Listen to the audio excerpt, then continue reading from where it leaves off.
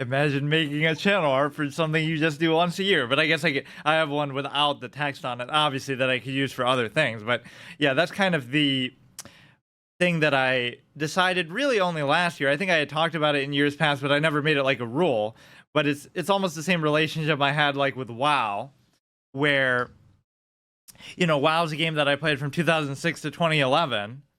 And it was, or 2010, 2011, I forget exactly when I stopped. So like from the end of vanilla, though I still fleshed out vanilla pretty well.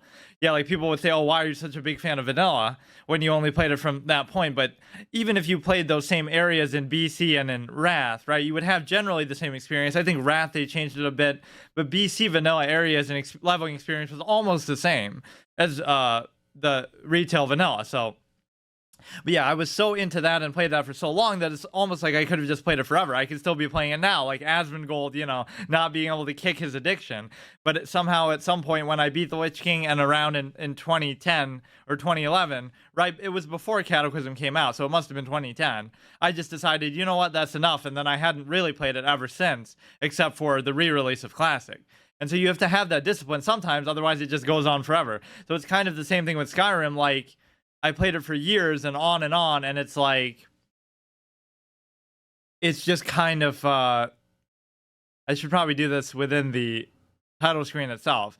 But the point is that what's amazing is, like, even as I launch it, like, now I just see a black screen and then I see the game. That's the amazing thing about Bethesda stuff, is like, maybe the price you pay for such great games in a manner of speaking, but you actually have to tab out of it.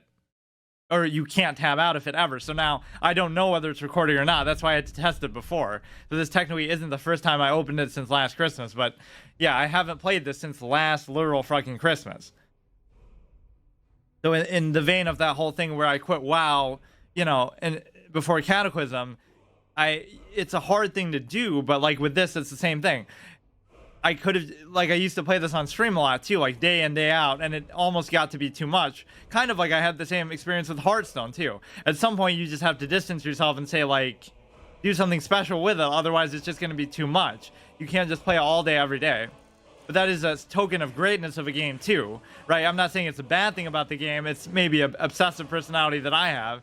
It's almost like that with streaming in general for me. It's like I stopped streaming for 2 years, and then I come back and then I do it every single day. I haven't missed a day since, just because I like to do it as a routine more so than anything else. Yeah, we'll do the same semi-permadeath thing, like wherever we start, we're starting in the college in my room, the Archmage's quarters. And so if I die at any point during the session, we go back to there. We lose any progress that we would have made.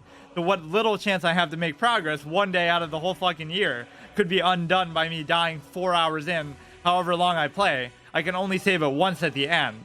Or even if I take a break in the middle for a minute and I have to exit out for some reason, I'll still save it, but we'll continue. And then if we die, we go back to the beginning, not of where I just saved it during the break, but the very beginning, like right now.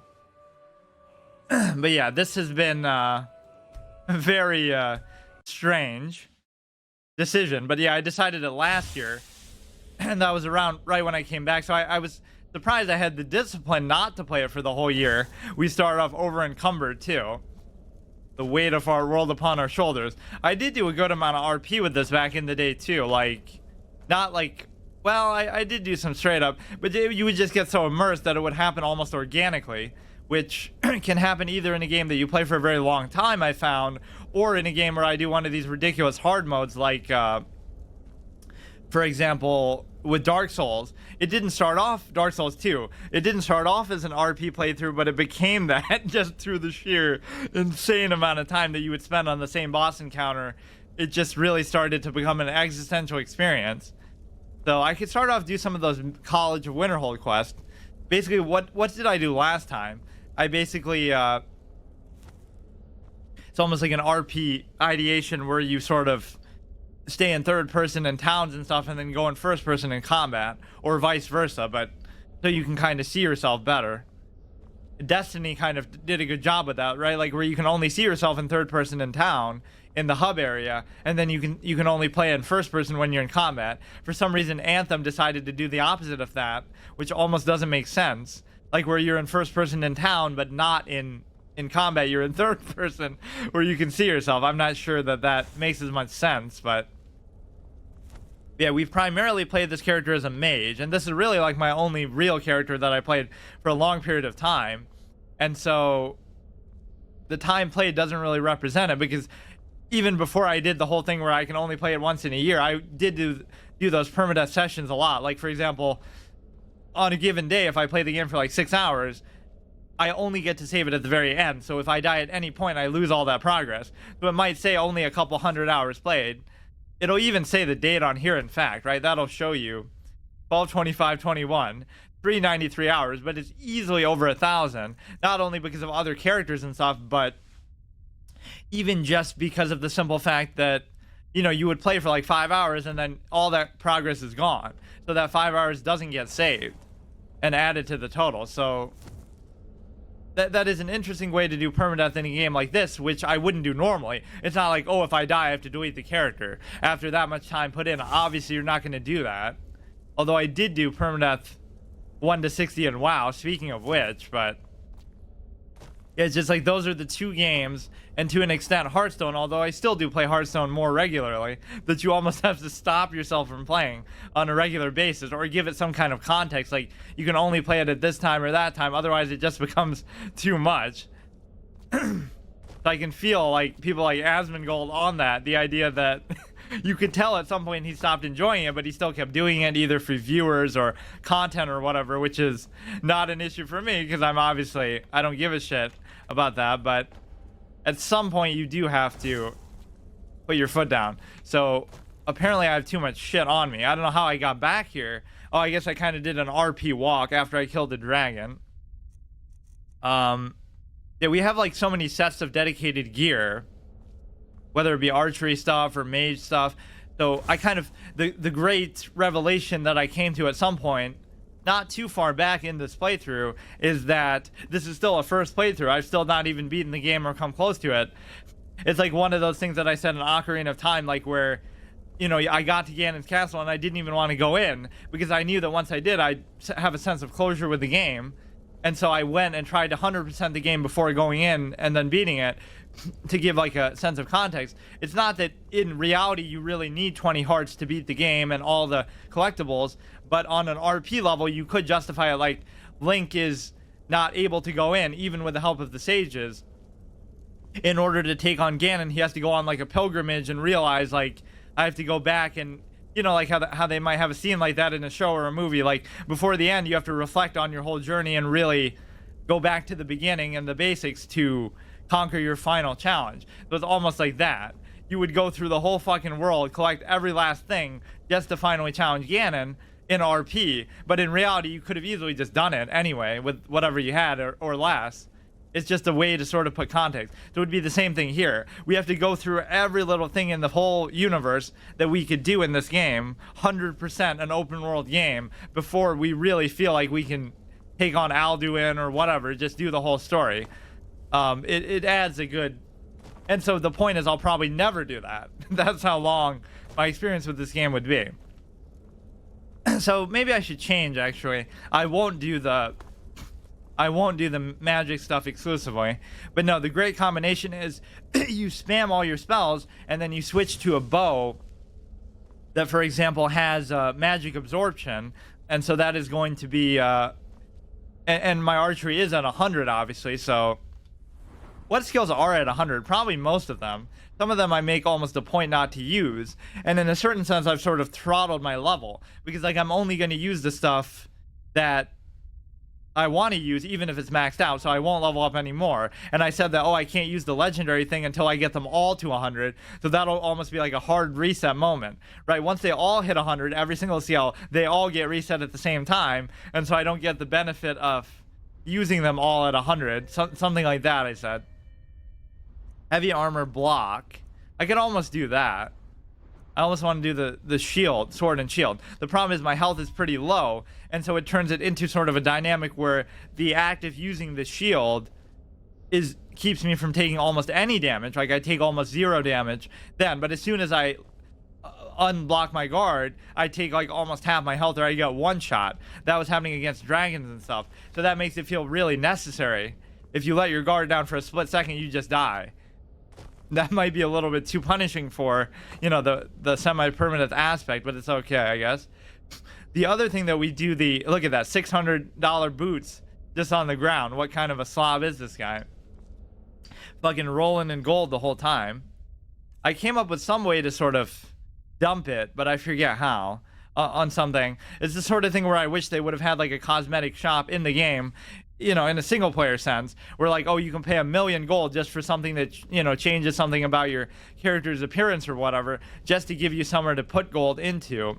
But I kind of forget what where I put everything. I think this is one that I was using a little bit. I did have these really nice sets of gear that serve a very good purpose, like, you know, a defensive set, a bow set, a magic set. I can't really remember. One-handed attacks. I guess you might even have to do that, in effect, for the... I can't remember if I was focusing on health or what. I think it's kind of a good idea to mix it up because, you know, you don't really want to do only the magic thing every single time, every single year. Daedric Shield, health by 20 points. Like, this is cool and all, but I don't even know. I'm trying to remember, what did I really use when I was going more tank build? I know I used one of those maces. This doesn't seem like it would be the tank set necessarily, but maybe. It almost seems like I would have done the one-handed attack stuff, but because otherwise my damage might be a little bit dog shit. Health by 21 points. Some of these enchants are not going to be the best, but, well, first of all, let me dump some of this stuff in there. So, for example, I'll put the dragon bones and stuff just so I'm not over encumbered. Dragon bones, so I'm going to have like 1 million of these and never have used them because I haven't really made a point to craft a ton. That should be good enough. 307 out of 400. I don't think I'm going to pick up that much shit in one. Well, I shouldn't say that, but I probably will. But at some point in these games, you learn only to pick up what you really want. And I almost don't even care about picking up stuff just to sell it. So yeah, my character is mostly made with the magic thing in mind. I made a point, in fact, not to get too much health because I wanted it to feel kind of high risk, high reward style of play. I can't really remember. This is kind of a bad thing about not playing for such long periods of time. What was my tank set? Why did something fall on the ground? I guess that must have already been there, and I'm just kicking shit around. In fact, I almost seem too fast. Don't I? I guess I'm not used to the basic walking speed, running speed. Huh. Or I'm just already lulled into the sense of moving so slow. So which one would have... This is more like a stealth heavy armor, which is kind of a weird thing. 50 health. Oh yeah, this must be it. Magic resistance by 30. Block 35% more damage with your shield, which is god tier because combine that with all the perks and you're almost blocking 100%. That might have actually been what the set was. So that's also kind of a commitment that I make, not just because of weight considerations, because you could theoretically carry, obviously, a lot of these sets together. But it's like when I have one set on me, I'm only using that set. And so the other one goes back in the bank. And so I'm trying to figure out, like, what... increase your health by 21 points seems to make sense. But increase your health by 50. So would I rather have more armor or more health? I can't really decide. Probably, actually... This gives you 21 health too. I almost don't care about the health value that much. Yeah, see, this one makes sense too. Heavy armor. So a lot of it was magic resist because that ends up being what really hurts you. This one is to gain health back, which doesn't make a whole lot of sense to use with what I'm about to. Bows do 35% more damage. We kind of weave the bow play into our magic use anyway, so it almost doesn't feel justified to focus on just that, but this might have been what I was using just because it's still heavy armor and high armor value, but carrying capacity might be necessary just because of how heavy some of this armor actually is. Good armor value on there. Health regenerates 30% faster, kind of makes sense. I really don't know if this was like the whole set that I was using. I might even go down the path of the magic resist because I'm not as afraid of dying just from getting hit in melee combat. So I'll use this. No. I'll use this one. Definitely this. It's even favorited. Definitely this. Don't care about bows. Don't care about that. Although maybe there will be times, because I'm not going to be using magic, so I might have to do that. When my health gets low, I go like balls to the wall berserker mode and just try to get my health back by hitting stuff. Right. I'm not really allowed to heal per se, I wouldn't say with this. Or at least my healing capacity will be greatly diminished because I'll have a lot less magic, and not that I really have gear that that's gonna do that for me. But these are almost two different distinct sets. Like one-handed attacks do 14% more damage. I'm not really sure. Like, where is the Mace of Moloch Ball and stuff? Because that's what I really want. Yeah, I might have to actually do the carrying capacity thing, because I was thinking, oh, I'm going to put all my mage stuff back in, but that doesn't weigh a whole lot anyway. Health regenerates faster is good. Magic resist is good. Health is good. I could almost have each of these, and I just won't know which one to really do. Chance to paralyze the target. That's more just the bow set. Block 20% more with your shield makes sense. Two-handed attacks I don't really care about. Stamina I don't really care too much about either, although you will be blocking a lot, so I forget exactly how that works by now. Health by 30 points. These are all going to be like the best things that I have, I think. Although now I kind of forget. Block 10% more. Sneaking I don't care. There was almost something with that absorbed stamina that I would use sometimes too for the same purpose. This could be good too, but this is almost dual wielding stuff. Does 30 points of stamina, burns for 45 points.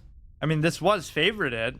I can't imagine that I was necessarily using... Well, I guess these damage values aren't as bad as I think. I don't know, actually, what... This almost seems like the two-handed and the... It's all kind of just mixed together. Well, let me just remember to put all that stuff back in there. But where the fuck is, like, the Mace of Moloch Ball and stuff? Because that was definitely something... Or maybe that isn't what I was using. I guess I could just put my own set together now, but I kind of just wanted to remember what I used to use. Heavy armor skill, health by 50. Oh, this might be it right here. Immune to disease and poison seems kind of like a tank mindset. Why don't I just... Yeah, I don't like that all this other shit is in there, though. It just kind of confuses the issue. I don't know exactly how they're organized either. See, I don't even use basic mods and stuff. Light armor skill, prices are better. Stamina by 10. I guess the weapon could just be one of those that I have. I guess it's not that hard to figure out between these two. So let me, first of all, put my magic stuff back in here. Hopefully that'll weigh just as much as the heavy armor, but it obviously won't. Absorb 9 points of health is good, because that'll be kind of our excuse to play like that. We're still playing like a tank, but the only times when we're allowed to use a bow or the two-hand is for the sake of trying to get our health back, because we can't heal any other way, let's say. So the daggers of magic obviously don't matter. That doesn't matter. Summon Daedra or sent back to oblivion. I don't know why I even have that. That is like a garbage item that you would get a million times along the way. Does 37 points of stamina damage. I don't know why I have that either. Some kind of RP purposes, I bet. So this is fine. This is fine. This probably doesn't make sense. Does 11 points of magic... Or no, absorb is far more important. We're not going to worry about that now. So we would use kind of one of these. 38 for 45. Wait, they're the exact same, though. 38 for 45. 36 45. Huh. So I must just have some... Oh, no, it's maybe more for dual-wielding purposes, actually. It'd be kind of weird, but we would probably use the same one-handed weapon for being a tank as we would for being a dual-wielder, because we're only concerned about damage from that. Unless it was, like, absorb 45 points of damage, right, just to keep yourself alive. That would kind of be a fair consideration, too. Wait. I don't know whether I'm putting stuff in or taking stuff out now. Oh shit, I don't know what I just did. No, I must have been putting stuff in, because how could I... Oh, I was just looking at apparel and stuff, I guess. Or Or no, I was just looking at weapon. Fuck. You gotta get reused to this, of course, although you would think it'd be etched into my brain. So absorption is fine. Two-handed is even fine. We'll keep just the stronger of the two weapons. Penguin Rose is absolutely not going to be allowed. Summons the Storm Atronak. So we're doing like a character build within a character build already. That like we're more magic focused, but now we're only gonna, you know, just it is very true to like an MMO style or like just a very hardcore RPG style. Like your class is dictated so much by at this point in the game, not by your spec even or by your stats that you chose, like health, magicka, or stamina. It's actually chosen by your gear. So like if I use my shield, I can withstand a dragon's hit without taking too much damage. If I don't have my shield on, I'm just dead in one shot. That's what it's kind of come to. And we are kind of on legendary difficulty as well. So that can go back in. That can go back in. We'll literally strip ourselves off here. All spells cost 15% less to cast. Obviously, we're not going to fucking use that now. We don't use that. We don't need that. It's interesting that I have this much shit like that on me. I don't know why. It's actually going to kind of confuse the issue. Block 10%. So we're going to go piece by piece and decide which is really the best for what I'm trying to do. Bows, I don't care. Carrying capacity might actually... No, because we already have like a full set, so we shouldn't need that. Frost resistance. Apparently I was using that now, even as a mage, which doesn't make any sense at all. Why is frost resist such a big thing? I guess it makes sense though in a utility sense, just to you can adjust to your circumstance, but there's not that much. Maybe I would just go with the full regen build, but that also doesn't make sense because it's got to be heavy armor to really make sense. A lot of this is just stuff that maybe I picked up.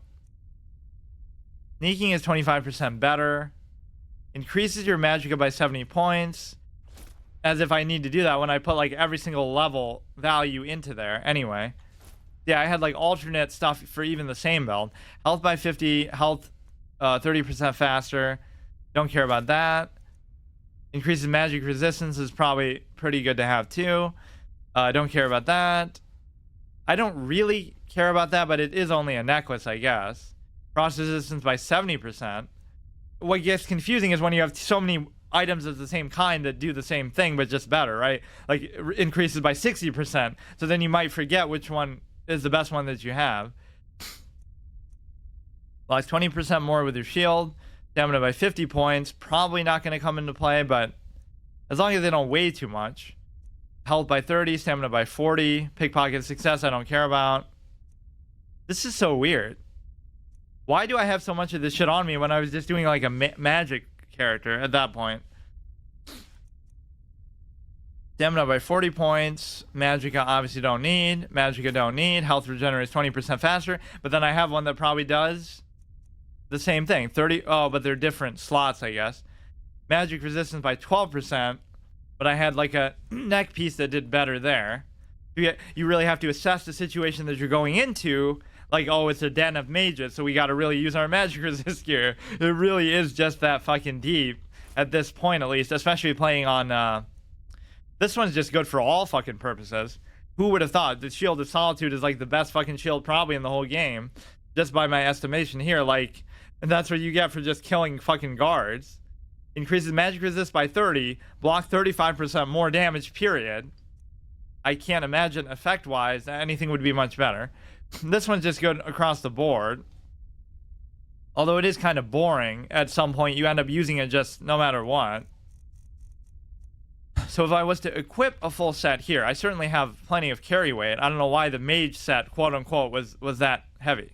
So let's say, okay, this is my neck piece. Block 10% more. So is there any neck piece that's better that I would like to use? Well, I guess all of these fit anyway. But no, I think I would need to do health, because at some point I'm just going to not fucking survive anything ever. Increase health by 50 points or regenerates 30% faster. I think total health is fine too. Or maybe I did end up doing just block value, because... Maybe I'll start with that. I'll do block value, but I'll keep a lot of this stuff on me anyway. So as far as like a chest piece, I think the only one I took was that. Obviously, the shield goes without saying. I won't even use that one. Because, yeah, that's kind of boring. I just use that all the fucking time. Stamina, increase your health by 30 points. Block 20% more with your shield. That would be fine as a headpiece. So that'll... It's almost like you could say different pieces for different purposes. Like, oh, the helmet's gonna protect you from... You can wear hoods with that, too, with the mask. But I don't know if you can wear helmets. I don't think you can. Right, because the face and the head are, like, considered different parts. There is no, like, character screen in this game. That's one of the big flaws of it, where it actually shows it to you on your character. That would have been so fucking good to have. And obviously, there's probably a million mods that do it. Health regenerates 30% faster. Increase your health by 50 points. What pieces? I'm going to be missing a piece altogether by the time I figure this out. So I don't think I have a boot at all. Right, I have a shield, I have a ring, I have a face mask, I have a amulet. So I don't have boots. So we could do the... Yeah, we'll be too split with this, so that's the problem. Increase your health, and then we have the weapon, which is just going to be like... obviously, the ebony mace, and then... Those damage values do change according to the percentages on the other stuff, I'm pretty sure. Or sometimes there's some things where you just have to remember it, right? Because it won't be, and that's another thing this game never had, was like it never shows you damage values that you're doing. So like you hit something, you won't know. You'll have to calculate it in your head based on the same enemy or the same enemy type, and then everything obviously scales up to you and whatnot. Absorb 9 points of health. Obviously, have to kind of like a spooky sound there, but that's just the general ambiance. So, is there anything else in here? Two-hand attacks, one-hand attacks. Like, what piece am I not wearing now? I don't think I'm even wearing gauntlets, am I? I still have a hood on. But from what? Or does maybe the Otar thing just comes with a hood? Yeah, that comes with the hood, so I'll just count that, whatever. Oh, maybe that's a way for them to prevent you from doing specifically what I just said, even though it wouldn't make sense otherwise. I don't know. Yeah, what pieces am I just visually missing? Whoops. Right. We have the armor. Everything's good. I'm not going to worry about the stat values too much, but I just want my shield to be very good, basically. I'm missing basically just my gloves. So what would that be? Block 14% more with your shield. You can see that I clearly made a concerted effort to focus on the shield. Because what you want it to feel like is you're still kind of squishy at heart. So you rely 100% on your shield. Otherwise, you just get absolutely fucking destroyed. And so when you want to attack, it's a big commitment to come out of that. 30% points of stamina, blah, blah, blah. So yeah, these are some of my best pieces of gear that I have. Like, it took me a long time to sort that shit out. From all, like, the duplicates and dummy things. To the best of each effect, basically. Carrying capacity was something I was using for a while just because I'm such a loot fiend. This one doesn't really make sense for almost anything, but I guess maybe as an archer. But then you wouldn't get the AoE effect either. I guess it's like your stealth becomes so good that you can just stand next to an enemy and kill them with the AoE of your chest piece. That'd be hilarious, because that is kind of like the meme of the game. It's like, oh, you know, enemies just are looking right at you, but they still don't see you. Which doesn't work nearly as well out in the overworld, to be fair.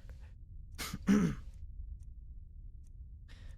yeah, this is just one of the most immersive, amazing ways to play the game, too. Like, deliberately keeping yourself in the dark about... Like, I'm sure everything's just like a sense of self-discovery. You're not trying to solve the game or min-max the game, even though you are, but you're doing it within your limited scope of knowledge that you have, so it stays fresh even after this fucking long of playing it. Let's look through, first of all, like our hotkeys. So healing is not going to be... In fact, we won't have many hotkeys at all, because, you know... So shield can be 2, weapon can be 1. Oh, I guess the favorites kind of spoil what my best in slot stuff is anyway for each build, because those stay there no matter what. I didn't even have this on me, but I knew it was my best one-handed weapon that I have, pretty much. The Warhammer of Devouring could be, that's the two-handed thing. Yeah, we replaced Chain Lightning with that. We replaced the bow that absorbs magic to the bow that absorbs health, I guess. I forget if this is the one that we're talking about. So which one absorbs magic? Because that was a big kind of eureka moment. Like, how can I stay a mage all the time? And for hundreds of hours of the playthrough, I couldn't figure that out. I would use my spells, and then I would have to use a melee weapon, which I didn't want to do. So at least the bow is closer to the act of using magic. Just the fact that you can stay at a range and also protect yourself. But then the fact that it absorbs magic too is so amazing, because then you're only doing that in your downtime to try to get your magic back, and then you go back to being the mage that you are. So it's the closest thing to being 100% mage all the time that you can really do. So closed wounds I don't want, but you can't really remove stuff, I guess, from... I don't want to remove it altogether either. Slow time, unrelenting force. I don't know what really suits as far as a shout. You definitely don't want whirlwind sprint, because you want to stay in the combat. We do actually have shield charge too, I think, finally, which is something I rarely ever got to use. Or maybe I still don't have it. My block must be 100 though. I do have it. So this is one of the coolest things that like goes against the whole passives are boring in talents effect, right? The idea that most of the talents in this game are like, oh, increase damage by 20%, right? Increase block by 35%. That I don't find particularly interesting, but this one combines two existing inputs to create a new one that makes logical sense. So you sprint, you have your shield up, and now you get a new ability, which this game doesn't have too many of, as far as like, you know, it's actually a move that you get to do. It's not just, oh, increase static damage or add some passive effect. It's actually an ability that's very rare, even amongst the higher, you know, you would say, oh, you know, that adds like sort of an ability, but it's not quite the same. This is just a new input that you couldn't do ever before, right? That's a very, very cool dynamic thing. You can always sprint, you can always block. Now you can do both together. It's really, really a simple. I wish there were more abilities like that, is basically my point. None of these shouts really fit, so you can't unbind stuff from that. So I'll just have to remember, I guess I'm only using 1, 2, 3, 4. You keep it simple because you're more about the, you know, balls to the wall melee, although obviously tanking. So our only way to heal, this is kind of a key consideration that's going to come back to bite me as I die a lot and fucking keep resetting to here. You know what? I mean, I guess you can save it to this point because I haven't left my safe zone, because I don't want to have to fucking, you know, redo what I just did. Get kind of geared up. See, even this part of it is kind of part of the RP and immersive aspect. You spend an hour fucking just doing, I don't even like that that's in your hand though. Yeah, it should just be like your bare fist. So this is a very strong offense focused weapon to kind of make up for the fact that even though my one-handed skill is 100, it's kind of like you don't really have any committed damage gear, and so make sure we're on legendary difficulty first of all, no mods. For some reason it always would reset. Like I was definitely on legendary difficulty, but every time I do this I have to redo it. Makes it seem like I'm cheating or something, but it was definitely on that last time, and you'll be able to tell too. Like obviously stuff on adept isn't gonna have this much fucking health, the health padding that at first kind of I don't like, but you know, that's sometimes the worst form of difficulty, is just, oh, everything just has more health and does more damage. But it is appreciated after a while because it just makes it feel so much more epic. Every little encounter becomes like this crazy fucking 1 hour battle. Not really, but dragons do work like that. Beating dragons like this is almost impossible, in fact, because you can't really put away your shield ever. So you're kind of just screwed, right? I don't know, you need like AI and stuff to help you, NPCs. Because you can stand there and take the hits for a little bit, but then you have to go find cover and heal, which you can't even do either. Use your bow to kind of drain its health a little bit. Dragons at this stage are kind of boring because they go on, like I said, they have literally a million fucking health, even with my best in slot stuff. You have to use almost like the Daedra, summon the fucking Sanguine Rose, which I'm not going to do with this consideration. So we have that, and what was the last thing I wanted to do is decide on a shout. We have plenty of fucking space, actually. 130 is pretty rare for me to have, even though Maybe I should make a point to do that too. I'll put it somewhere else though, like put it in a chest that like this one has a bunch of junk in there, just like random items. So what other things can I get rid of that are heavy at least? Let me actually look through briefly. Everybody always hated the inventory of this game so much. There are a lot of problems with it, I will say. Like, why the fuck do I have that?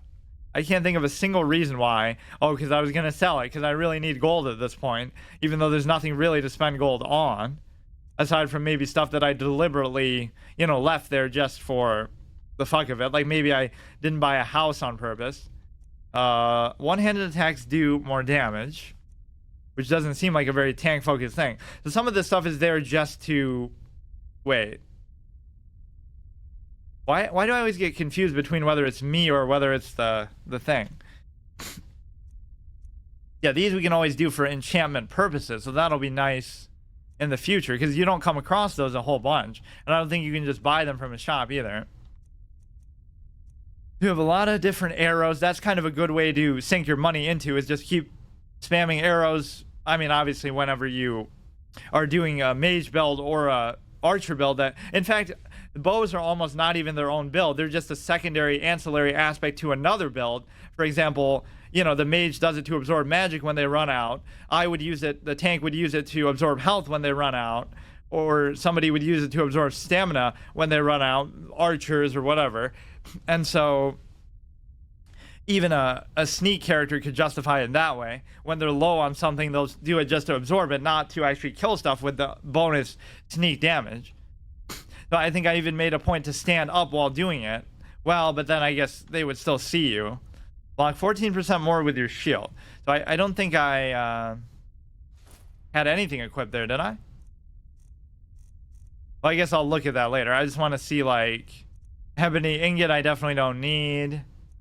Ebony ore I don't need right now.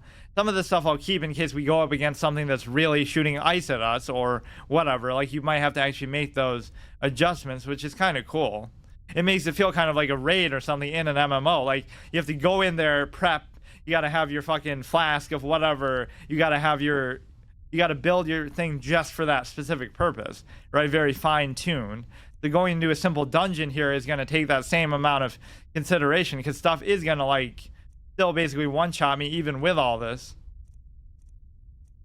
Leather boots almost for an RP aspect if you're just in town. Maybe you could do that instead of wearing your heavy armor stuff. Some of these are obviously alternate variations of what I'm trying to do. Although this one, not so much. I don't know. But if they weigh so little, I could care less. Potions we really don't use, so I don't know why I even have them. Magic regenerates. That's kind of cool, though. But yeah, I never use them, just kind of as a rule. And that's one thing they should have added in this game, is just like either as an option or as a base mechanic. Potions and food and stuff should have cooldowns, right? Like, you have a 30-second wait after using one in combat. You can't just fucking spam them the way that's also a meme. Like, you eat like 100 fucking potatoes during a single second in combat. You just spam the hotkey, or you go in your pause menu. First of all, you shouldn't be able to use them in your pause menu in the first place. They should only be usable on a hotkey. And then second of all, they should only be usable on a cooldown, whether it be like a minute, 2-minute cooldown. That would make it feel much more balanced. So you can't just cheese and tank an infinite amount of damage.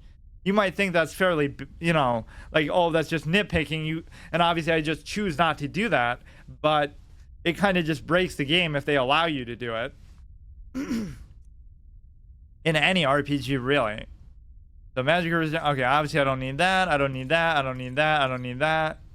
This is still one of the mysteries of the game that we haven't solved, like how to get the master level destruction spells or whatever.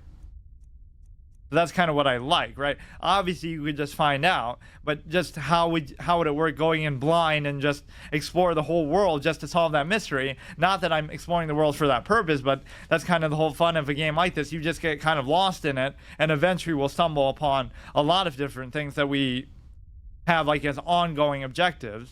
It's kind of like the Oasis in Fallout 3. I never actually got there, but it was always like in the back of my mind, like that's one of our goals. We heard these two random NPCs talking about the Oasis, so now in the back of my mind, that's like my holy grail. I want to get there one day, even if it's not a real thing, which obviously in the context of the game, it probably must be. But you know what I mean? Like it's just there in the background. It's like your overall MacGuffin device for your character, but you just get lost in the world along the way.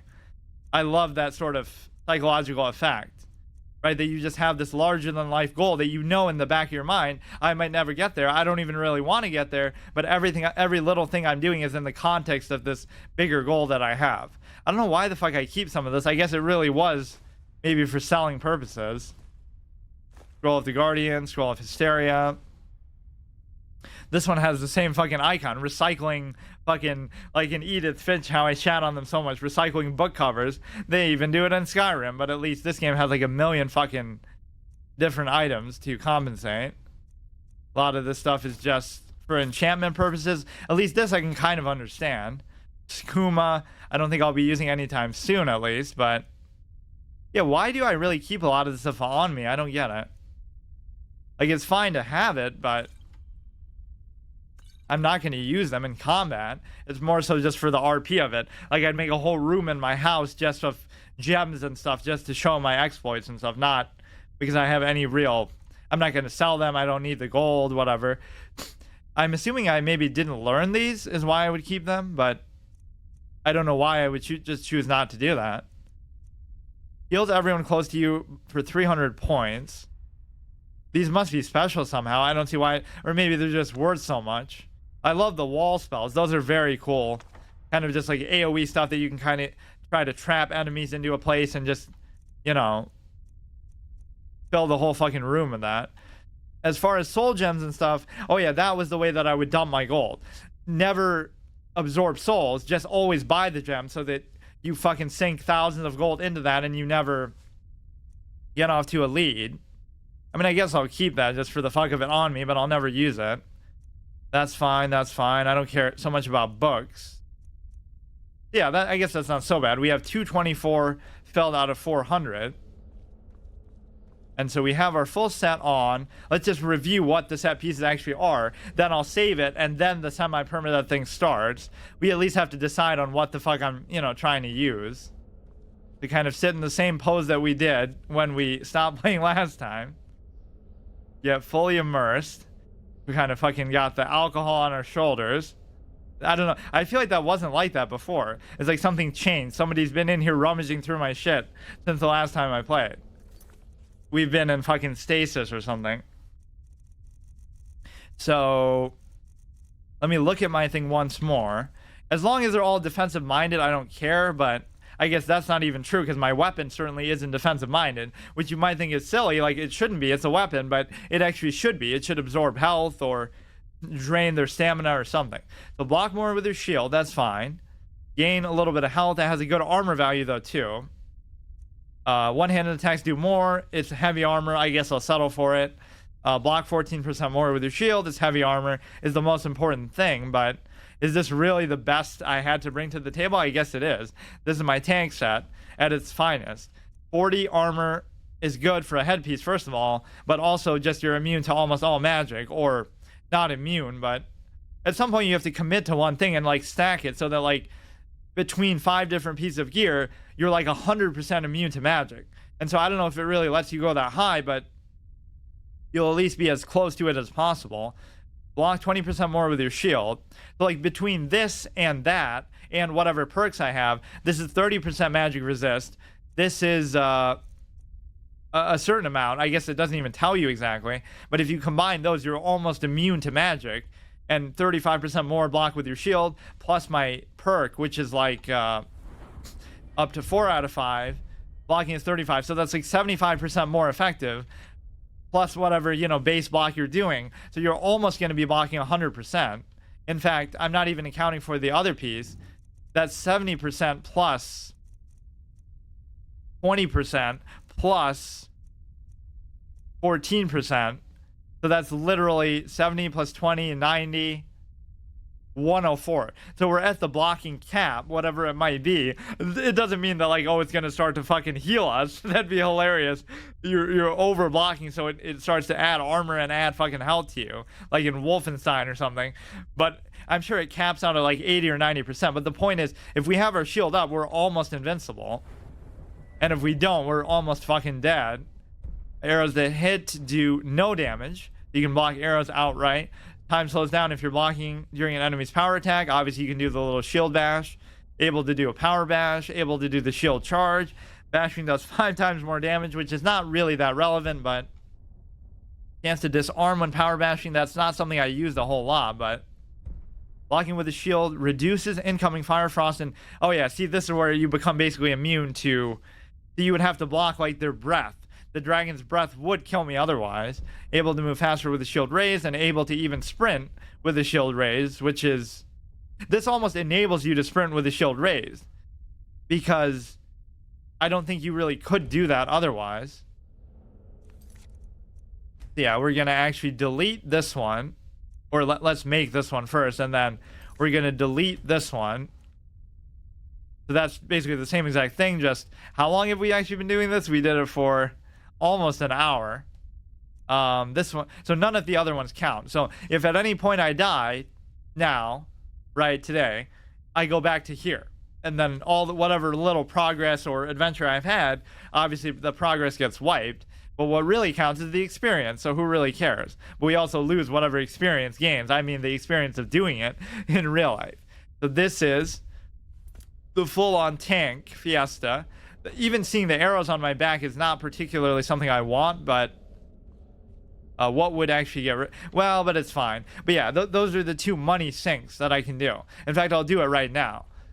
I'll buy a ton of charged soul gems to charge this, and I'll also buy a ton of kind of living the good life, right? The luxury life in Skyrim for the Dragonborn. You don't charge your own fucking soul gems. You just focus on combat and your RP and whatever you want to do. You don't pick up arrows, although you still do. You buy the finest arrows in the land. You don't craft your own shitty arrows, or you don't craft your own, you know, whatever, ebony arrows and stuff. You buy the best arrows on the market, so you always have the best kind to do the most damage, even just to do your utility purpose that you have for the bow. You're not using the bow for damage, you're using the bow to absorb health or absorb magic to complement the build that you're doing, right? But even for that little amount of time that you switch out, when I'm low on magic, you want to use the finest arrows that you have, and you want to buy them too. You, like, distance yourself from those mundane acts as much as possible. So not only am I not crafting them, I'm also buying them, and I'm also only using them for utility. And then on your next fight, bring your victory, friend. And also, like, just buy a bunch of soul gems, so you never have to. Archmage or not, my rules about books still stand. You have to you can buy the soul gems too, so you don't have to ever worry about charging them. Might have been lost were it not for you. Let's talk to him in the proper way here. I don't care if you wrote it yourself. If you want a book from here, you go through me. Yeah, that's the next level fucking design for Elder Scrolls 6. They'll let you actually write your own books too, and the NPCs will have good enough AI to judge it. Fucking like how they have AI, whatever. That's so good these days. You can give them like a premise and some basic rules, and they'll write a whole fucking book for you now. Looks like you're still in one piece. And more importantly, so is the book. Thank you.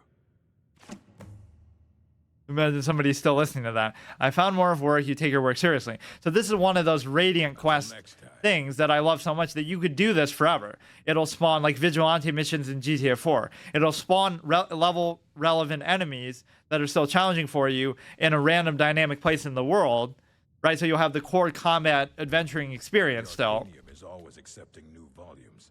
I'll take what I can get. With a lot of variety as far as enemy types and locations that you're going to go to, so it'll always be fresh. There are more books to be recovered and secured in the Arcanium. But this one is really good, and I forget what other one I did. I guess the companions kind of give you quests like this, but this is one of the best repeatable missions in gaming history, because I've done this like how many fucking hundreds of times, just because it always gives you something interesting and relevant, and again, everything's going to scale to you, like level appropriate to do. All right, I wrote down the last place I'd heard about. Don't get killed. Otherwise, you'll have to fucking restart from the college again. But no, like vigilante missions in GTA 4, bounty hunter style in fucking Red Dead, and radiant quests like this, the college quests in this game, are 3 of my like Hall of Fame level things that I've done for like hundreds of hours. The same fucking thing, because it's not about the mission itself, it's about the core gameplay experience that you would be doing anyway, whether it be like a story mission or whatever. It kind of reveals story stuff is kind of cheap in that sense, is like, you know, story is a one-time thing and then it's expendable, but the core gameplay and mechanics and the adventure, you know, whether through this or, like I said, vigilante missions in GTA 4, it was a real shame they didn't add them to GTA 5, because obviously they want you to play online or whatever dumb shit they fucking do. Shark cards, ha ha ha.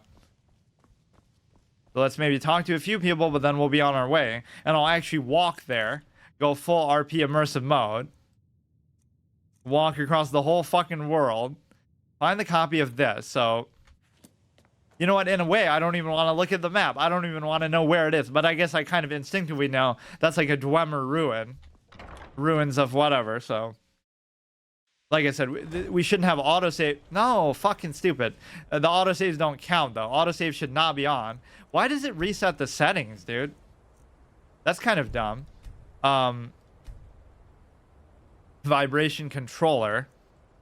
I don't know why that would really matter, but... save on rest, save on wait, save on travel, save on nothing, save on ending the session. Survival mode, I've never really tried that, so I'm not going to worry about that particular aspect, but it is survival mode in the sense that we can't die. This is really the only logical way, I would say, to do permadeath in a game like this anyway, right? Because you're not going to want to, or if you did a traditional permadeath, then you would just try to beat the game as quickly as possible, which is not at all what this game is about. Oh, you know what I forgot to do too? There are certain things, like we haven't done any combat yet, so I'll still count this as being able to save. The point is, I want to be ready so I can just go and do my adventure. I don't want to fucking keep having to redo utility. So I forgot to do a shout that fits with the whole, it's weird that this first door on the left would lead there, because like, that's not a common place that everybody's going. I guess they're going to you to complain or something every day. You're like the principal. So now the biggest thing with this is, let's decide on the shout, first of all. We do look pretty badass, but we kind of have a hodgepodge mishmash of different things on our gear. It's not as consistent of a set as I would have thought. So what makes the most sense? So we're only using like 1 through 4 on our keybinds anyway. A shout for help from beasts of the wild who come to fight in your defense. That doesn't make sense at all. That's like a hunter thing, a bow thing. Burn stuff. This technically isn't even a shout. It's like a quest thing. Your voice is not a shout, but a whisper revealing life forces. This is kind of like a stealth thing more so. Although I do kind of like that as just a general RP idea, to get an idea of what you're going up against, to plan your attack. Like really, you would see, oh, it's a mage, oh, it's an archer, so you're gonna literally change your fucking whole playstyle for that. That's undead. Okay, don't want that. Take on the form of a wolf. I can't really find too much occasion to really use that, but we could do like a session where we just play as that only, which can still be pretty good. I don't know how it really scales as you level up and stuff, based on like your stats, or like on legendary difficulty, how would you really get by with that if it's just like a base scripted thing? The Thume reaches out to the void, continue to a form of a pussy, so you don't need that. I'm already in that form. I'm a fucking tank. Creates a battle axe, don't want that. Magic bow, bound sword. For some reason I did use this for a little bit just because it looks cool, but I don't know in what exact style. Won't fight. They probably shouldn't fight anyway. I don't know how the level stuff works now either. Up to level 9. Like, they wouldn't be very relevant to me now, I guess, but creates a hovering light. That's good just for art. Wait. Oh, I'm stupid. I'm not looking at fucking... Some of those seem like there were shouts. I'm supposed to be looking at shouts, not alteration. Or wait, I did do that, and then it's changed. Wasn't I? Because I read that one and said, oh, it's good for hunters, whatever. Somehow we switched to something else. So I don't want that. This actually makes sense. Defy steel as you rip weapons from opponent's grasp, right? Because that just makes you that much harder to kill. There'll be nothing even left to block. They'll fucking fists. We got to get in the habit of parrying stuff too. Like let them try to power attack and then parry them, and then there weren't any talents that had to do necessarily with parrying. I guess that you can do like a power bash, but it doesn't really reward. Well, I guess it can disarm them, right? A power bash can disarm them too. They'll flee in terror, which maybe is kind of a defensive-minded thing. This I don't really understand. Drains 1 point of life for 20 seconds. Drains 1 point of magicka. Drains 1 point. Wait, it doesn't even fit on there in the description. 1 point of stamina, I'm assuming, but that's kind of weird. It actually gets cut off. We found a flaw in the special edition of the game. Even after all this many re-releases, that's kind of weird. But it can't really be 1 point, can it? That's kind of stupid. But that might actually make sense because it might be the only way that you can really heal. So I'm allowed to use disarm and drain vitality at least. I guess we could maybe favorite them for that purpose. And so what else makes sense? This only works on ones I think that don't have enchantments already on them, which took me a super long time to figure out. Ones that do damage don't really make sense.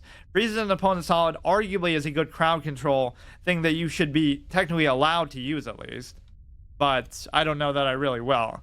So maybe those will be the 3. It has to be something that kind of makes sense, but like you're a tank, you don't really have the ability to use magic, but I guess this is what shouts are all about in the universe, right? Even somebody who never uses magic, like a warrior type, could still do it.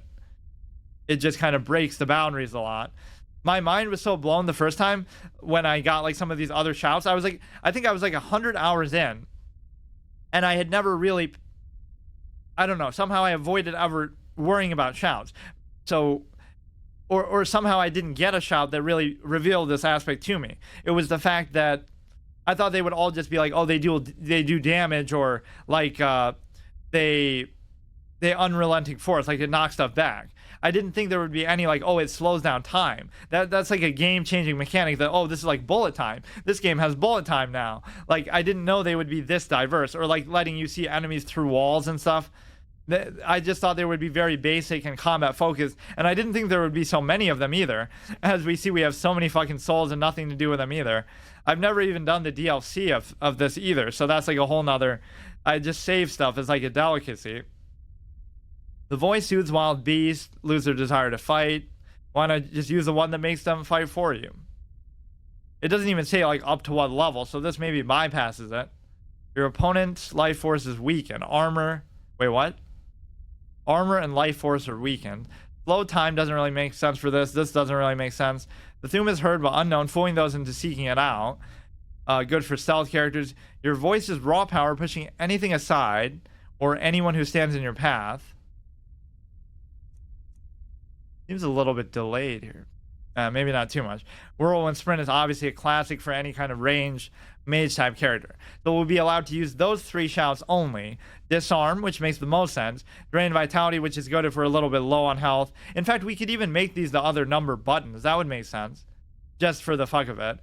So we don't have any spells bound that we'll accidentally switch to. And then Ice Form is kind of okay as just a CC. So that you can kind of, do a more honorable one-on-one type of fight. And I guess we have the bow thing on our back to... Well, actually... Shouldn't the two-hander show up on your back, too, if you were going to... even if I go back to that... Oh, I thought it should just stay there to show that you can switch to it at any time that you want. Let me go to my favorites menu again. This is just such a... a lifelong kind of playthrough. And I mean, even before we decided to play only once a year. So what do we have? We have up to 4. So for 5 is going to be Disarm. 6 is going to be Drain Vitality. 7 is going to be Ice Form. And I guess 8 will be like Slow Time, even though I won't use it, just, so that it's something that doesn't feel stupid like a spell. So now is where we officially get to start with the permanent aspect, unless you think, it should count if I slip over a fucking something here and die in RP. Like, technically, you're always at risk of dying. This isn't a safe zone. I like how that bottle has had a fucking journey, a longer journey than we have. We went from this chair to this chair. He went from the table standing upright to the table leaning on my arm to the underneath the chair now, underneath the table. That is quite the measurement of progress here.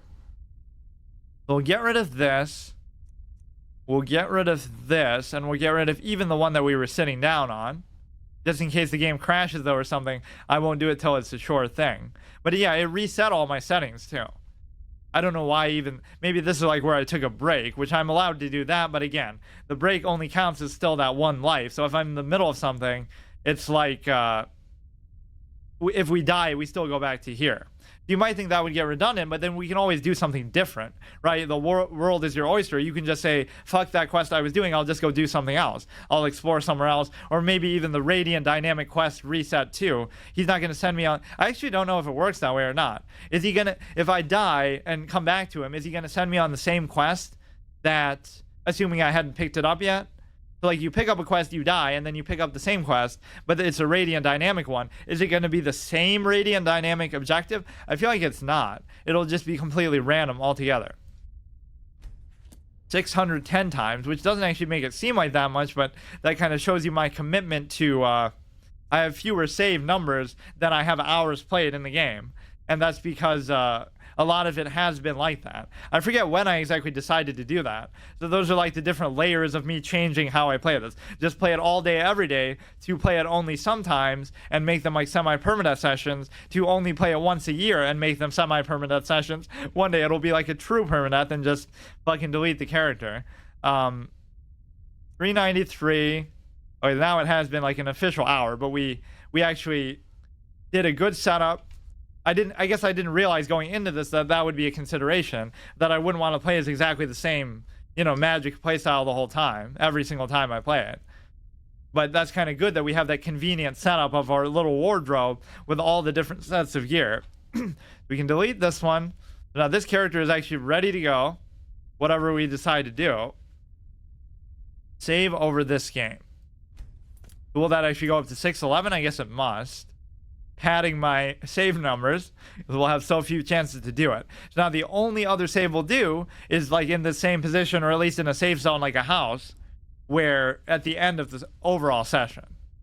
I guess what that kind of is rendered redundant by is if you play in really small sessions. Okay, I'll just play half an hour, so whether I die or not, it doesn't feel like a big deal. We're not going to fast travel. We're not going to... I mean, I guess I could use a horse if I wanted, but we're kind of just going to brave the cold and make our trek there, which is pretty far away, I think, but maybe not. He doesn't really have a bias towards sending you to places close to the college. He could just send you halfway across the map, and that's the whole fun of it.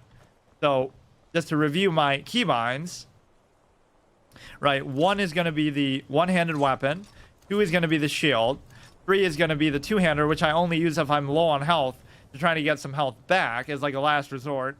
4, also the same thing. Right, it's just to absorb health. They both have that effect. And then we still benefit, though, unfortunately, from things that maybe I wouldn't want, but I guess it's only fair under these extreme circumstances. Like, we have the perk that regenerates our health to full when we're about to die once a day.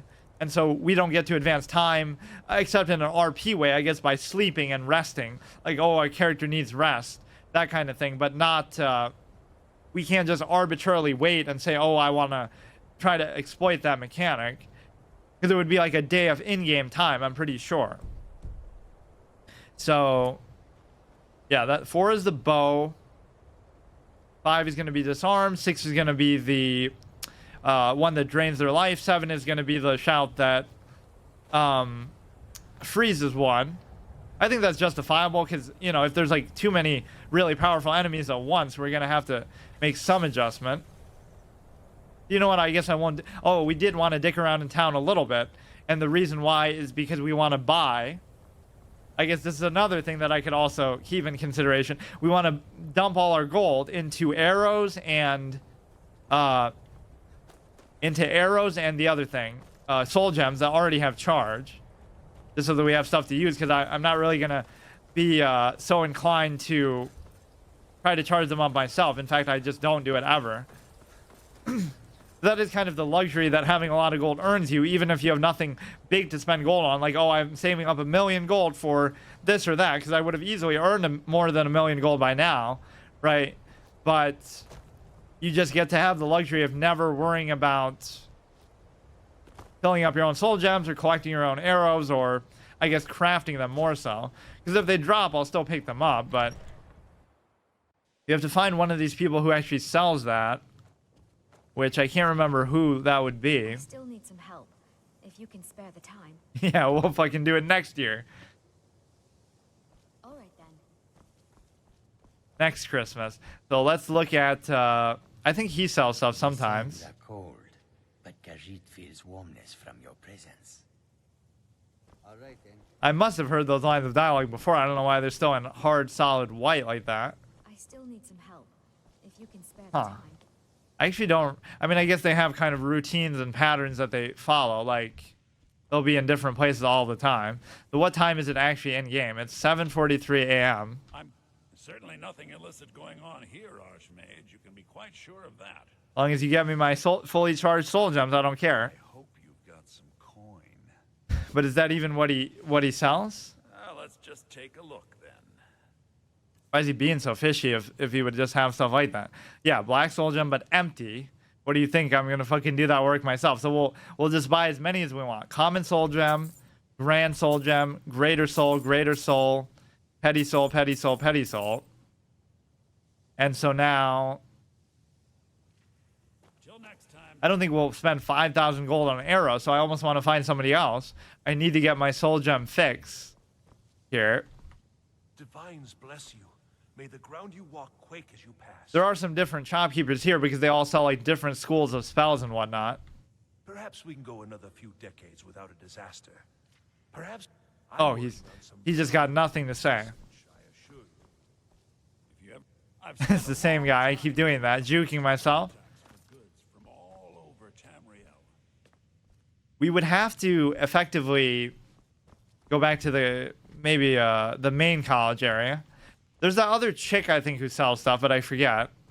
Oh yeah, one of the great dynamic moments in gaming history for me was there was this moment in Whiterun where we're coming into Whiterun, right? And we're kind of like, I'm just thinking about something or not really paying attention, looking through my inventory or whatever, right? Going through my hotkeys, and there's a vampire attack, and the vampire attack that randomly dynamically happens to kill the female Adrienne Avenici or whatever, the daughter also of the Thane or whatever, the advisor to the guy, right? To the Jarl. But the point is, a dynamic random event where the vampires come occasionally and attack a town killed the blacksmith assistant, right? Adrienne Avenici. She's dead. And now she's dead forever. And there was even dialogue later that I went to, and I'm like, how are they going to react to this? Is it actually going to be something that, it's just another random NPC death? But no, the blacksmith actually says, the guy, right? He'll say, oh, now we have to buy our wares from the Khajiit caravans because she's not here to make them anymore. So like that, even though it's such a minor thing, in the context of my playthrough, it's like, after hundreds of hours of seeing her there, we happen to stumble upon a random event while going into Whiterun, and they happen to actually kill her, and now we never get to see her again, and it changes that whole dynamic. So that was such a cool thing, and that's also like a testament to like the permadeath style. It's not just permadeath for me, but like if an event like that happens, we're not going to reset, so like she's just gone. So if that happened over the course of time, that's like a real meaningful character death in the lore. Either you would expect like most characters can't be killed at all, or they can only be killed in like a very scripted, deliberate way, like if you choose to do it or you have to make a point of it. But that one really just happened. It's possible maybe I accidentally did something, but it was in the combat with I feel like they just killed her though. Somehow she was fighting them and then she just died. And of course, like I said, I was a little bit not paying attention to what was happening, because like, oh yeah, the vampire's attacking for the 100th time. We've seen this happen before, but this time actually sticks in your memory because she is gone forever. And I love that one little line of dialogue that like, oh yeah, since Adrienne's gone, now we have to sniffle. We have to fucking buy from the Khajiit caravans now to sell to you. I just love that little acknowledgement that they give you. He's not going to sell soul gems. Even if he does, it doesn't really fit. I don't understand where everyone else could be right now. That's kind of weird. It's not even like, oh, they're sleeping on the job. Because if they were sleeping on the job, we would have just found them in their fucking dorm. Yeah, the frequency of dragons attacking the college is not to be underestimated. But I guess that kind of punishes you for fast traveling. In before one attacks right now when I'm not even fast traveling, but this is where we just were, but now this guy wasn't here before. Good to see Skyrim still has such fine people. You give an old man hope. So you wish to master the arcane arts? Yeah, you're saying that to the fucking Archmage. Makes perfect sense. Let's not accidentally sell them. We have 5,000 gold, and so the point is we'll use the rest on whatever dog shit arrows I'm sure this local fucking crappy town has. I guess that's the trade-off, right? Like, it's great at magic, but it's dog shit at everything else. So you would think that should be enough to last me, but maybe it won't. Maybe we'll have to make some pit stops along the way on our single quest journey that's probably going to take the whole day, because either we'll die and have to keep restarting, or it'll be a case where where it's just such a long trek and we'll have to be so careful every step of the way. This is like the whole thing that I like about how I do things is you could look at that same experience and people will be so jaded and they feel like they know everything about a game and they feel like, oh, they've done everything there is to do. But it's a kind of a deliberate choice, right? You choose to kind of look stuff up or spoil stuff or whatever, or just go through it too fast and look at everything as like a sense of finality to it, which is fair. I guess not everybody has, like, you know, not everybody plays games for that amount of time that they'd be able to do stuff in such an immersive way. But I hate like that when a new game comes out and they're like, oh, within a week we've done everything there is to do. It's so boring. There's nothing left to do. That especially happens with multiplayer games, like for example with I guess the arrow aspect isn't the biggest deal in the world, but I just want to save it at the end of doing all this so that we have it kind of set in stone. Always get this nice little view. I mean, they keep acting like Winterhold is, you know, been through so much, but with the amount of gold that I made, I could have rebuilt it into the fucking paradise that it used to be before whatever magic explosion happened. You know, I don't even know the whole story. I don't know if they even reveal it in the lore. They probably do. There's so many good little tidbits of lore, but people kind of would say, oh, Skyrim story sucks, but I would say it's great just in the way they present it to you, because like there is so much to it. Like, what story? There's a million different stories, not only, you know, not just the one you write yourself. I don't know if they'll even sell fucking arrows here, come to think of it. I'll sell just about anything if it's worth my time. I do what's necessary so we can get by. Have to, since I can't count on my brother for anything. You would think that they would keep a good song. That would be kind of a good dynamic AI thing. Like, the more of something you buy, the more they're likely to carry it because they're reacting to the market trends. Some may call this junk. Me, I call them Which, possessions. that line you hear a little way too fucking much. But, like, you almost dictate the market trends entirely by yourself. So that's... Would it show up in weapons or misc? I guess she just doesn't have any. You would think I would have a lot, though, anyway. But now, again, that'll be a thing to keep in mind along our adventure. That'd be the only bad thing about doing this, is if a dragon comes, then that's like... You can't really escape from that experience. That's a combat experience that counts. Otherwise, you would say you're relatively safe here, and so it's okay to go back and count this as, like, just doing utility stuff. But obviously, if I do any other stuff out in the field... I decide to make a change or this or that, that'll just be different. But I will play as a tank. So we'll kind of show off how squishy we are normally, although we won't have much chance to do that maybe, because we'll get one shot. How squishy we are without the shield and how tanky we are with the shield. So it's not the heavy armor that's doing it. It's not the fact that, oh, we have 300 health, which is pretty shitty for being level 64. It's solely the fact that the shield values block so much damage, and that's kind of how I like it.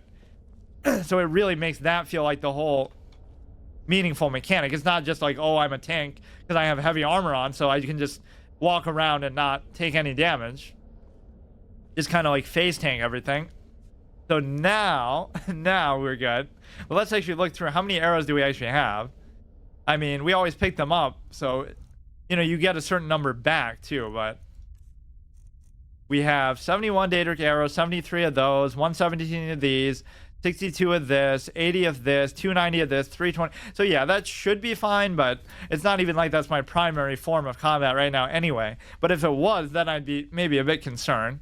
because yeah, you can pick some up back, right, from when you shoot stuff, but it's not going to be like a 1-to-1 ratio. The ones that I guess were clean shots that can actually be salvaged, which would be kind of fun if, you know, imagine a game based just around archery as the core mechanic. It would go to that depth. Like if you get a clean headshot, you can pick that one back up. But if you kind of graze them on their kneecap or something, took an arrow to the knee, then the arrow breaks, and so you don't get it back. So it would actually be a physics-based mechanic, whether something as specific as that. She kind of scared me there. Why are my research materials constantly disappearing?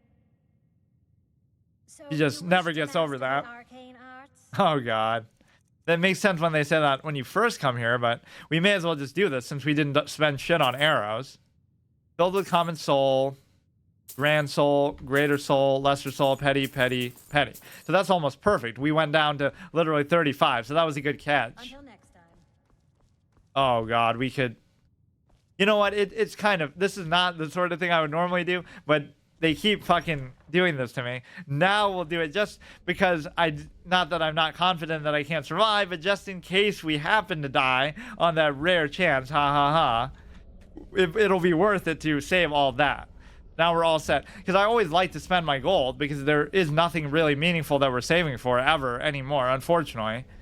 That's the kind of thing I would do as a developer. I would have like this special secret shop, which maybe there is, right? Not saying I know everything there is to know about the game, clearly. But like the special secret Khajiit vendor hidden somewhere who like sells this whole line of cosmetics that make your character look spectral or make your character look all these different things. You know how they do like skins in games where you have to buy for microtransactions, but here it would just be really absorbent amount of gold that you can just do, and it wouldn't have any impact on the gameplay because I'm just scared one of these times the dragon's gonna come and I'll be tempted to fight it, and that'll take like the whole fucking time. Because those literally can take hours, especially because one hit and you'll just die. In fact, if you even put down your shield for a second, it'll kill me with that animation where it just eats my head or whatever, right? It does like a one-shot mechanic animation because that's like the same thing you would get, like a kill animation, implying that you're one-shotting them or that they're low on health. That's my low on health animation of getting killed, except I'm at full health because I have so little and they do so much damage and my armor is still so shitty. Right, that's just what you get for playing on legendary difficulty. I almost want to play in third person, but I guess, I mean, we can always just switch as much as I want. But yeah, it's kind of harder maybe to keep track of the shield a little bit when you do that. Whether it's actually raised or not, or only like slightly off to your side. I kind of don't like to take that out in town, but I've done it like 50 times now. So now we're going to go roughly towards the destination that he gave us, even though we can't go directly there. That's a guard that I totally didn't kill. Probably the dragon killed it, in fact. I do love that some of this stuff stays around the world. Like if you drop an object, that's one of the underrated, remarkable things about this game, is that every object has like a physical space. Although they will despawn over time, obviously. Otherwise it would fucking overload the game. That would be a mod I would actually get, is just like persistent items forever. And as long as your computer can handle it, it'll fucking always be there, whatever you drop. But no, like you could just say, oh, the town janitor picked it up in RP. But no, it's the fact that, see, this is the kind of, you know, on the old beaten road RP kind of thing I would do. Just like we're not doing it for anything, it's just all in the context of the overall experience. That's what I love so much about it. Oh, that kind of scared me, the little goat there. The point was with that is like how you have physical objects in a space. Most games don't do that, and even the physics of being able to pick them up and rotate it, it might be actually closer than I think here. Keep your guard at the ready, especially literally the fucking shield, because you're going to see the difference in the amount of damage we take. If I am going to display how much damage we take, otherwise I should do it now just to get one shot on purpose, so I can play it off as, you know, if I die, I died on purpose. The weather kind of cleared up for me too. But no, the point was I keep forgetting that thing. Yeah, like so many games like have it in your inventory, and then if you drop it, it just disappears. There is no physical presence where it actually can be on the ground and decorate your house and stuff. It's such a minor thing that like if you couldn't do that, nobody would really complain. But that's something the Elder Scrolls series does that is kind of remarkable. With a game with this many items and this much shit going on, to have that kind of physics, that is actually kind of impressive, because most games don't do that. Look at these goats like trying to lead me somewhere. The kind of game where you embrace getting distracted and just kind of doing whatever. And then like with Oblivion, I did like a very fun sort of semi-permadeath series with the Coliseum manager, where like or Coliseum champion, where like the whole context of that playthrough was, I keep mistaking the wind sound almost for a dragon in the distance. PTSD moments. That's what the Falmer kind of do. The Falmer turned this almost into a horror game with some of those aspects. This just has like a little something for everybody. You like horror games? Fine. Just go to fucking Falmer cave and sneak around and, you know, be on the brink of death every second because your character's so... This is one that I killed last year. Fuck. It must be, actually. That's all we basically did, was make the trek from somewhere, I forget where we were, to the college, because we kind of did just save it out in the middle of nowhere, which kind of shows you it was the first time I did like the true yearly format for it. Well, but I guess I was still in the middle of doing a semi-permanent thing there anyway. So there is no rule that like, oh, we can't run away from a combat encounter, but just in a general sense, in a pride sense, I wouldn't really do that. Imagine if we died of fucking fall damage. So at first I got distracted by the goats, but we ended up going on the right path to our destination anyway. Yeah, that's all I did, was like made a fateful trek to College of Winterhold, then I beat a dragon. That's pretty much it. Which was very hard to do because I think I ended up relenting and saying, oh, I'm allowed to use the Sanguine Rose, even though I try to tend to make a point not to do that. Because those things are overpowered. That's kind of using the legendary difficulty against itself. Like, I get one shot by the dragon, but they can tank like 50 hits. The same way that obviously enemies can tank 50 hits from me. So it's almost like their health values are the same. So it's not that, oh, those Daedras are so overpowered. It's the fact that we could disarm him even though he doesn't have a weapon. Literally disarm him by chopping off his fucking arm. You can always do that to interrupt their attacks and shit. I'm actually doing a decent amount of damage, but I feel like mostly that's because of the fire stuff. What the fuck? I tried to parry it, but more importantly, shouldn't I be blocking a greater amount of damage? Like, if I... Like, I should be able to take a hit better than what that showed. I guess this would be a good excuse to try to the drain vitality thing.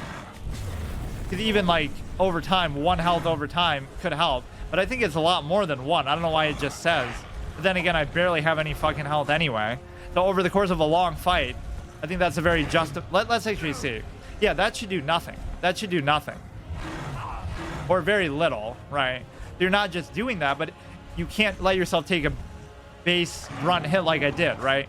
It always has to be a blocked hit.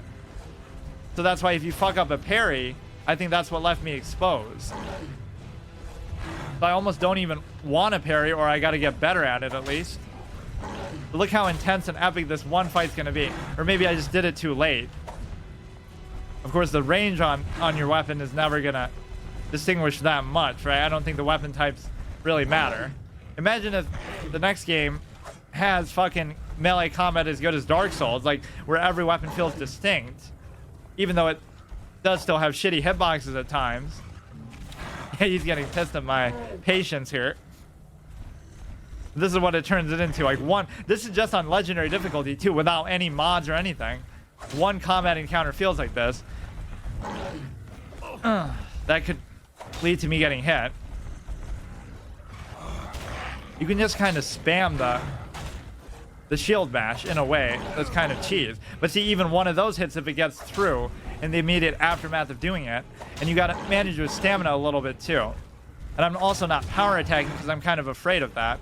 So I will use this shout as a way to keep my health on point. See, that could have just killed me.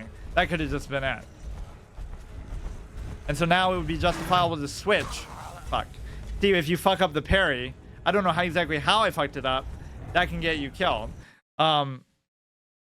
I would switch to something and try to gain health back. but it's very hard to do that too. You'd have to play like very smart with the two-handed weapon.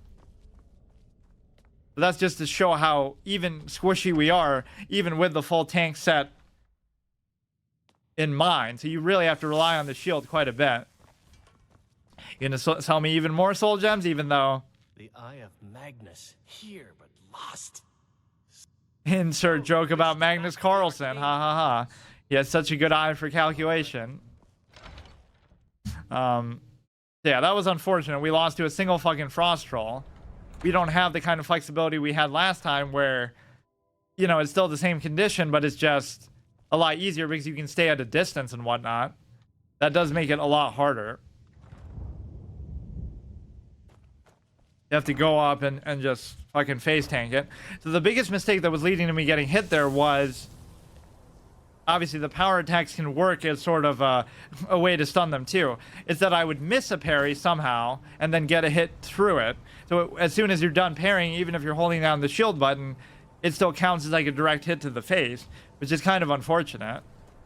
And that's what's funny. I guess I didn't appreciate the magnitude of the format at that time.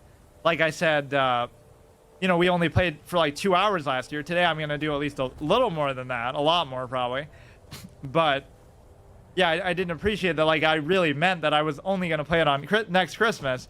But I had to wait a whole year. But I guess I didn't really notice because I just got so wrapped up in whatever else I was doing. But now you kind of appreciate it. Like, no, fuck. If I don't play it a lot today, I won't have another chance. I think I will stay true to this format, too. That's not really true for Red Dead.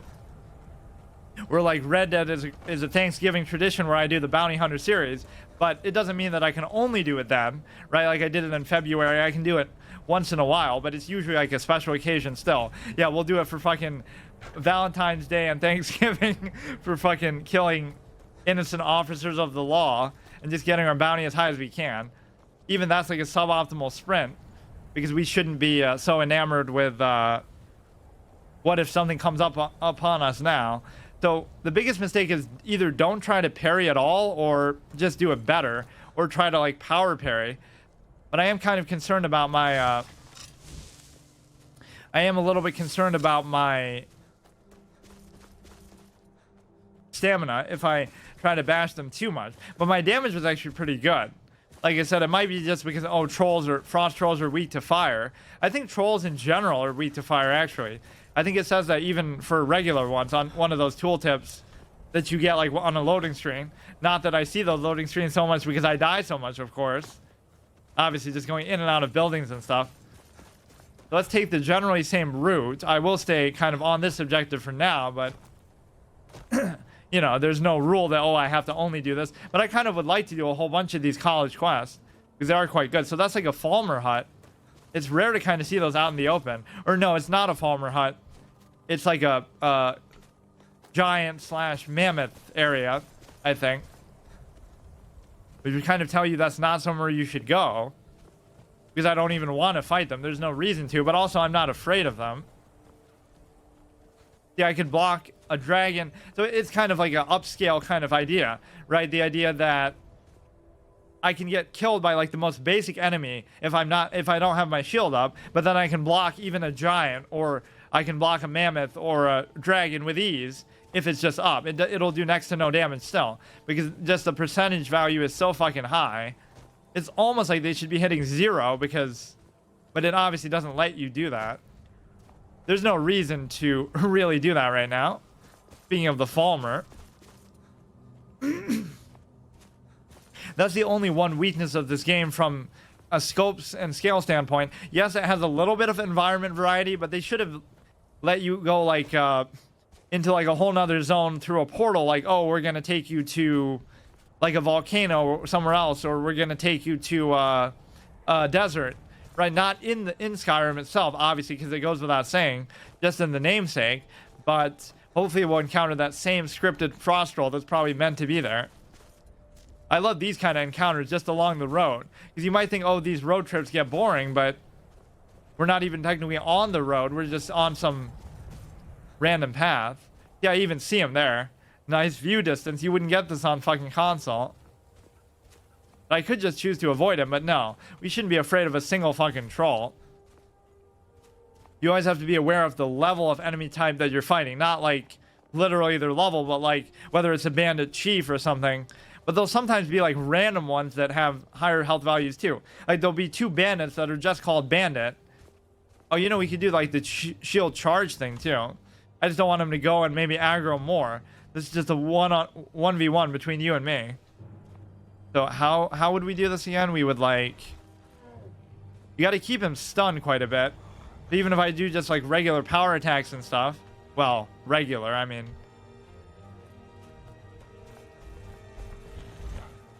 Okay, that didn't work, but you can just accept your mistake there. Or you can try to use that a little bit too, the rotation. You can kind of just get away with backpedaling, but I guess as soon as I say that, you can't. And that's actually wrong too, because...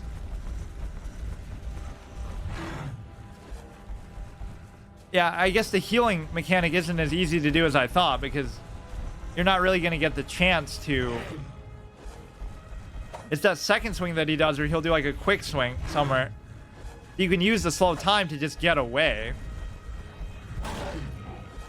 Why doesn't that work sometimes? That's my only thing. That one time it doesn't work could get me killed, or very close to getting me killed. Or like I did it too late there, I guess, or too far away. Even that kind of stuns him a little bit. But yeah, you want every encounter to feel this intense. You got to back away. That's kind of an idle animation. Stagger him a bit. His regenerating health doesn't matter too much because obviously we're doing good damage to him. I was kind of too passive that last time. The best offense is a good defense, but actually that's not what I meant to say. All right, we go like this. The drain vitality thing will actually come in handy because first of all, I think it's doing more than obviously the one value that it says. But also even then, my health is so low, it'll just be an ongoing thing throughout a fight. I'm almost more comfortable with just backing away. Only block if you really have to. Which is kind of cheese, but I can't even turn off the slowdown even if I wanted to, so it's just part of my Matrix 6th sense generally. It should be easy enough to do that. Let's try it though. We shouldn't fear. Just spam it until you run out of stamina. Just spam it. I don't know what the point really in doing the power match is except for maybe doing an actual good amount of damage. Don't try to ever go for like double swings or be greedy with it too. Dark Souls kind of fundamentals, right? Never go for a double swing against the boss, which this effectively is a boss. See, he somehow evaded that one. That little stagger there. I'm not going to do really power attacks because it's just safer, I guess. Stamina-wise too, especially. Not to. You wait for your stamina a little bit. Don't have to go in on that, but that one kind of scared me. But see, you can at least afford to take one hit. You know, what's funny is sometimes that won't kill them, especially with like spells and arrows and stuff. It'll do the kill animation, but they have so much health on this mode that we don't even get the kill there. So that was beautifully done. The little shout does earn my respect here. It might seem a little unfair, but I think it is fair. You know, the shout is the one exception that you can kind of just do whatever you want. Drains 1 point of health per second for 20 seconds. I don't think it's only 1 health, right? Nor should it be really, but like I said, it's still the best thing we have. We also have Ice Form on 7, and we have the Disarm on 4. So it all depends, or on 5. So it all depends what kind of enemy we're fighting. Alftan, this is one of my favorite areas in the game, Blackreach. It just looks so mystical and different from what you'd expect. We got a saber cat on the radar. I like how I see them before, you know, the beauties of draw distance. Like, I see them before it appears as a red thing on the map. I tried to do the charge and failed, but you got to have that flexibility to not just fall apart. You just knock him off a fucking cliff. Not with unrelenting force, but with... Oh, shit, I didn't see the second one. That was... You know, here's where the ice form could be a fair consideration because... But you have so much time that you can almost... you know, here's where you almost just have to run away. I don't feel bad about doing it either. Shit. Unless we can separate them and maybe one will back off. Take out the other one. These might do a lot more with that jump attack, but they also have a lot less health. Let's just try to tank a hit basic. See, that didn't do too much. Oh shit. You gotta get away. You can't take two at once because it's gonna be very tight. Oh, look how they swarm you. Like, this is actually kind of scary because if I let my guard down for a second, literally let it down, I'm just dead. We can escape into the Alftan, I guess. Or like I said, try to separate them. At least they won't gain health back. Yeah, see, he's a bit confused by this dwarven machination that he went around the outside. I kind of like the third-person playstyle. Oh, look at this. Look at this. This is badass. You just get the rhythm, get the fucking pacing. Oh, look, he runs away. A wounded saber cat leaps highest, except he's running away like a fucking pussy. Leaps highest means he should fucking try to fight you harder. Oh, I love the way this actually looks if you do it rhythmically in third person. Oh, look at him, dude. He fucking gets the hit. That is epic. Gets the hit from behind to avenge his fallen thing. You forgot about him. You let your guard down there. Don't try to go for that double swing though most of the time. There's just an aesthetically pleasing aspect to this. I guess I don't have to go in the Alftan, but now I kind of want to. Let's just check on it. This is actually Blackreach.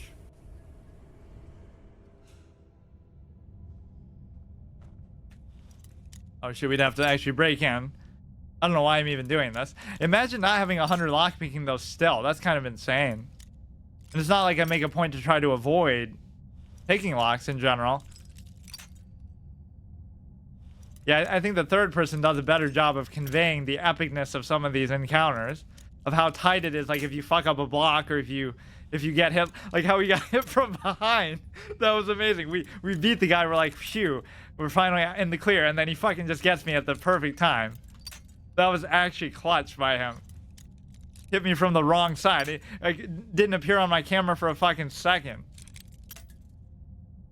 Who says the AI in this game isn't good? I mean, obviously it's not good in certain ways at times, but that was pretty fucking awesome. Because a lot of stuff will just happen by happenstance, right? It's not like he really planned to do it because the other one died, right, to avenge him. But it just happened to work out that way. You can't forget that he was somewhere out there still. But this drain vitality thing is going to come into play. See, if we level up from something like that, that's what's funny. The most mundane things will level me up. Because if I use like a single alteration spell, my alteration is so low, right, that I don't really even want to fight stuff here. I'm just kind of looking around. What's funny is you kind of cheat the system of having to beat the level to get the loot. You can just come in backwards, metagame the fucking system. You go to the end of the dungeon from a shortcut and just loot what you want to loot. There was some story event type thing that happened here. Like somebody tries to betray you and you kill them or whatever. I think something like that. Maybe. Yeah, just take a little pit stop there. Rest for a second. And we'll probably have a dragon come out here. It's not like I'm obligated to fight a dragon if there is, but it's almost like I should be in first person until combat starts. But I actually kind of love the way that third person went. I would like to see them improve the hitboxes for melee, though, where it's like a 1-to-1. So it really rewards you for avoiding attacks, and it really rewards you for, you know, being precise. This is kind of too much of just a box, literally. It's unfortunate. Even if they can't make the weapon animations feel too distinct or make each weapon feel unique, that might be too hard to do because they have so many of them. But still, I mean, Dark Souls doesn't make that excuse, so they have a fuckload of weapons there too, and they all have pretty much unique animations across the board, not just like by weapon type and stuff. And what else could they do to improve it? I guess they could sort of make more weapon clanging and clashing, like where if you hit at the right time, the blades strike. There really isn't much of that. Like lightsaber style. That's how most sword combat is shown, melee combat is shown in fiction. It's not like they're always blocking it with a shield, they're blocking it with a weapon. Who needs a fucking shield? You know, you would ask if you've seen like Kurosawa films or whatever. Like either they just get hit or they block. Or obviously any of the Star Wars stuff. That was always one of the most mundane things ever. Like, at that time, for the originals, there was no benefit to having a lightsaber over just a regular sword from a filmmaking standpoint. He just wanted to make it look cool and spacey and futuristic and stuff. I guess they can absorb bullets and, like, you know, melt, whatever. You can block bullets with them, even from fucking blasters and stuff. That's maybe why. Like, a regular sword couldn't do that, but it just makes it feel so silly. I don't know how far this place actually is, but there's danger around every corner. I really don't even like having that quiver on my back. I might not even end up using this, but the problem is if I unequip this, if I take out the bow, will it default to an arrow? It will default to an arrow, I think, no matter what. I guess that's fine. Let's just take it off and then we'll do it as a surprise for the enemy. Don't show them all your cards, right? They don't know that I have a bow, necessarily. Where would I be putting it even, right? I don't have a bag or anything. So that takes away a little bit from the immersion and the RP. Like the bottomless bag in Dark Souls. Where the fuck is all that shit going? At least they kind of acknowledge it to an extent by having the item called that. But still, even without that, where do you put all these fucking dozens of weapons that you have at any given time?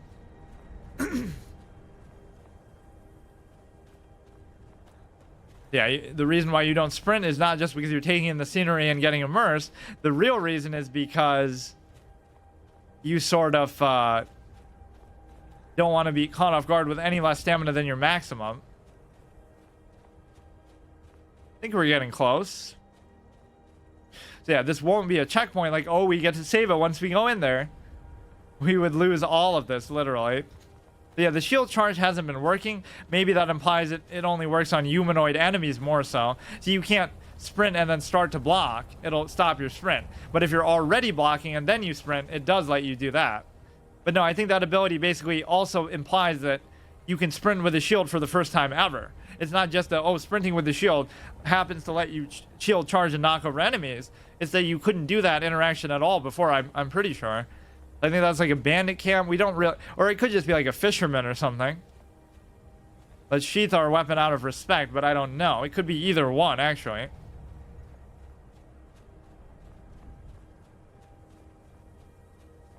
The statue of somebody. I forget which one that is. It's not like my poaching is hurting anyone. The Jarl can hardly eat every deer now, can he? Take a look. Of course, he's not going to have fucking arrows. That's what I'd really want. See you. There's enough for all of us if you aren't greedy. If you aren't greedy. Take a look.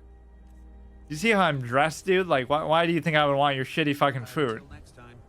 I can get whatever I want, whenever I want, dude. You'd always keep your weapon out, but sometimes it's nice to be respectful that way. Of course, it could be just like a bandit trap. Like, you know how in The Last of Us, like, oh, please help me. And then you fucking... He ain't even hurt. Although he might be hurt.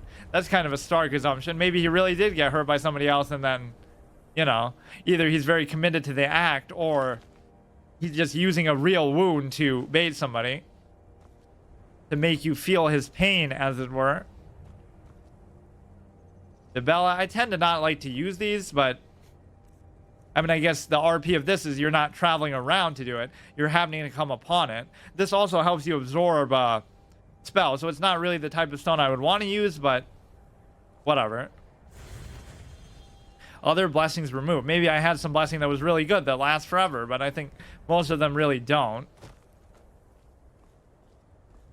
The benefits of having a what is it called? Polytheistic religion of believing in more than one god. You don't only just get bored with one blessing all the time.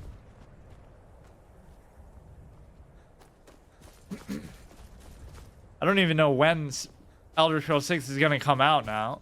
But that just shows you the longevity of this game, too. We're still playing this. So we'll do a full playthrough of whatever, like a proper playthrough of Elder Scrolls 6. But this will still be in our back pocket. It's something we come back to play. We still haven't, you know, satisfactorily played Oblivion. We can still do that Colosseum champion thing again. Okay, here we go. Combat. Wait, what? Oh, it's just a dinky little skeever, but they can still be dangerous too. Don't get lulled into a comfort zone here. I still did take a hit from that though. right? Like that's sometimes what happens when you okay, now this could be Skeever Guardian Spirit. Now, I don't think I've ever seen actually one of these in the whole time playing the game. A Guardian Spirit. So obviously this is going to be like the boss. Somehow he got up to the top there. I almost can't even see him in the fucking snow. But let's treat this like a proper fucking enemy. I could command him to fight for me with the animal companion thing. Or maybe not, though, because he is just a spirit. He looks like he's kind of trolling me a little bit. He's trying to bait his prey. Taunt his prey. Wanna fight up here? Let's fight up here. What is he, teleporting or what? Oh, he's pretty weak too, though. Just kill him with the bashes. I thought that would make him like a boss.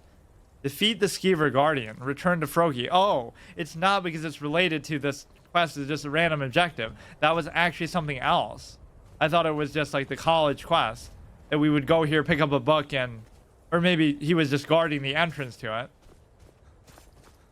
Huh. Let's actually read the lore on that, since I did that by accident. Return to Froki. It was the first one, too. I met a hunter named Froki who sent me on kind sacred trials. I have defeated the first 3 guardians as instructed. So look at how long that quest is hanging, and I did it completely by accident. So no wonder I haven't seen one of those, because it's just a contextual one-time type of enemy, which apparently doesn't scale up very well. Like, those spirits must have a max strength, or it must scale when it spawns them in for the first time, like, you know, when you first pick up the quest, more so.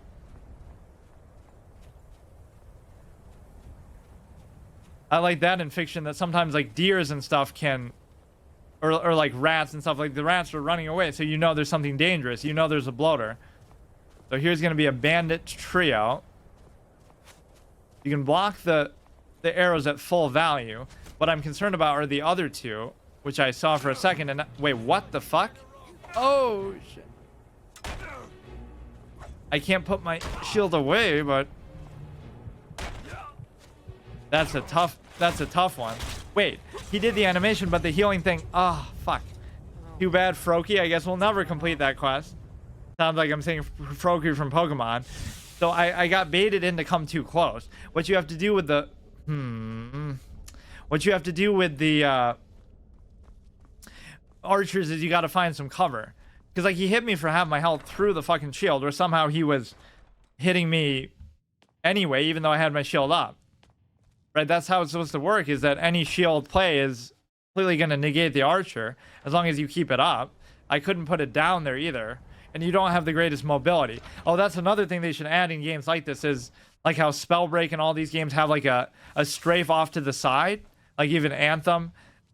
It made me realize, like, I always said that, like, in Bioshock is such a great game, but you're so stiff that if you get caught in like a gunplay moment, especially on higher difficulties, you just have to like turn and run away. You can't really like strafe or roll. You know how like Metroid Prime has like a little bounce, you can like jump off to the side. Every game should have something like that, like a quick, like for example, I'll show you an example. Like here, let's say there's an enemy shooting at me from there. I don't just walk away, or I don't just turn and sprint away. I could do like a quick strafe behind cover, or like a roll. Like even GTA 4 has that, where you can like go in, you're in iron sights, and then you space, you do the jump button to the side to roll. But every game should have some kind of mechanic like that for good mobility, even if it has a cooldown, even if it takes up a lot of stamina. Just like you do a little jump to the side.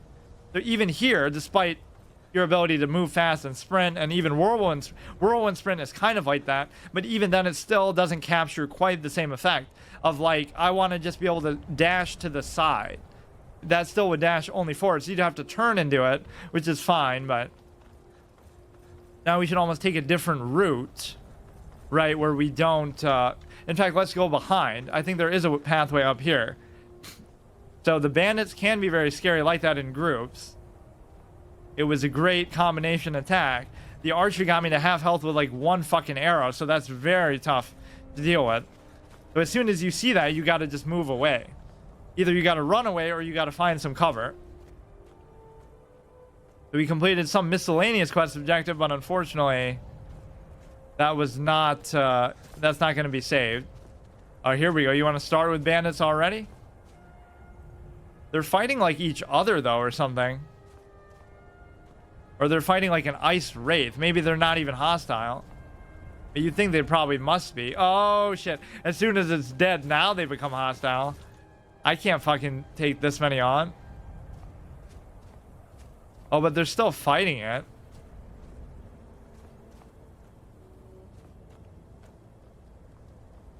I mean, there's just way too many. You would think it would imply that a lot of them are weak, but it's hard to even single that out. I'm just way too out in the open here. I wouldn't do this if I wasn't so... Look at that. Look at that. Archers are unbelievable. Like, he hit me for half my health through my shield. The shield doesn't do shit. My talent lied to me. Your shield will deflect arrows. No, it fucking won't. Or it has to be, like, precise. Maybe I do better with that in first person. Well, let's try to take this route instead. Get the action out of the way early. I wanted to do a couple of these at least, but fuck, dude. We made it pretty far. We killed a troll. We killed a couple of skeevers. We had a nice little road trip. And then the fucking bandit trio cucked me. It was an archer, it was a warrior, and then it was something else too. Maybe a mage would be the perfect 3v3 arena setup. 3v1.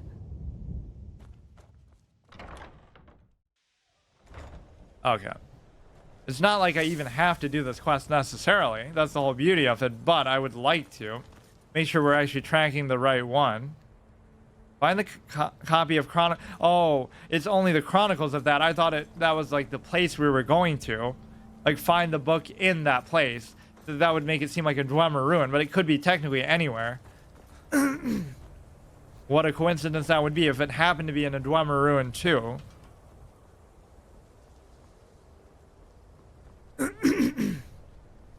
I don't even know where exactly it is or how far away it is. But it seemed like I was getting close. That fucking dust will never disappear. I think that's from the quest, like, where the college was originally getting attacked. Or it could just be some random frost wraith or something. Ice wraith. I like how that's one of the companion, I think, initiate quests. Or no, it's like one of the Stormcloak quests. Go to this island and kill this ice wraith. Just like one fucking ice wraith. You know, you got to use your survival skills. Keep them in mind. Or rather, just go in early and while they're fighting this other shit. What even is that thing? Is that like a dragon priest? Or no, it's like something from the DLC. I love how they can just shoot through your shit. I love that. That's so broken. What am I doing wrong with respect to the shield? I'll even read the town again. That is kind of a cool encounter, though. Let the chaos consume them as you... Why am I turning around like that? What the fuck is that? Let's look at it again. Blocking with the shield reduces able to move faster. Where is the deflect arrows? Or do you have to actually bash? That wouldn't make sense. Arrows that hit the shield do no damage. I guess they're not hitting the shield then, because they are doing damage.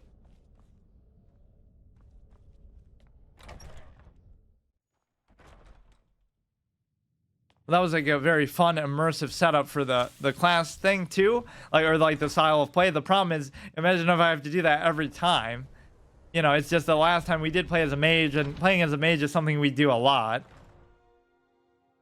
Like, obviously, that was the whole foundation of this character and this whole playthrough. But over time, we've kind of slowly warmed up to doing these other playstyles. And what I love about the legendary difficulty is that it does kind of force you, at this point at least, when you've committed, the only way that I can do these other class playstyles is if I commit with the full set of gear, right? Because I have so little health and I have such limited resource and talents even in some of these other areas that... the only way to make anything besides magic viable is to have like a really good set of gear to go along with it.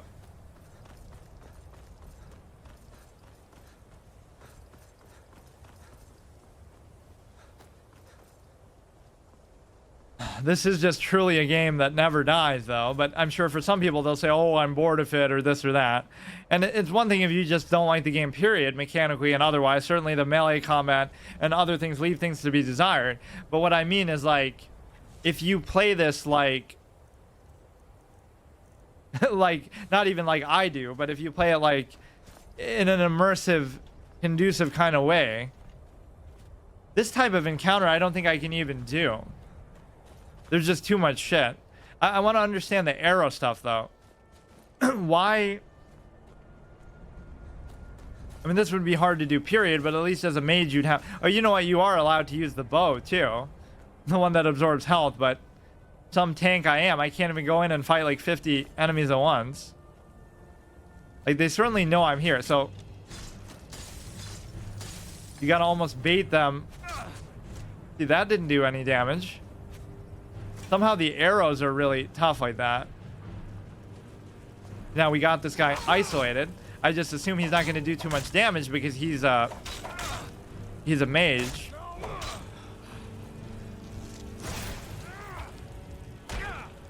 I don't know what's going on with his archers, but at least if you can pick one off and then run away. Run away, run away. Then we can come back later. Or get them, you know, now they have the high ground. I had the high ground, but it doesn't do me much good. I just want to understand how these fucking arrows work. The shield should be blocking it. Right? Even if you stand still, I don't know how they could get through it. It shouldn't be that easy for them. You really can't do this. This is way too fucking hard. Sometimes you just have to know, right? Pick your battles. You're not invincible. That's the thing. You feel less like the fucking grand hero with this whole style of play. It's like there was that good quote from WoW, like from the change over time, like where you're doing all these crazy things in Legion from before. You know, I'm in my safe zone. They can't come here because the guards will kill them, right? Just bluff them. There are no guards that I can even see. This is what we get for trying to take a different route. Look, they're still shooting at me. What the fuck? It's like I used to feel like a nobody doing heroic things. Now I feel like a hero doing nothing or something like that. With like from classic WoW to where you felt like just a part of the world and every little thing was a challenge. Even killing like a regular enemy at your own level was a big deal. Compared to, look how deep he wants to come in. I hate that. I hate that. How is he hitting me? How are they hitting me? What good is the shield if they can just go right through it? That's broken. What, like the Shield of Solitude is good in every way except for it can't block arrows. That must be a... I guess you can't stand there so much like a sitting duck, but... You should be able to rely on the shield. I don't know. Oh, you don't want more NPCs to die here either, but you almost do need some help. There really is no way to do this. This is impossible, dude. These fucking archers are just getting right through the shit. Or I guess when you're close. His stun lock is dumbass.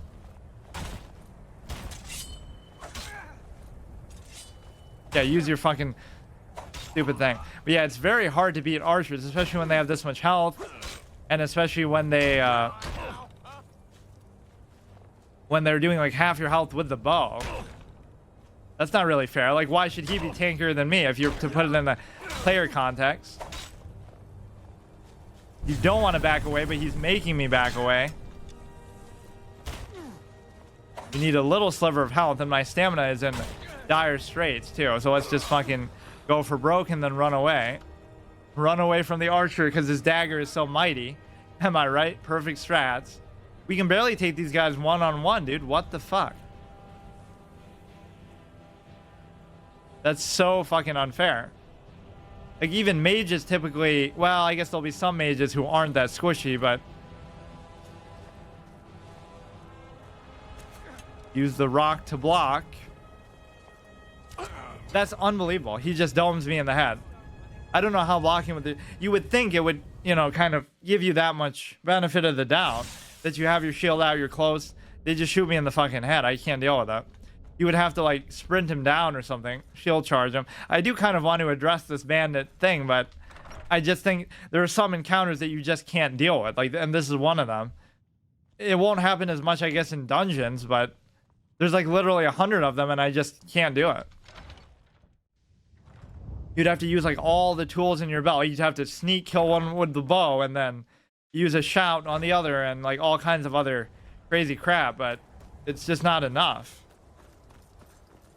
Like, look how much health he had even. Not that my you know, I'm not like damage focused build, but come on. Like, this is pretty tough on legendary difficulty. I don't know why people would. I feel like I've heard people say, oh, it's too easy, you have to use mods to make it harder. They probably just use some broken ass thing. Like, there's this bug where you can put on like certain gear that makes your crafting better, and then it kind of just infinitely makes it better. Use like a potion that, you know, improves crafting capabilities and loop on a loop. At least we haven't seen a dragon, because I don't really want to deal with that necessarily. The goal is to get to your destination and to complete your objective, not to fucking completely lose to these goddamn bandits. But stamina does become an issue in some of these cases, but yeah, like, why would you take this path? This is what you have to have the certainty, the intelligence not to do. There's just way too many of them. Like, I just can't deal with it. Let's see if we can sneak by, but why would we even need to do this? Just because I'm kind of bored with the other path. Sneaking doesn't work as well in the overworld either.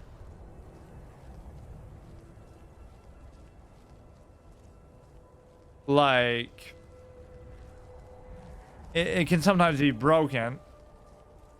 Like this, you would think logically I'm sneaking. This is actually working better than I thought it would. There's like a troll over there. Yeah, because this is totally the best way to hide on a fucking mountain. It almost feels like they're shooting at me, but they can't be because I'm hidden, apparently. That's actually shocking that it worked there. Normally, when you're out in the open, I guess I'm far enough away, but... Here, let's just hug the water. That was completely an unnecessary route to take, but hey. There's no way I could deal with those guys. Right, there is true strength in numbers in this kind of a mode. It's mainly because of the archers, but not really. Even like 2 saber cats were giving me trouble because you can't fight them together. That was such an epic fucking moment, though. The way he comes from behind. We had a moment like that in Shadow of Mordor. Like where you got the 8 Karagor Fiesta. That was pretty fucking awesome.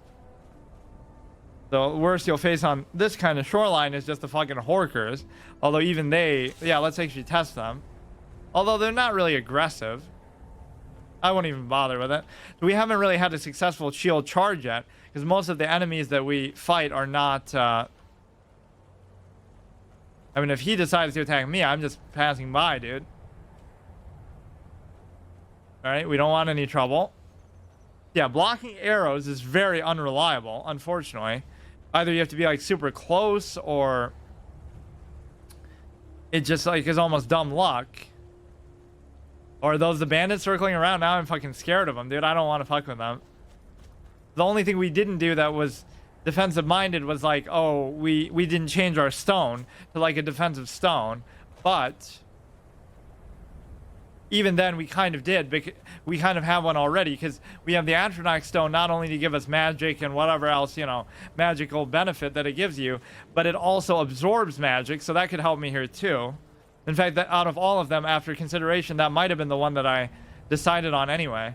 So I'm actually scared of that bandit camp. I'm only one man, despite how all my strengths, I still have to go in with some creativity. Like, despite, it just doesn't make you feel like a tank as much. Like, what would I have even done differently if I built this character from the beginning to try to do that? All I would have is more health, which wouldn't make that much of a difference according to this, because, okay, instead of doing half my health, he'll do like a quarter of my health, right? I still do have 300.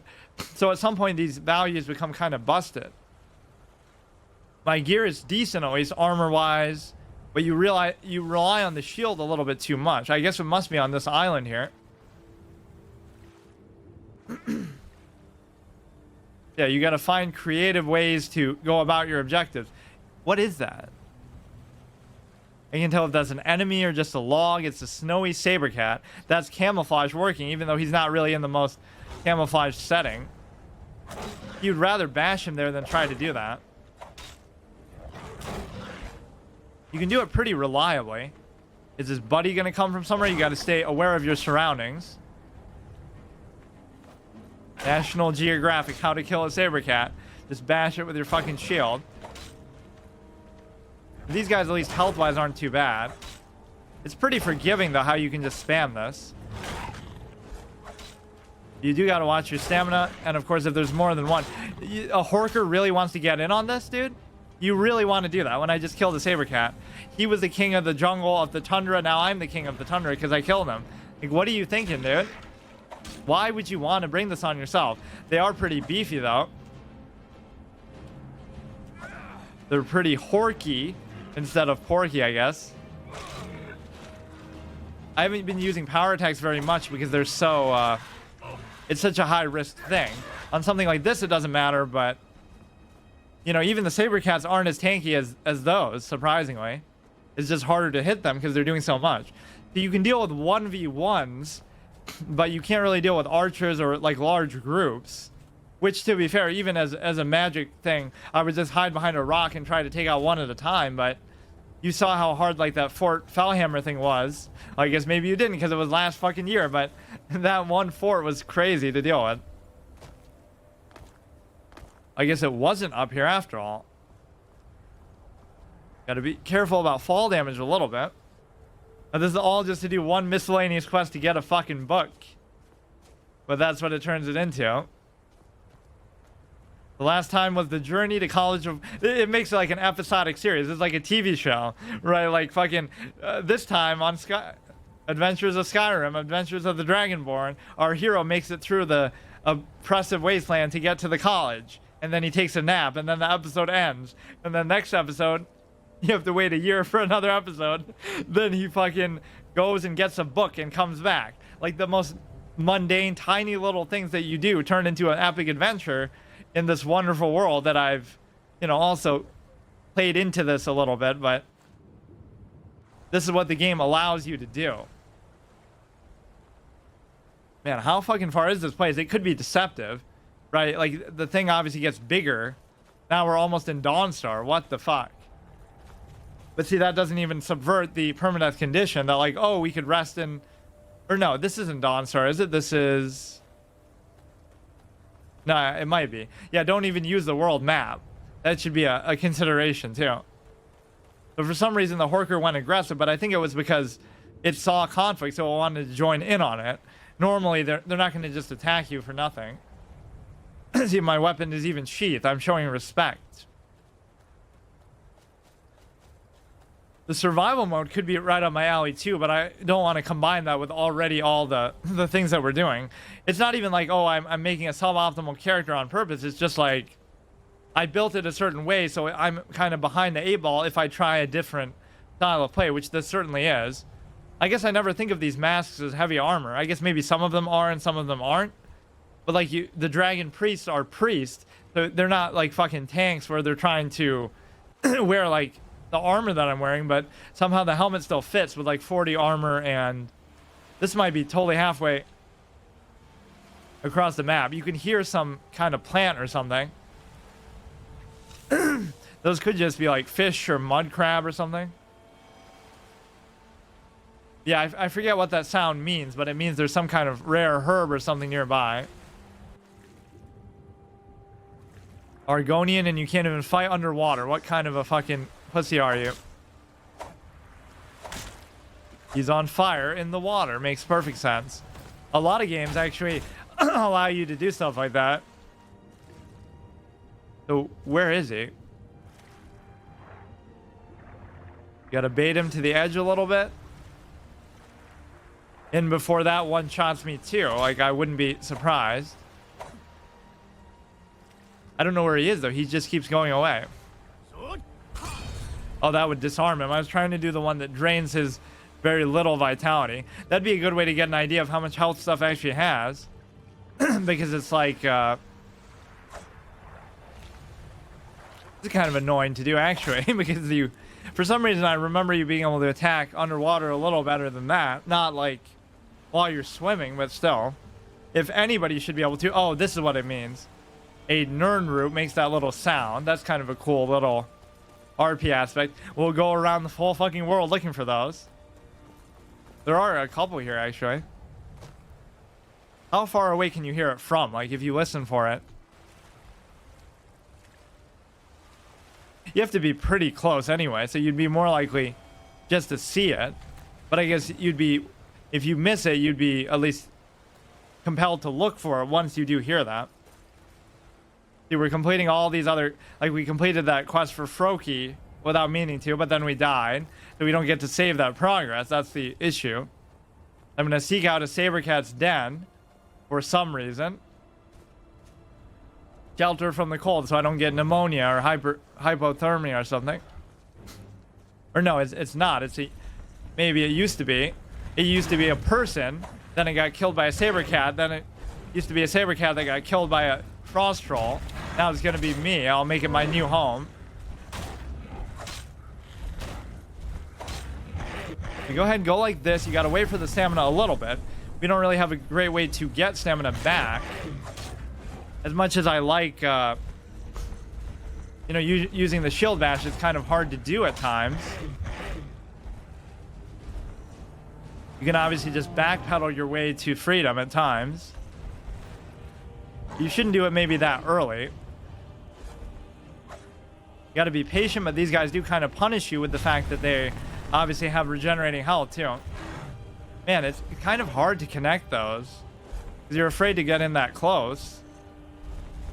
Almost makes it feel like a boxing match. Like you got to keep hooking and backpedaling is a big part of boxing. It'll give every WoW player fucking tremors because of how much that's a meme. Like, oh, backpedaling is for bad players. Tell that to Rocky fucking Balboa. Now at least the stamina's back. I'm kind of afraid to try to bash these because if it fucks up, you can get punished for it pretty hard. Or you should never do it at a standstill. Wait for him to try to hit. Then do it. Wait for him to try to hit, then do it. Wait for him to try to hit, and then you get hit once, but see, at least I recovered with the block quickly enough where that didn't actually hurt me too badly. But don't let your guard down unless you're sure. So you can still catch him. You catch him with that quick little jab he does. That one I didn't catch him. We can go ahead do the health thing. Just make sure nothing else creeps up from behind you. Don't do it like that because then he might do a quick jab right before. Stamina is good, health is okay. This health drain thing doesn't have too bad of a cooldown actually. This guy's Mr. T and I'm fucking Rocky because you just gotta take the hits, but of course he just literally face fucking tanks it. Whereas we are using a shield. That is the most comical thing about the Rocky series that they never correct, which is stupid. If you take like 5 hits to the face, which he takes like 50 of from Clubber or from Ivan Drago, he just takes it. That's how the Drago fight goes, which is so retarded. You literally just stand there, take the hit to the face, and oh, my strategy is I'm tiring him out. Like that's what it is against Mr. T. Yeah, you can tire him out by avoiding the hits, not by fucking face tanking them like a moron. Trust me, you would, like, it's kind of like the Apollo Creed fight at the beginning. That's what would happen. You would fucking die. Like, you wouldn't be able to just face tank for that long against anybody, let alone somebody that good. 22nd of Sun's Height, 4E201. Oh, we're not going to read the whole book, but this is the kind of thing I would normally do. This place is cursed. So he wrote a whole book about his haunted cabin. Not even like it's a published book or whatever. Sometimes it's not really believable that they would write so, so well. But some of it they do try to handwrite. He's giving you like little secret hotspots here. I don't know what the context of this is though. Like this isn't the whole of Skyrim. This is just a small little spot. So these are like good fishing spots, or one of them doesn't make sense because the axe is like above the water. See the second one from the right? How can that be a fishing spot? And the problem with that is you would have to, I guess you could come up with the map yourself without using the map, but it almost expects you to. Like you're allowed to use that map, but not the world map or the local map in, in the UI. You have to piece it together yourself, let's say. The fuck? This would actually level up my lockpicking. Oh, I was going to say it would level me up because the last one almost did, but we didn't get to save that portion, so that's why we're throttling our level on 2 counts. We don't go out of our way to use stuff that would level us up. Like even stuff that's at 100, we'll just keep using it because we want to. We don't really care about, going out of our way for that. Maybe if I read that book, that'll give me a clue about that map, though. Makes me kind of curious. What was it? Oh, now I forgot completely what it would even be, and we have too many of these random fucking things. Fishing the Pale. Oh, I guess that gives you an idea, too, on the world map. Like, the Pale is the name of a region. You might, like, catch something rare? I don't really get it. Isn't this the one we just picked up? No, it's not. It was somebody else's journal. Lua's journal? No. I keep too many of these fucking books, but because they weigh so little. I think this was the one. Sold to Wind Peak Inn, salmon, Arctic char, crab legs. A traveler came passing through, some kind of wizard. I've got no love for wizards, but he offered me up potions and fire salts, all just for a place to lay up for a while. Of course, I agreed. Only a noble could dream of treasures like these. Potions and fire salts. Sold. So now he's going to start to fucking take over and ruin his whole peace of mind. Last night, I saw him casting his spells on mud crabs of all things. I don't have any crab to sell at the inn. He said that I could have them when he's done, but something's not right with those crabs when he's through with them. They smell odd, foul. A mud crab tried to get at me while I was sleeping last night. Good thing I keep a sharp blade under the bed. Tomorrow I'm going to tell my visitor it's time for him to go. I've had enough of the chanting at all hours of the night. I can't believe it. It's true what they say. No good deed goes unpunished. I told him that he needed to leave, and he just started ranting about how this was his place now. Said not to forget our deal, that he was not to be disturbed. Now I'm scared he'll cast his magic on me if I have another crossword with him. If I have another crossword with him. Don't do a crossword puzzle with this guy anymore. Now I know what he's been up to. He's been doing awful evil magic on those crabs. Don't get me wrong, they'll snap your ankles with their claws just as soon as they look at you, but they don't deserve this. I can't stay here. I'll head to Wind Peak Inn next morning. Not coming back, not ever. This place is cursed now. Doesn't seem that bad. Like, fuck it, dude. What, you skin and gut the mud crabs? And okay, let's see how cursed it is then. What are you gonna do with that? You did this all just for this shit, and you didn't even take it with you. Fire salts, elixir of cold. Right, the insidious, that's like the ring of fucking whatever. So we went from Debella to this. Whoever carries those fire salts and potions will be cursed by mud crabs till the end of time. As if he was just willing to give up his fucking cabin for that. You wouldn't at least try to kill the wizard, I guess. You don't feel like you're a match for him. Or he's a degenerate potion user and you have honor, so you wouldn't subject yourself to that fight. I love that in Pokemon Y. Spoilers for the end of the game. Diantha, how she fucking Diantha sort of not only uses a mega... Oh shit, oh, baited me with the clusters there. We are indeed cursed by mud crabs, but they're not very strong no matter what. Legendary difficulty or not. We leveled up here. Reader. How does it know I'm actually reading them, though? People treat these like they treat the, makes it look like the rock is the mud crab. Nice little optical illusion there. Like, you treat them like you would treat quest text in WoW. So, for example, you just get it, and you just maybe skim it to help you solve it, or you just read the objective.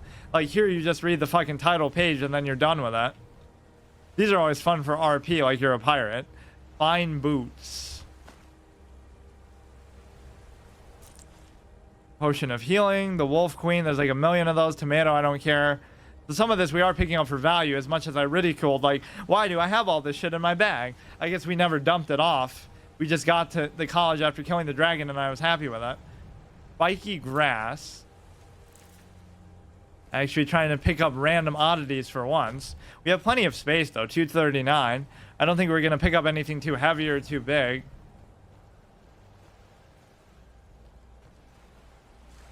How far is this place, dude? Holy shit. I guess it's been a multifaceted journey. Like, we went the one way, we died to a troll, then we died to... what did I die to eventually? I think an archer. And then we came back, tried to go the other way. Then we died to an archer multiple times. Then we ultimately snuck past, which was kind of impressive. As much as I talk shit about stealth in the overworld, that actually was pretty good. It's almost like I'm seeking out combat, but I'm just have an explorative nature. The mud crabs are shit no matter what. Porkers are going to be pretty passive for the most part. What is it? A clam. Clam meat. It's just like so much of the stuff is not going to be useful to you because, you know, I have all the riches in the world. Why would I even need to do that? 66 gold. But I have all those fucking soul gems and shit that I buy. You got to remember to keep up with this, though. It's already down to half. And so as long as it gets the full use out of it, I don't mind using that. I don't know that I really have a much better weapon than this. Let's try the charge on one of these. Oh, look, he's running away. He senses it. It doesn't seem to work on anything. It didn't work on some of those animals. It doesn't work on him. It might just only work on humanoids. What the fuck? Sprinting with the shield raised. That's so stupid. I understand on certain tough enemies it might not work, but these are fucking dinky little mud crabs. So I assume that's all that would really be here, so I'm not too afraid of maybe checking this place out again. We're pretty close to leveling up, as a matter of fact. But we rarely, this you can kind of face tank, but that's still at your own peril. You shouldn't really fight like that.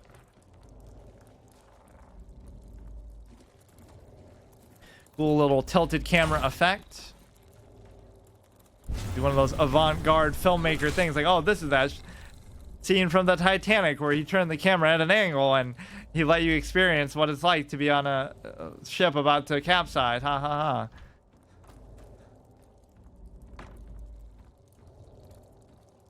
That's what I don't like about the whole video game as art argument. Never mind that video games are an art form in and of themselves.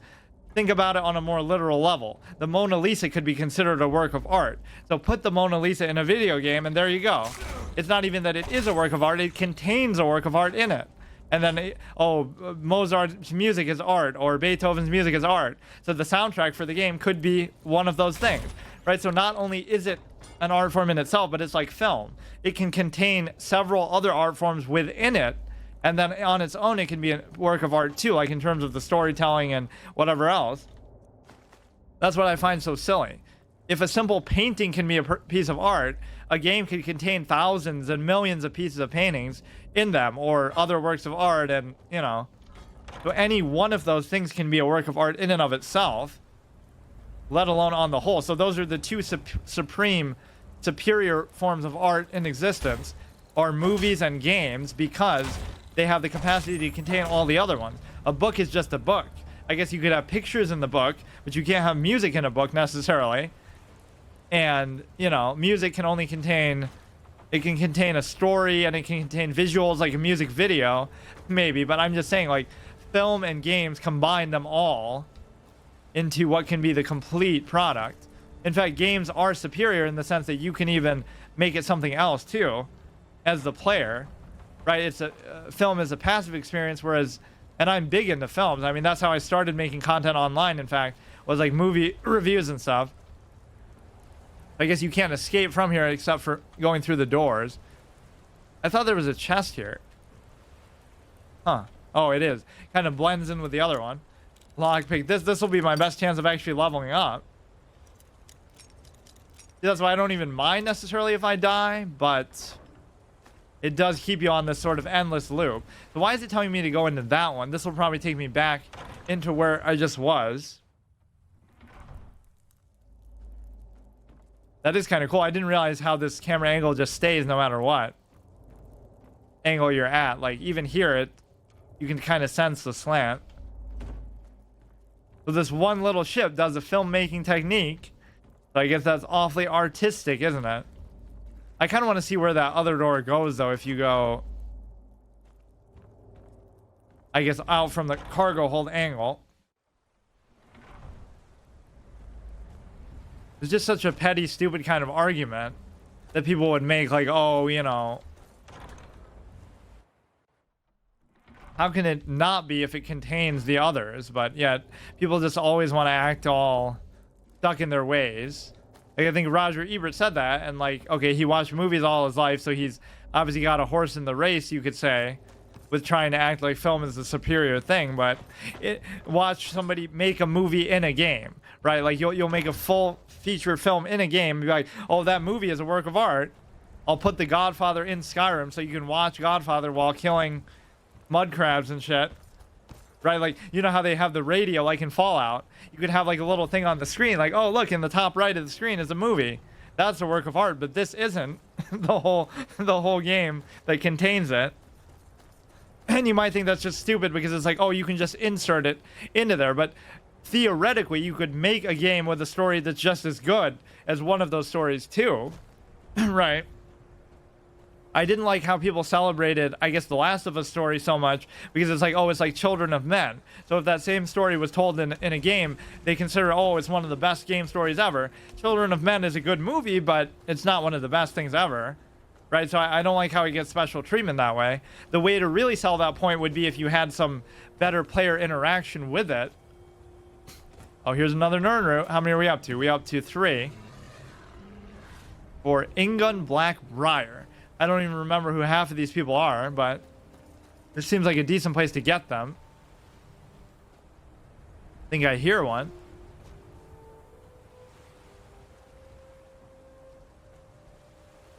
Maybe not. You have to be like super close to them to even hear them, so it's almost a moot point. But yeah, I love that sense of like, you can never get anything done, but you still... I don't know, you still, Oh, he really wants to fight me? I'll never even get to this fucking objective. I love that saber cat encounter, though. See, sometimes less is more. It's not about how many enemies you kill. It's about making every little encounter actually meaningful in some way. I kind of want to get there at least, but here's what I'll do. I'll take a break here for a little bit. But then again, the permadeath thing is still intact. It's like, because you can't alt tab out of these games, so I will actually have to save and close out. But this save doesn't count. Maybe that's why I did a quick save, just to distinguish it that it's not a real save. This could be an odd place to do it, but whatever. On the graves of Horkers, we build our legacy yet again.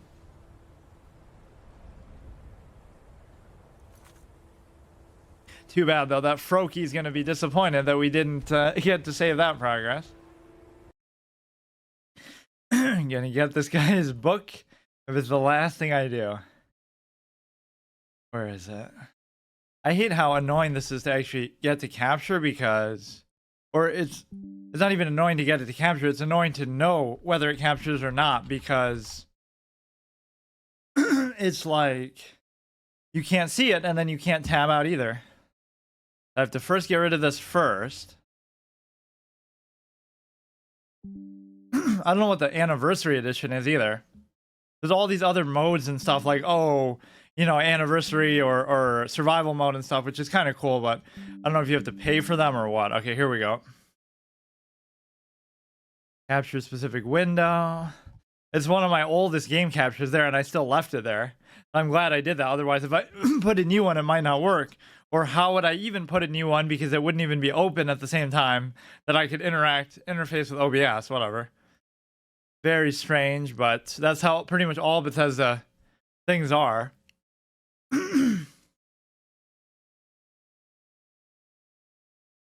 we were in the middle of nowhere.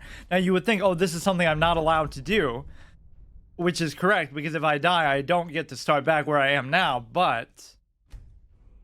You know, you can't really take a break because then I can't put my overlay up. Like, I guess I could take a break on the pause screen or whatever, but it's fine. We're actually going to delete that save right now because this is not a real save. I guess I distinguish it by saying it's a quick save. So yeah, we're still in the Archmage's quarters here until the very end of the session. We're going to go get the book and then we're going to bring it back to him. And that'll be the journey for today. Last time we went from the wilderness to... the college. Now we go from How's Christmas? Pretty good. Yours? I love the third-person perspective actually for it. It seems like the shield charge is kind of shitty though. I've tried it on so many things and it just won't work. Yeah, we'll get him his stupid book, which is probably halfway across the map. Isn't that Solitude? How did we get all the way from there to Solitude? That doesn't... Oh, I guess because we went around... No, it doesn't seem like we should be that far though. Yeah, if we die at any point, the whole thing is a bust. This is a very... I don't know if anyone's ever done... I do a lot of formats like that. I don't know if anyone's ever done this specific way of playing this game before. Of course, people have done permadeath, I'm sure, but that's no fun because it's too much commitment. Or again, they would just do it to beat the game, which is not particularly interesting. Okay, see you later.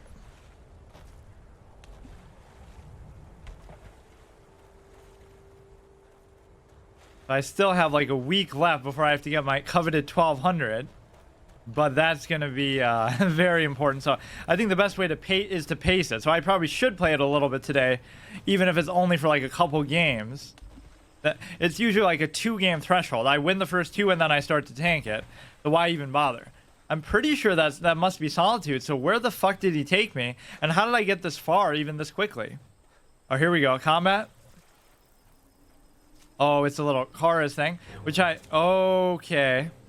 Oh, you know what would be really bad is like a Spriggan. I don't even see where that guy is. Assess the territory, assess the surrounding.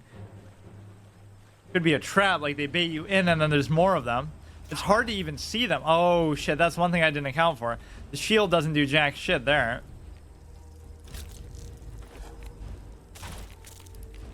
So that poison stuff might be an issue. They don't have a ton of health, but there are some higher level versions of them too. Dealing with more than one enemy at a time is always tough, but what we did get is a benefit from that, which is... Oh, somehow that missed me. We got a benefit of hitting both of them with the little AoE stuff here. Little backpedal jump. Oh, now somebody's either helping me or he's also going to try to kill me, but he seems very strong at the very least. I'm surprised that even hit him there. Let me guess, we're gonna kill these. Well, let it weaken him first then. Although they have like fucking unlimited health. He could be like a bounty hunter or some weird random shit. But as far as I can tell, we're working together. Not that I necessarily needed the help, but he's having more trouble killing that than anything. He couldn't just be some friendly NPC. There aren't NPCs dressed like that who are friendly. He's a bandit or something, so let's just let him take as much damage as possible. Then we'll do an honorable 1v1. Look at that nice killing blow as he runs away. Could be a mistake to stay around and fight, but see, I am an honorable... Look at him, dude. Hand over your valuables. I guess You like a fish. he's honorable too, though, because he could have just attacked me, but he instead tried to help me with those in RP. Walk away right now. Nice try. Really? Don't scare me. I don't scare you? Well, I'm gonna ask again. Don't you walk away from me. you see what kind of fucking rare-ass gear and shit I'm wearing. Never mind the fact that you're weakened by that chorus, but that means you have, like, unlimited health, too. That's all you Block your dinky daggers all day. Although he is going to be very fast. I got to use horizontal movements a little bit here, I think. Look at this, look at this. Clean, clean. Get him, power attack. Okay, you got to be a little careful with those kind of maneuvers, but here you feel like going a little more aggro.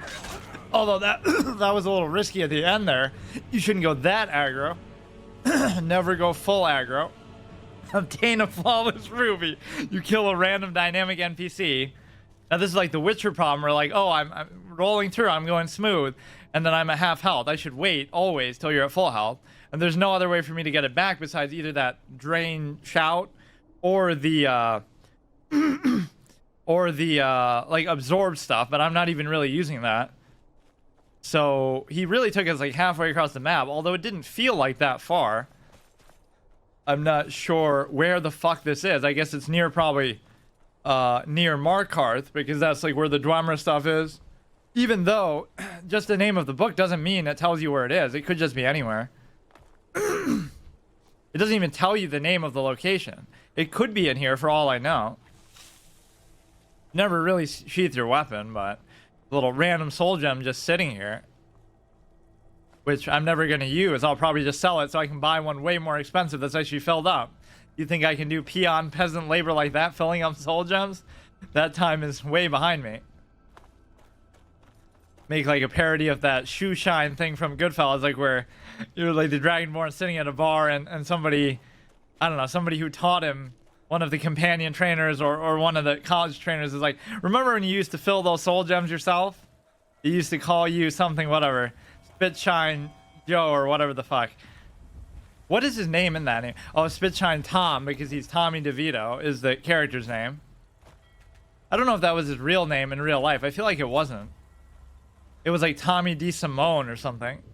I don't know why they changed stuff like that. It's clearly based on that story of Henry and everything, so I like how he gasped for air like that, but where the fuck is it taking me? Are you sure this is the right quest? Because I feel like it's not. Find the copy. There's nothing else being tracked. So it's nothing to do with Solitude. It's not going to be inside of Solitude. You're going to make that whole trek back, too. Yeah, he breathes so heavy, even though you can breathe for water forever. So I don't know why. They should have removed that from... Looking to hire a boat? This is a standing stone of some kind. I just don't even really care. But let's check it out. So I don't have to fight a dragon if I see one, but it can still be dangerous to just let it lurk around there. I don't know why I even decided Christmas for this game, but it's kind of... Oh, is that a Spriggan? Sign of a Spriggan, the green? Those things can be dangerous as fuck. They do like so much damage over time to that you can't even prevent or anything. So which stone is this? I kind of don't even want to change it, or I think it might actually be the Atronach stone. What would be the chances of that? It actually might... No. Actually, yeah, it might be. It was in like a swampy-ish area like this. There's going to be a Spriggan. 100% Spriggan. This is exactly where they like to hang out. The Apprentice Stone, which is even more magic-based, so there's no reason. Recover, but you're more susceptible. Yeah, fucking right, dude. The hard mode, but it's not that fucking masochistic. Yeah, we haven't gotten a very good use out of shield charge so far. Maybe take a little pit stop in Solitude and get some arrows, just because we didn't get any last time.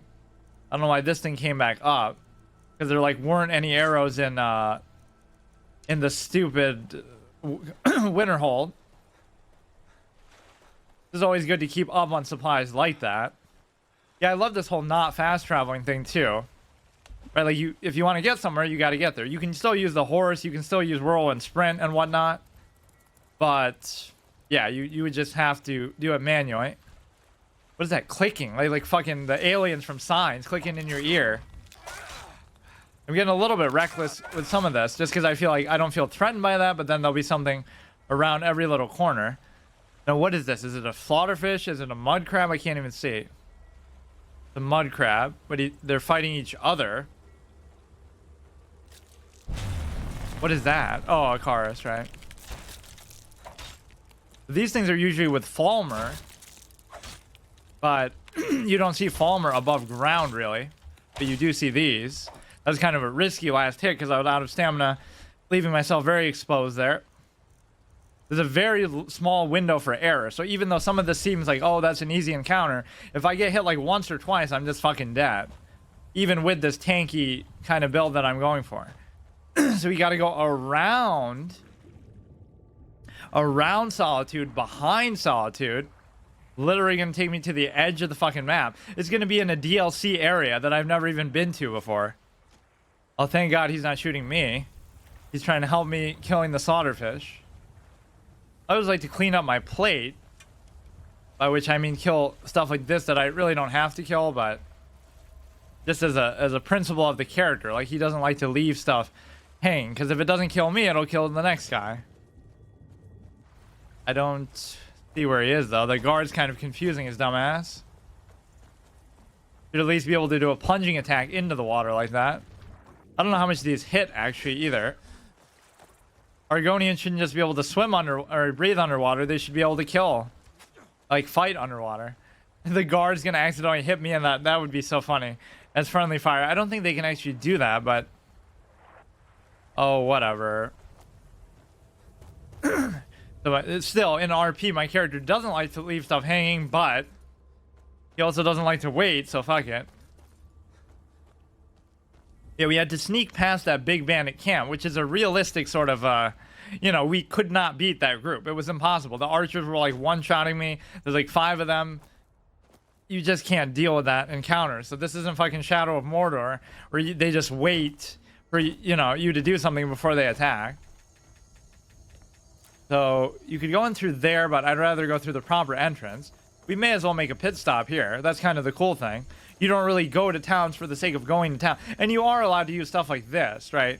It has to be like, you can't just fast travel. You have to do something in universe to get that. Whether it be, oh, I don't know if I have a bounty here or not. You would think I wouldn't. But it just seeing the corpse or the little weapons of the dead guard there made me think I might. You have to use like an in-game mechanic. So like, for example, using taxis in GTA 4 is perfectly explainable in RP. That's fine. You can do that.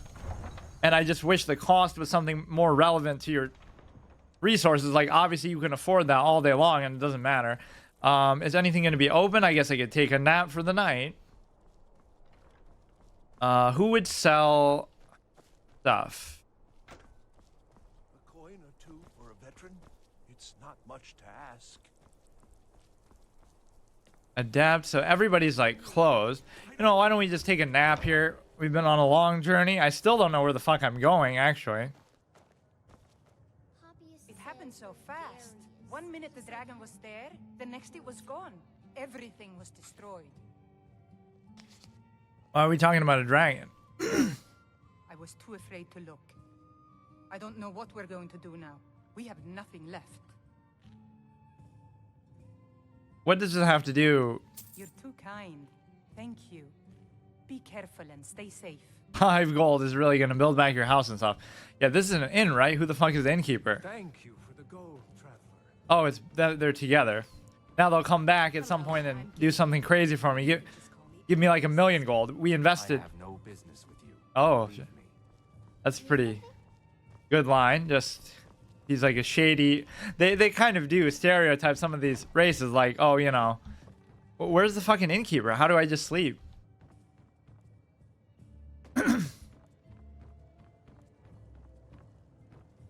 Have you met my dear brother Eriker? That doesn't seem. Man's as trustworthy as a Khajiit goldmonger. See, they're doing it, not me. Thank you for the gold, traveler. Who the fuck is the innkeeper? Maybe it's her. Well, that's unfortunate. This guy doesn't have anything. Mainly, I was just trying to sleep and kill time. So that's the only way you're allowed to advance time, is like a realistic way, obviously. These are all like self-imposed things you can do, but they obviously give you the luxury to do that. I don't remember ever seeing that icon on it. Yes, I haven't got all day. Sam spiced wine. Maybe they added that for the special edition. For the gold, traveler. Thank Make it you quick. for the gold. Thank you for your kind. I have 157 gold, so that wouldn't be an issue. This guy's not the innkeeper. Go away. Okay. More important things on my mind right now. Yeah, like the bread you're fucking stuffing your face with. Eternally. I don't get it. Maybe I can just sleep. I don't even have to. I'd love to pay you for it. That'll be a DLC, the fucking Bruce Wayne. You can buy any establishment whenever they piss you off. Like, you can't sleep in an own bed. Well, now I own the place. I'll pay 1,000,000 gold that I have because I have nothing else to do with it. Just to show off.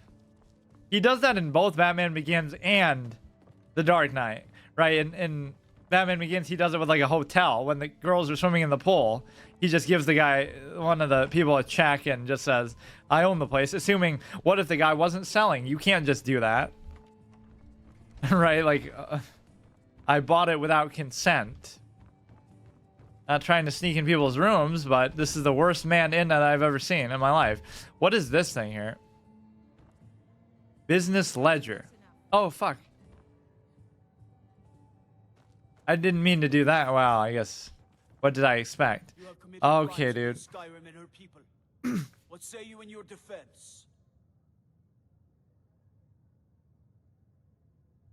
I just don't know if I have a lot of stolen stuff that they would take.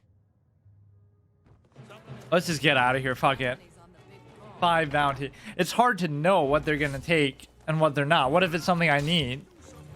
Oh, please don't die like this. I'm probably gonna die like this. That was so stupid. I didn't mean to do that. I know you. I still don't know where the fuck I'm even trying to go with this. All that to take a pit stop to do arrows. The innkeeper was in on it. They get it in on it. Because, fuck, if they had just let me rest, I wouldn't have done that. Dripped around, dicked around. It actually seems bugged out.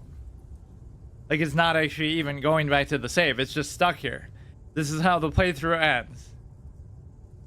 What the fuck? I don't think that's ever happened before where it just gets stuck. Like came out of a door and just immediately... Okay. Not a big deal. All we did was go across the map. So let's go a little quicker now. A little bit less immersive. Now again, you wouldn't have to do the same objective over and over, and that's kind of antithetical to the whole idea, but I am very stuck on getting this book. So the Argonian, blah blah blah. Just go full speedrun mode across the fucking water. We don't have to sneak across the other way either, but I kind of want to go that general direction. Like, let me try to ride the mountain here, go down to the water where the mud crabs are, and that's a pretty safe route. Of course, I still have no idea where this is taking me. It's going to be as far as possible from the college, which is perfectly fine. You know what you could do is just jump in the water. But I won't do that. But no, you can kind of ride the rocks here a little bit and avert fall damage. You might say it's a little anti-RP, but you can't die, so you're free to try whatever the fuck you want. But this isn't even too bad. This is like a proper path. I'm trying to make it look more like a wall hack than it really is. So yeah, just go towards this. So we have to get at least as far as Solitude, which you have to understand is really far from Winterhold. So I'm surprised I made it that far. I guess I just lost track of where I was going. It's like the highway hypnosis thing, like where you know, when people say, oh, they can't be hypnotized, like that's a trance-like state where you kind of space out when you're driving and then you get to where you're going without really paying attention. That's still a form of it. But people look at that so incorrectly. Like, it doesn't mean that people can make you do whatever they want or whatever. It's just more like it's a very focused, suggestible kind of a state. Everything is just heightened, almost like you're on certain kinds of drugs, I guess you could say, but without the need for drugs. Now we can bow before Talos here.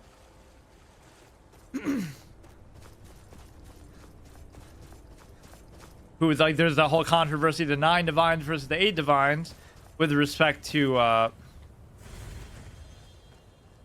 you know, whether he's considered one or not, because he was technically a man and blah, blah, blah.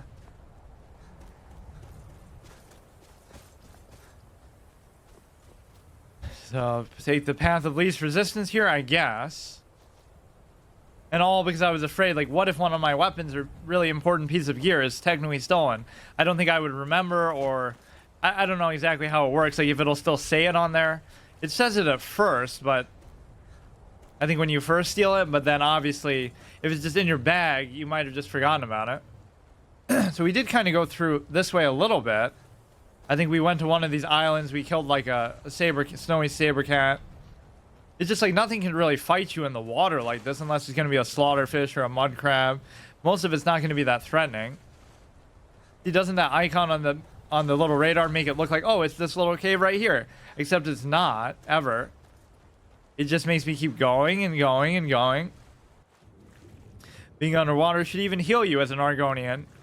The way of water. That was kind of a cheesy thing at the end too. Like, it's one of those, like, you're no Christopher Nolan, where he says, you know, the Dark Knight at the end of the Dark Knight. He can get away with it with that fucking amazing script of the Dark Knight, but you can't get away with it in fucking Avatar 2, where it's like they just say the obligatory line towards the end because that's what the thing is about, but it didn't really have any resonance. Like, whatever. And it has even less because the Na'vi are already so spiritually inclined, so why would that be such a big deal for them anyway? Like, oh, they believe in the jungle, but they don't believe in the water? they have to become believers in that now. Like, they wouldn't have any hesitance to be in tune with nature regardless. Even James Cameron was ahead of the climate change hysteria curve, like with the first Avatar. First it was Al Gore, then it was James Cameron. Now everybody's in on the fucking fun. I just don't like that lack of consistency that a lot of people show with it. Whether you think it's a big issue or not, right? A lot of these same people going crazy about it now weren't saying anything about it decades ago. So it's clearly just a political prop, a political tool for a lot of people. Now that looks like it's floating. I don't know what that is. What the fuck? Oh shit. Oh, that's that same lighthouse, isn't it? Where like you go underneath and there's a whole bunch of chorus and shit. So we haven't encountered any kind of conflict here. The Horker would be the worst that we really get to see. Nice relaxing trek, no incident. We're not gonna fuck around with solitude. I guess you could say I want my solitude on this journey. Where the fuck? I'm impressed that I got that far without really noticing. It is a pretty long trek. I don't know how long it takes. Like, if you were to say, how long does it take to walk from one end of the world to the other? That's what amazed me about WoW Classic, was just the pure size of the world. Or I guess MMOs in general. And you might say, oh, a lot of it's like recycled textures and this and that, but it was still impressive. Like, there was enough environment variety and stuff. Okay, here's where we got the Nirn route. I'm trying to see, like, where is Solitude? I guess it must be that. That seems almost too high up.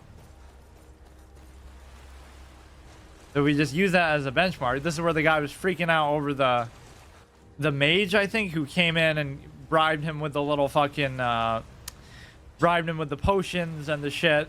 I forget. It must be, right? Because we were kind of hugging the water the same way last time. So I'm making this a little more repetitive than it has to be, but I thought I would just be able to do it, too. Oh, that almost looks like somebody's legs just sticking out. You would think that mage might still be here. I don't know what happened to him.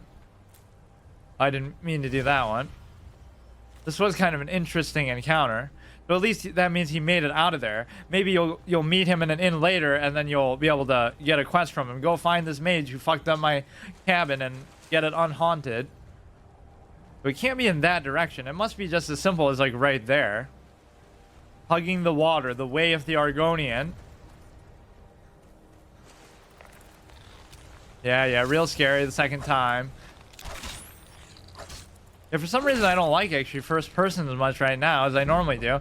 Maybe just for melee combat. It's good for magic, because you can aim and whatever, maybe a bit more accurately than just a crosshair, but that's what I want for the next Elder Scrolls 6.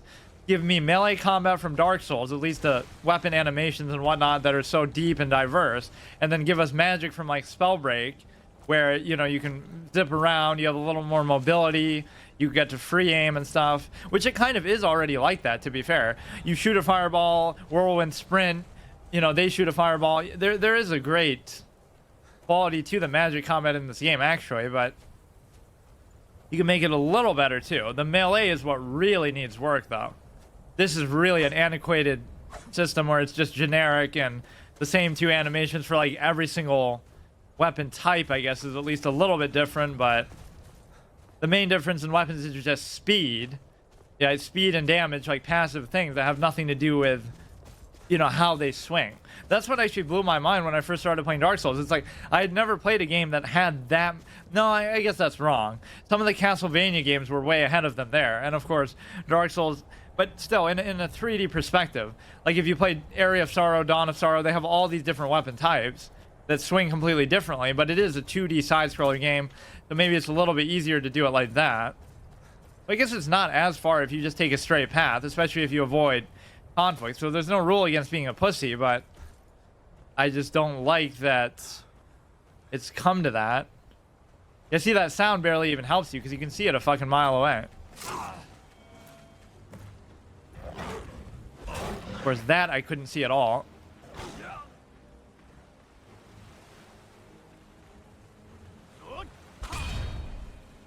Good thing he can't swim, I guess, because he just came up on me and almost one-shot me. I'm not fucking around with all this. Although we've killed plenty of them. Look how he just ran away. I think I didn't even do the health drain one. I did the disarm one. But here, let's just not even go to Solitude. We'll just go around. We didn't have a bounty so far, but swimming is kind of cheese too. But I mean, I guess you can RP and say, okay, you happen to be an Argonian, so there you go. I don't know why I even chose an Argonian. Maybe it's just because it's the first one in the set, or I just like how they looked. I can't even remember now. But this has been like my main character. So you might question, how have you played that long, but you're only level 64? But like once I got to a certain, you know, like I get to 100 in destruction, I just don't care, right? I'm not trying to use other stuff just to level it up. I got what I wanted, so now I'm going to use it. I'm going to show it off, which is kind of antithetical to my long-term intention, which is to get everything to 100 and then reset them all together. So then I'll be forced into kind of dire straits there. What is that building? I don't really know that one. That's weird looking. It's supposed to be like a lighthouse, but it doesn't look like one. Oh, we're gonna get this fucker's book. I thought I'd do multiple of these quests, but I'd be lucky if I can even do one.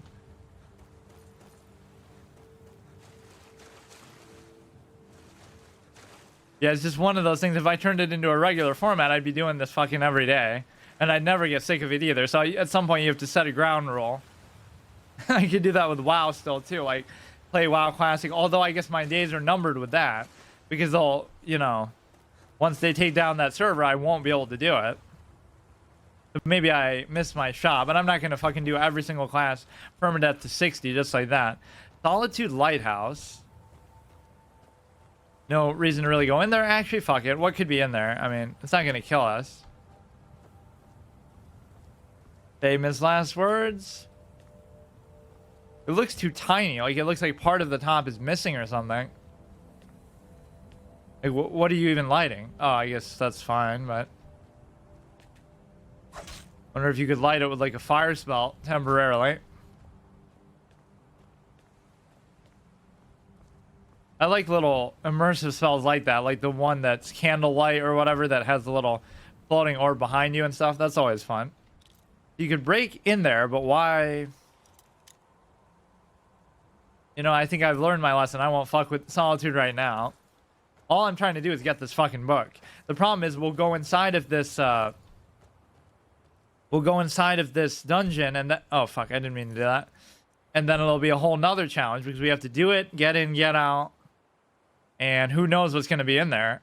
Something that's just going to one-shot us, no doubt. I really couldn't tell you where this is. It's on totally the other side.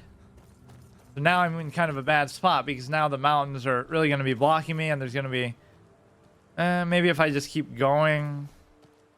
I kind of wanted to stay by the water. It could be like very close to this. I don't know though. But it's telling me where to go inside of. So it's not like, oh, I would come out and get to the marker. Just hug the water. That's the secret of life. You got to find a good example of using shield charge too. Just like, presumably it only works on humans, that means. Or, you know what I mean, like humanoids. But it didn't even work on mud crabs. It didn't work on anything. Like, here we go. This is a clear path. No Spriggans, no fucking anything. Just, this is the most pacifist run ever. We haven't seen like a single fucking enemy. Jinx it now. The Spriggans do kind of scare me because they do so much damage in one fell swoop just with their damage over time kind of shit. Whatever it is. And then you don't even notice because like, oh, they're about to die, so it's good. And they also have like that once a day kind of heal up to full type of thing. When they get to 1 HP, they heal all the way back up. Just so they can dot your dumbass again. A little bit of a problem scaling that. My stamina's a little bit low. You could almost just walk through the whole world like this if you were so scared. I love when stuff just gets you from behind though. That's maybe why I like being in first person, because like that saber cat wouldn't have done that to me if I was in third, or at least I would have seen it coming. So it is kind of unfair to use third person at times, but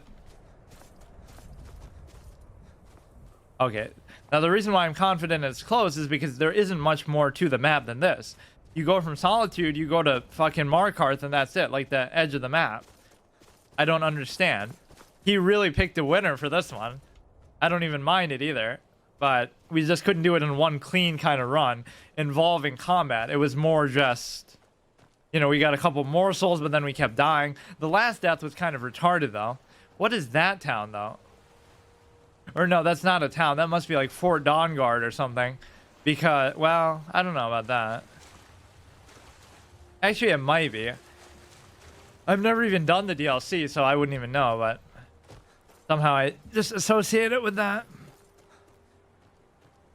There's going to be one of these towers here. I think we're starting to narrow in on it. It could be like a very easy one. It'll be like a cave with a bunch of bear. Oh, no. It's going to have like 3 bears or like 3 saber cats or something in there. And there's a Spriggan, I think, about to just fucking ambush me. This is where it gets really hard because that dungeon is just... You gotta just do it clean. That reflection makes it feel like there's a Spriggan lurking somewhere. The green. Raven Scar Hollow. Oh, this is like a Forsworn thing, isn't it? Well, whatever it is, we gotta be careful.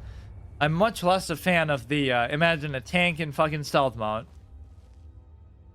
It seems like it's awfully close, but it's probably above me. Oh, I think there's a Hagraven here, too.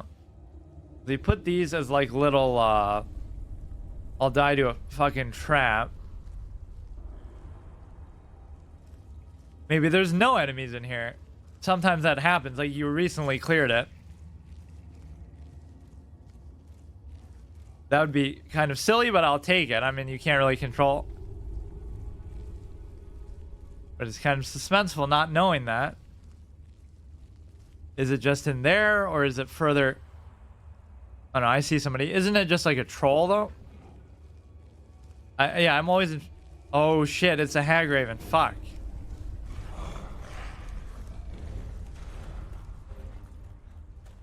I mean, you can still blast me with the fucking... Why are those two aligned? A troll and a Hagraven. That's kind of random. Let's try to just escape her vision here. I don't know where they even are. They're coming after me a little bit. It's very hard to deal with some of these long-range type of things. You can always go out and back in. Or maybe you could just sneak around, bait them. There's 3 things on the map now. This is kind of tough.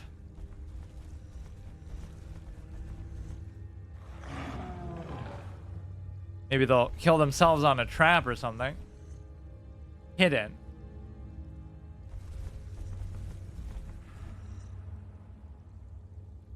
Maybe I can just aggro him and not the Hagraven. So at least that gives you a little better chance. It's going to be very hard to... I'm not too afraid of you. And I don't think her attention will be drawn. There was another 3rd red dot, though, too. Oh, you're kind of caught in a watery grave here. Let me help you with that. Oh, I don't have that. Oh, no. It's coming. It's coming. Well, what is it? Is it the Hagraven or is it something else? Could just be like a slaughterfish or something dumb.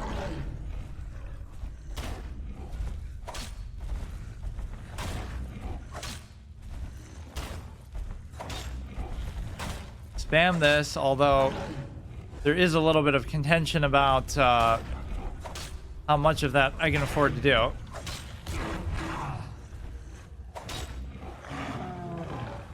Go ahead, that knocks him back. 2, you probably shouldn't go for that one. Do that. You can just do that to initiate, I guess, anytime you really want.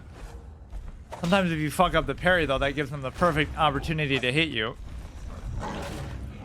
That's why you can maybe circle around a little bit. Circle strafe. I feel like that was a miss, but it didn't lead to me getting hit.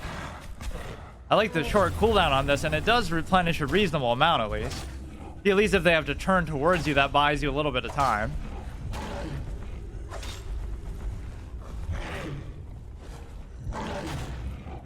Oh, don't accidentally go outside, though. Fuck. Yeah, he's good. Always get a little bit too aggressive when they're about to die, but That was a smart thing. We baited them out. So how do I deal with the Hag Raven? You could use some kind of stealth tactic, but that shouldn't be how this class plays. Like, just, I don't know if I can. I'm gonna have to get in there close and then stun lock her. But there's a third thing too. I don't know what it is. Could be a skeever. Could be another Hag Raven.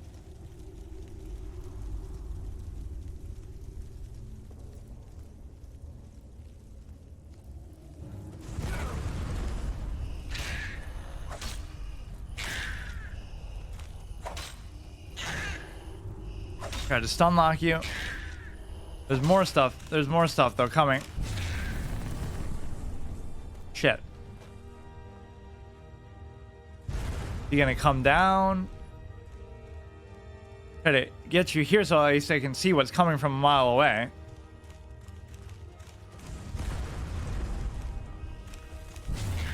Rely on that for the stun. Somebody's gonna blast me from the other room though.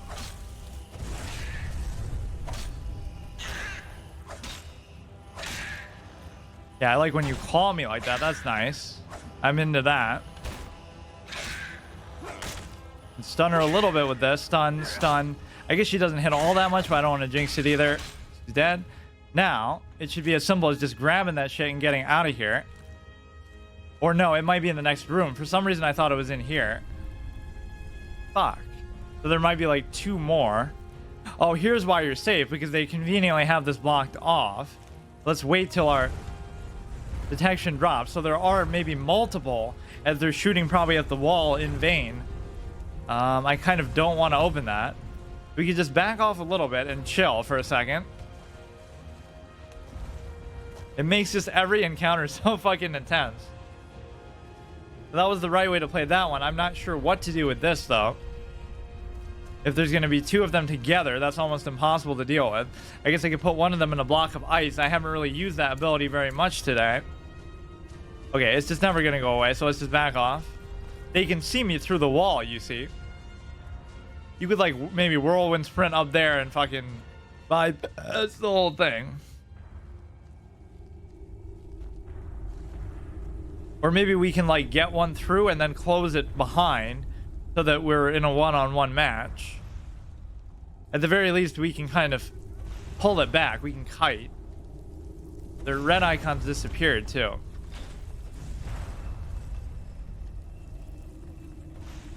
Oh, they're like fighting each other or something. Or she's just torturing him non-stop. Oh, maybe that's just what the other red dot is even. And then he tries to fight you once you free him.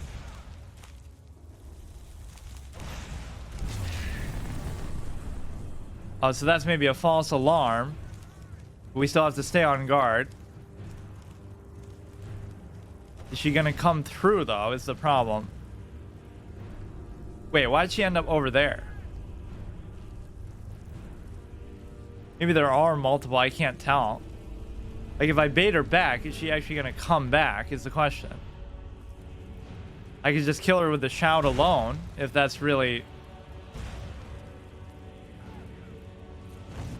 I think I see another one back. Another one back there. All this magic absorption and resistance is very nice though, I will say. I need one of them to come through. But not both. He's still distracted with torturing that shit. You could keep doing a certain amount of damage that way. They don't seem very bothered by that. It's just very dangerous to go in there with both of them there. It's hard for me to...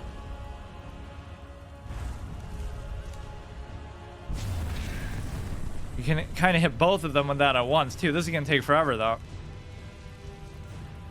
It shouldn't be a line of sight issue, like where you come through here. They're almost like scripted not to do that. Honestly, I don't even mind killing them with this. It just seems like a pussy move. Or at least if I kill one of them with it.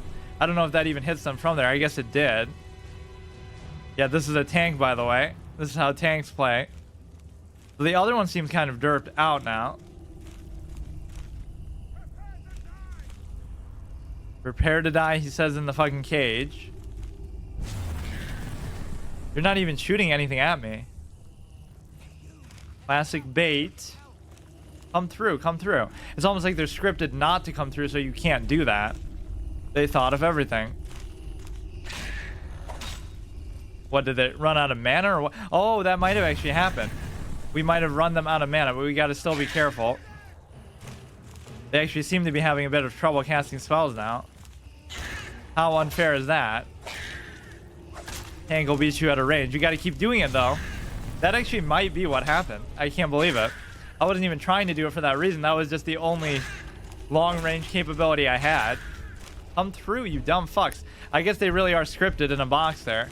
And before they have just enough mana to do one fireball and they both do it together. They're not even trying to melee attack me either. Like what, they don't have any stamina or mana?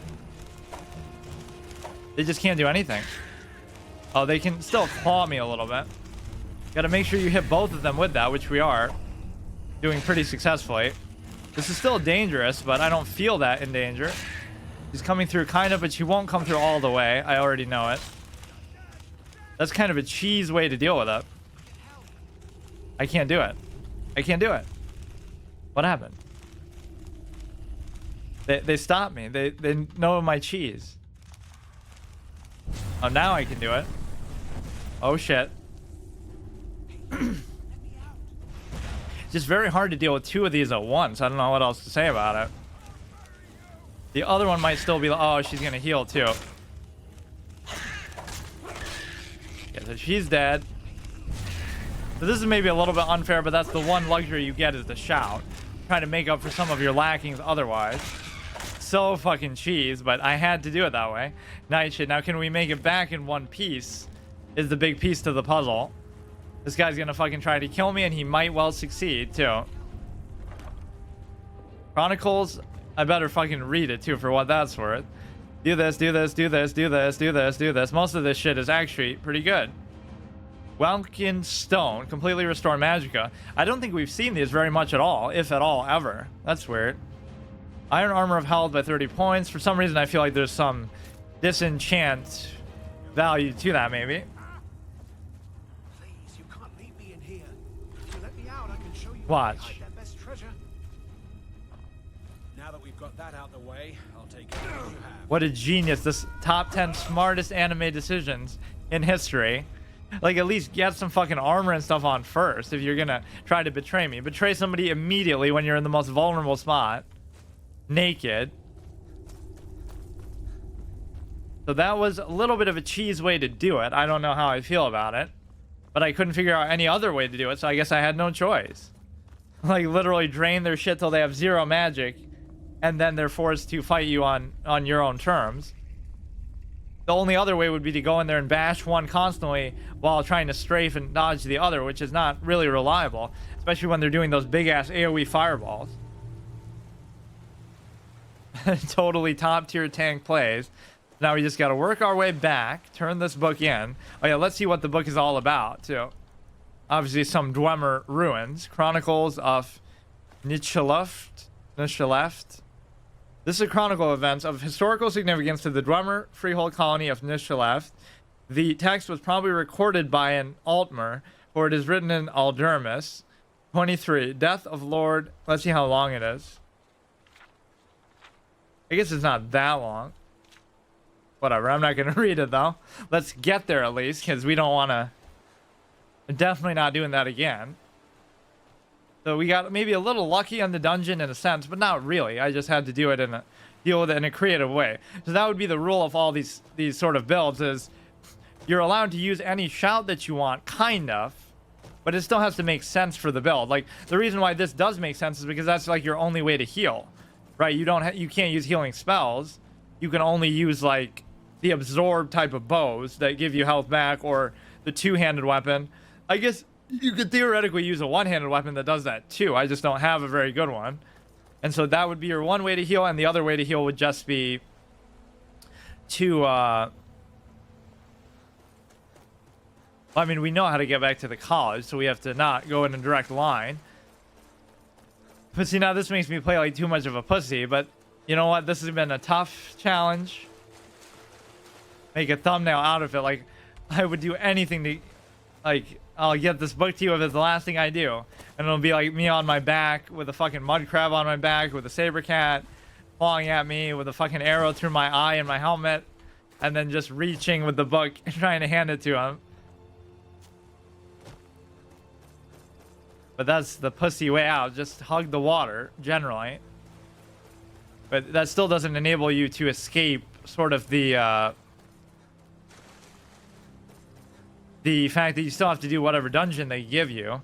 I was expecting it to be like more of a bandit type of thing where there's just more stuff in there. There was a troll and then like 3 hag ravens, 2 of which you kind of had to fight together, and they were scripted like not to come out of that room either.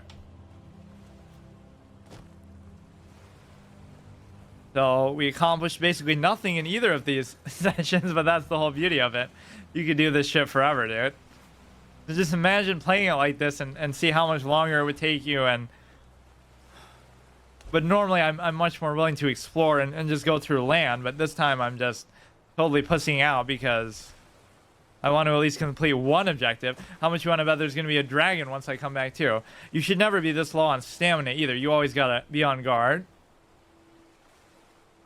Yeah, I don't like really how I use that shout there, but I can't figure out what else I could have done. Like, if I go in that room, I guess they do heal, actually. I was going to say they don't heal, so you could just go in, hit them once, come back out. And yeah, I still haven't had a good application of shield charge either. Now, there is no way to take a boat, I don't think, to Winterhold anyway. Right, because it's all like above water. You could theoretically go below it, but I don't think actually the boats let you go there. You take like a horse carriage, that would technically be allowable, but I almost don't even want to. Another Nern route. We would have had way more of those if we didn't keep dying. The fuck Solitude. Somehow I always end up getting into trouble over here. Snarky fucking Imperial capital here. Even though the true Imperial capital is, like, Cyrodiil, right? That's where, the fucking Oblivion takes place, so... That's, like, the heart of the Empire. This is just, like, their heart here. This is kind of a shitty way to go about it, but... We had plenty of combat, we just haven't had it in a string together. Canis Root and Grass Pod. We're back to the ship again. There's Solitude in the distance behind me. So it's only a little shoreline trek away now. Who knows what we might encounter along the way. And who knows where he would send me next. Find out next year on the next Christmas special. This is incredible how much of a journey every little thing is. Literally lasts me till the day I die. This one fucking game. I don't like that breathing sound because Argonians specifically do not have that issue, right? Isn't it like an active effect too? You can breathe underwater. So why are you coming up for air? I guess you're just recalibrating. You're breathing air now instead of water, so you have to... I don't know. It just seems stupid. Like, it shouldn't be any inconvenience for you at all, so why...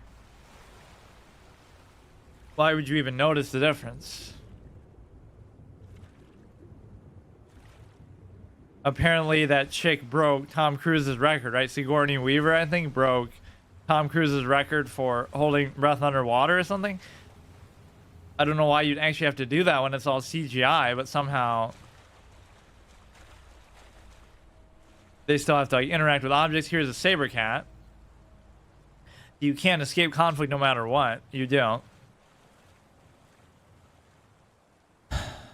I didn't know she played the little girl either, but a lot of people were upset about that, like, oh, she's too old or whatever. But I guess just in seeing it, I didn't even hardly notice. Or maybe he's already dead.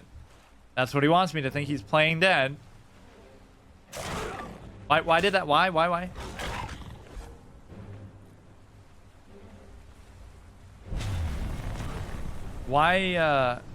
did that do so much through my shield?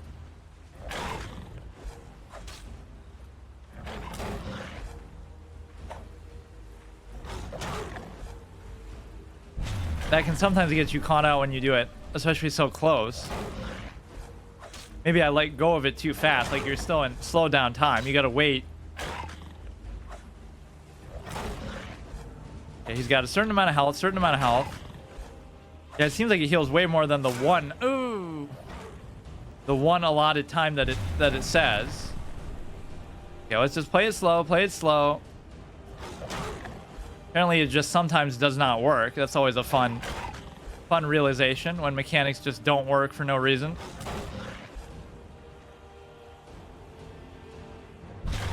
That almost got me there. I want to wait till I can at least take one of those random hits before I try to hit him, because it's going to just happen again. Happened twice this one encounter. I don't get it. I don't get it. Why is he getting through? Maybe I don't have enough stamina? But it couldn't have been like that at the beginning. And for some reason, it's not even going back to my save thing. Fuck. So what you shouldn't do is necessarily the same objective over and over. But I am kind of inclined to do it now, just in principle. Why the fuck did that happen, though? This is clearly not one of my better builds that I can make with this character, who is obviously inclined towards magic or at least long range kind of play, where you have only a total of like 290, 280 health is not, well, I guess I only have 420 mana, but normally I have like 700, which means my base stats actually aren't that far apart. That means it's just more so the gear that I put on that makes it look like that. It was basically behind Solitude somewhere. I wouldn't even be past taking a carriage now. There's no rule against it. It's just like, man, I don't even know if there is one here. I feel like there is, but I can never find it then. I never really go back to this part behind the inn. Of course, there's nothing here but like broken down fucking houses anyway. Huh. You would think there is a carriage here, but I never see it. Come on, give me the stupid fucking dragon. You know it's gonna come. We could take a little wider of a route now. How did we end up dying on this route? We ended up running into some bandits eventually. The second route in the middle, like behind the inn or behind the Jarl's house, was very dangerous too. That's like a big fucking group of bandits. Huge.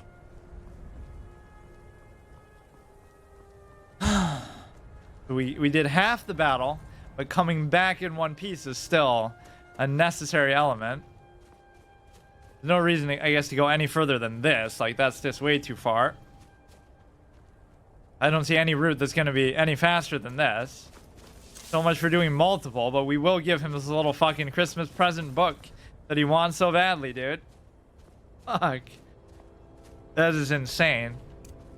I haven't tried the block of ice one very much. I'm very confused about that last encounter, though. I genuinely don't know how I was still getting hit through that.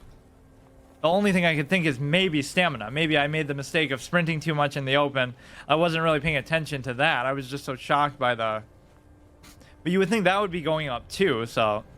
The way that we deal with the Hag Ravens is going to be the same thing, I guess. We just spam the shit. I don't know how else we really can in a room like that. It's unfair, but... It is what it is. So this is going to be super far away. Super far. And if one little archer catches us out, that's the end. But don't rely on the radar to show you the blips. Rely on your eyes to see in the distance, like, who is going to be there. But yeah, that troll I probably killed last year. I certainly haven't been this far out yet. This is like us just coming out of the college for the first time after our year in stasis, which precluded further development of covert skills, as Dr. Breen would say. I always like that line from Half-Life 2. I have reason to believe he's been in a state that precluded him being as badass as he's showing himself to be. He's just a fucking... He had barely completed his, whatever, his... What's it called? His thesis or something like that at the time of his induction into the Black Mesa incident, and yet he's capable of doing all this mad shit. So here's the other lighthouse. So at this point, let's break from the road a little bit. I see a troll there. Let's practice blocking, because apparently I don't understand still how it works. And of course, I can't even do the shield charge because it just doesn't work either. I mean, if he's just gonna keep doing that, I'll do the fucking shout on him, fine, but it has a little better range than you might think. Maybe that's just because you have the second form of it. I don't know how exactly that works.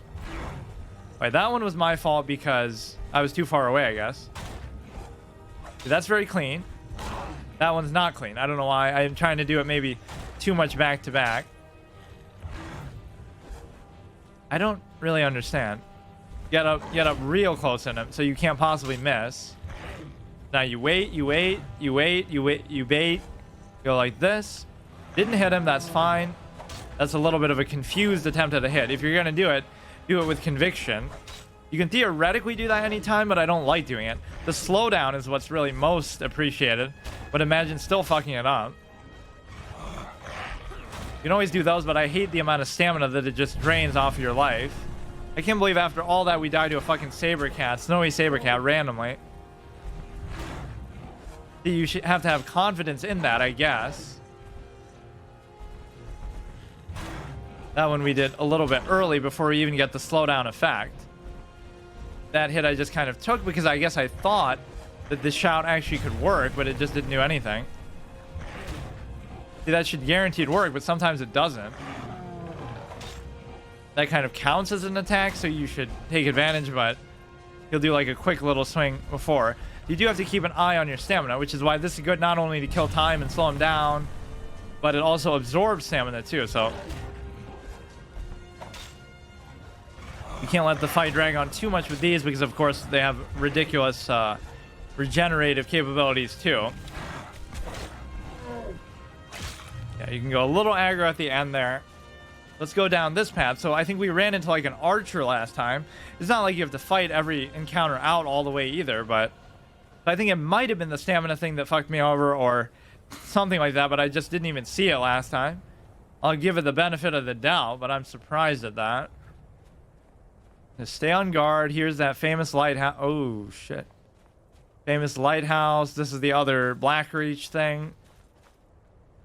You're gonna die of fall damage. You actually might. You have to scale down the mountain.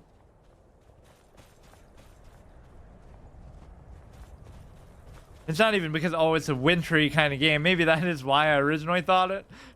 I guess that determines when to play it, but not so much how many times a year. Or you could just easily be, oh, do it for Halloween, do it for Thanksgiving. It doesn't really matter.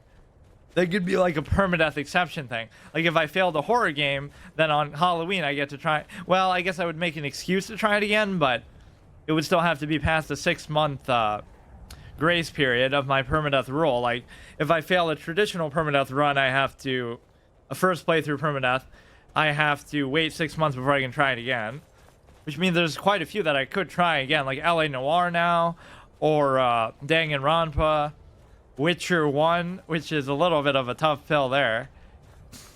Just the way that I died there was kind of insulting. That was not a good, what is it? It's an Ice Wraith, which is very dangerous. I feel like these kind of things can catch you out with their spells and shit, even though I have a good amount of magic resistance. Of course, I do have a type advantage against most of this type of stuff. I feel like that maybe hit him, but we gotta wait for the stamina. That's the biggest mistake I'm making, is I'm draining my stamina before I get to do anything here. Somehow I don't think he'll have that much health, really. Oh yeah, they kind of move with it or something? I don't even know. Or they blend in with it at the very least. Create like a little hazard for you. That didn't do too much. Don't get too cocky and do shit like that, though. Try to interrupt whatever spellcasting shenanigans he's doing. That did a little bit too much. It's kind of hard to even see the damn guy. That's the main reason he puts that shit on the ground, just to obscure your vision. Hit him with that. That's always good. Didn't have to use a power attack there, and I actually missed with it. Oh, he was just dying from damage over time, I guess, anyway. Okay, that wasn't too bad. It's always hard to know how crazy these enemy types are going to be either, too. How much you want to bet at reset to adept, and I've been clowning up this much, too. Oh, that would have been hilarious, because we took the little break and exited out. So imagine if it had reset. There's no way we'd be dying this easily, though. So we're on our way to Solitude pretty much now. But it's even further past that, which is kind of ridiculous. Yeah, I like that. I play this game once a year, and people still want me to play chess or something else that I can play any other day. That's always funny. I'm usually not a fan of these type of things because it puts too much pressure on you then. Like, oh, you know. Now I feel like doing this all day just because I know I won't have another chance. But it's a good way of doing it. I'm impressed that I was able to keep it so well last year. Or, I mean, this whole year, basically. So there's fire there. It could mean there's a dragon. It could just be ambiance, whatever. Even if there is a dragon, I'm just going to keep fucking going. I think that just burns eternally.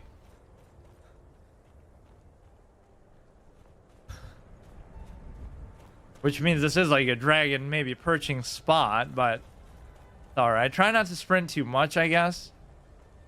But it's quite a long journey. So we haven't used the world map or the local map one time. We just keep using the radar up top, which is... Even that, well, you would need to know where the objective is that you're even going to. Or you could just really go with no objective and just eventually complete things anyway. Or just go by the names of places. But even that you wouldn't know either. Just play with 0 UI opacity so you wouldn't have anything on the screen at all. That would be the ultimate immersive way to play. So this almost seems like it's going to be a waterfall that dips down. So maybe I can't go this way. That's just how it looks. I don't know. Actually, it probably is. No? There's like a little hut here. So now we're like in Dawnstar. We could try to get some arrows here and then end up with bounty and then end up dying to the fucking guards. Yeah, but I certainly don't feel like a tank, unfortunately. But this is kind of like, we could still block a dragon to the face and, you know, it'll do a little bit through our shield, but it won't do that much. But as soon as the shield goes down, you just die. One shot, you just die. The breath also is pretty much like that because it lasts so long. So it's very hard to deal with dragons on Legendary when they have this much health and whatnot. Little fox, another... There's like some secret code password thing behind here, I think, somewhere. In the mountains. Something to do with the Dark Brotherhood. Yeah, so many things like that I still haven't done. I haven't done the Dark Brotherhood. I haven't done the Thieves Guild. Like, I almost save a lot of that shit. Oh, this might be it right here. It was like, I only did the college and maybe the companions. Black Door.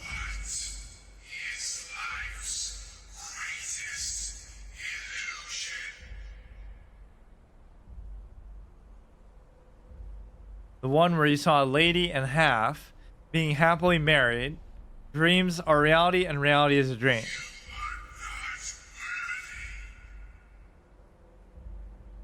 I don't remember the voice being quite like that, but okay. I love the dynamic, speaking of dynamic events like the blacksmith dying. In this game, in Oblivion, we had one of those great moments too, like, we're in a dungeon, we're just fighting stuff, and then there's apparently some NPC in a dungeon, but I'm so like on pins and needles that I just attack them right away, and then it's like, oh shit, we accidentally killed an NPC. And then it says in the top left, somebody witnessed your act, or your act won't go unpunished or unnoticed. And then I'm like, oh shit. So then we just go back to town, we sleep in a bed and we rest. And then as soon as we wake up, the Dark Brotherhood is there, like, we know what you did. So I thought we would get in trouble for it somehow, but instead we got praised for it. Like, that was just a very unexpected, dynamic kind of moment. This is that same guy's fucking hut.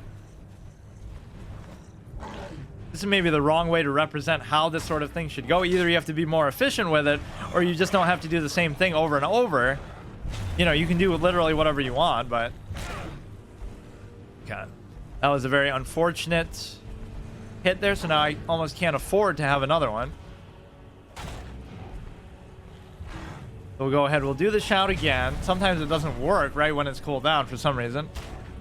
Gotta make sure you can at least take one hit, because something will go wrong. Yep, see, like, that's just unavoidable. Unavoidable. Couldn't have done anything about it. Now I'm doing this more so just to slow down time. Sometimes if they get you with a quick hit there, it'd be trouble. Or just don't even try to go for the swing necessarily. Wait for the health, wait for the health. I'm just gonna die there. Wait for the slowdown. They can't catch up even as I'm backpedaling away. That did slow him down. You just do like a quick swing sometimes after those. The cooldown on this is super short though. You can just spam it and it does give you that little knockback bonus. That was a bad hit. I told it ahead of time. Do this just to get away. Diagonal backpedal. He doesn't seem to be able to do anything. Kind of nice that he gives you a little reprieve there. So just make sure you can take a one-hit threshold. Make sure you can take a one hit, and then you go like this, which didn't work. It didn't work. My shield did not work there. That was not fair. Maybe I was like just about to parry or just recovering from a parry. We just need to heal up. That's very frustrating because I feel like I'm doing it right. Hit him with that. I'm not going to have enough health to do anything. And in fact, I can't do... Oh, the Horker's going to come to save me. Look, the army of Horkers comes to my rescue. For some reason, they feel like doing that. Let's actually see who wins. Obviously, the troll is going to, but he's going to hit way more. They have a good amount of health, but I'm not even going to join in. This is like one of those Far Cry 50 tigers versus 50 bandits or whatever you can do in like the map editor. He kills one of them. The 2v1, the problem is his regenerating health is really going to take its toll on them too. I am a man of honor where I wouldn't dare interfere in a fight like this, but the Horkers actually come to my rescue. Look at this, dude. He's backing off. He's scared. Maybe we'll come to their rescue now. Am I going to take aggro? Fine, we let one of them die. Oh, is the Horker actually going to hit me now? I hit one of them by mistake, but that was after he already hit me. Come on, I don't want to kill Horkers. That's not something that you really have to do. I don't know what happened there. It looked like he got hit, but it didn't show the fire. It's unbelievable. I'm playing really badly, I guess. I was blocking everything before, at least. The Horkers don't really know what they want to do with this situation.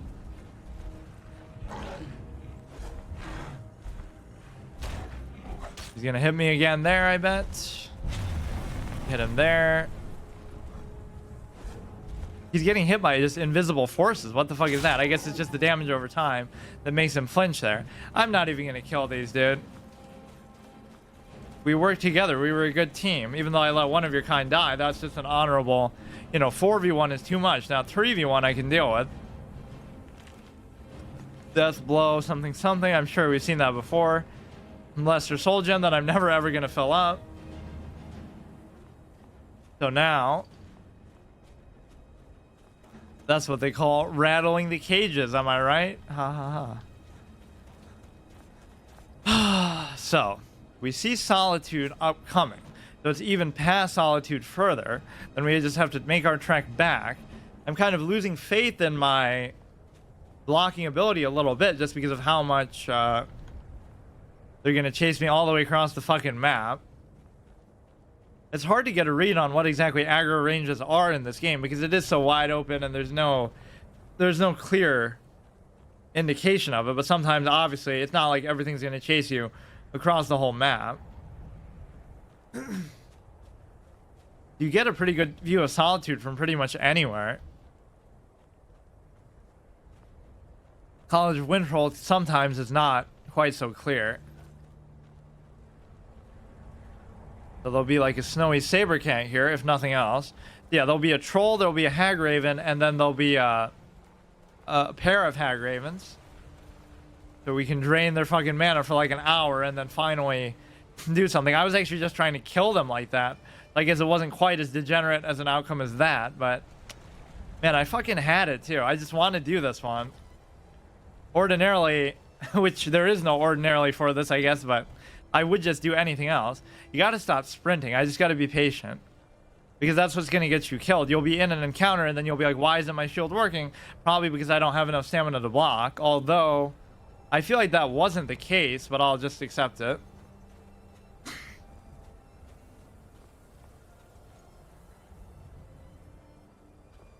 Come on, let's pull it together. That is like a snowy saber cat. He's attacking a human. There's multiple. Oh, it's a bear.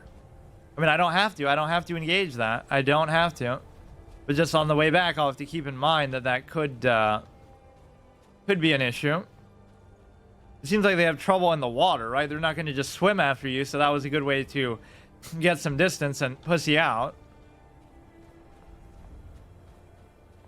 So you see them in the distance there before the red dot even appears. Certainly before they see you. I mean, you might say, oh, this is too convenient, but you're not always going to have a path where the location to go isn't going to be right by the water. It might be in the middle of the map. So here's revenge on this guy. I don't know why my shield just didn't want to work. I have full stamina.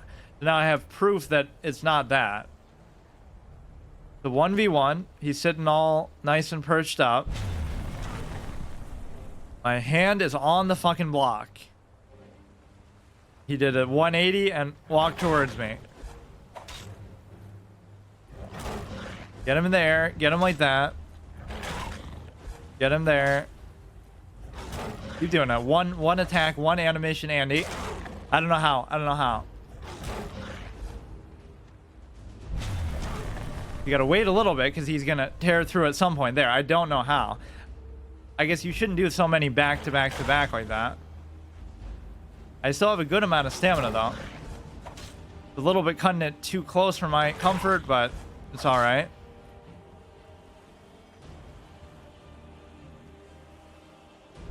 Try to keep him in line there. That's your one fucking healing ability that you're gonna be able to do. My base weapon should probably have a heal on it too. All things considered. He doesn't always just do the jump, but I guess it's okay. Yeah, that was pretty clean. Although he still got that one hit in somehow. I just feel like I'm doing it exactly the same way the whole time. That's what's so confusing. So there's some chorus and shit here. If you go to the left. If you go to the right, you're pretty much safe. Nothing's ever going to kill you in the water. So this is kind of an easy one in that sense. Even though you have to traverse like the whole fucking map, to be fair. Our biggest mistake was going in solitude. That one would have been just as clean as anything else. One quest permadeath run. Can't even do it. So here, we can just abuse the water a little bit. This will be like the little storage thing, I think. Like where they put all their shit. I don't know. Solitude store or something. There's the other lighthouse that we went up into and had a notion to pick the lock.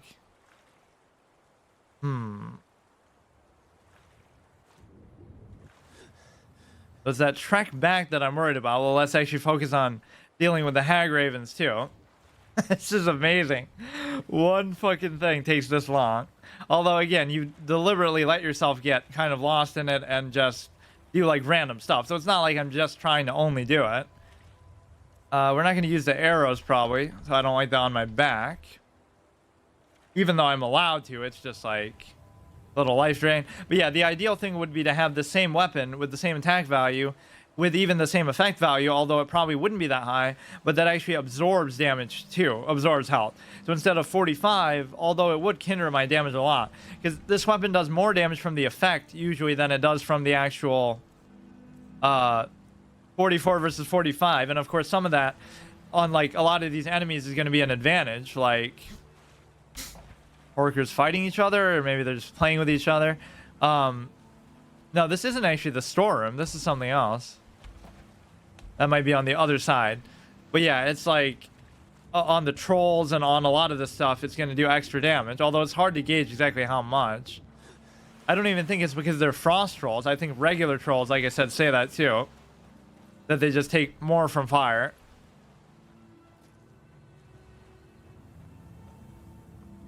Almost seems like he's on guard to, oh, it might be like a pirate ship, actually. Which is kind of conspicuously docked underneath. I guess sometimes they do that, like right underneath Whiterun. if you go outside in that little grotto, there's a whole bunch of bandits right there, highwaymen. So we kind of know how to deal with this, but it could still be tricky. The Hagraven don't hit too much with their spells, thankfully, but I don't think I took the full brunt of a fireball, so you got to get like a glancing blow. You got to use line of sight a little bit.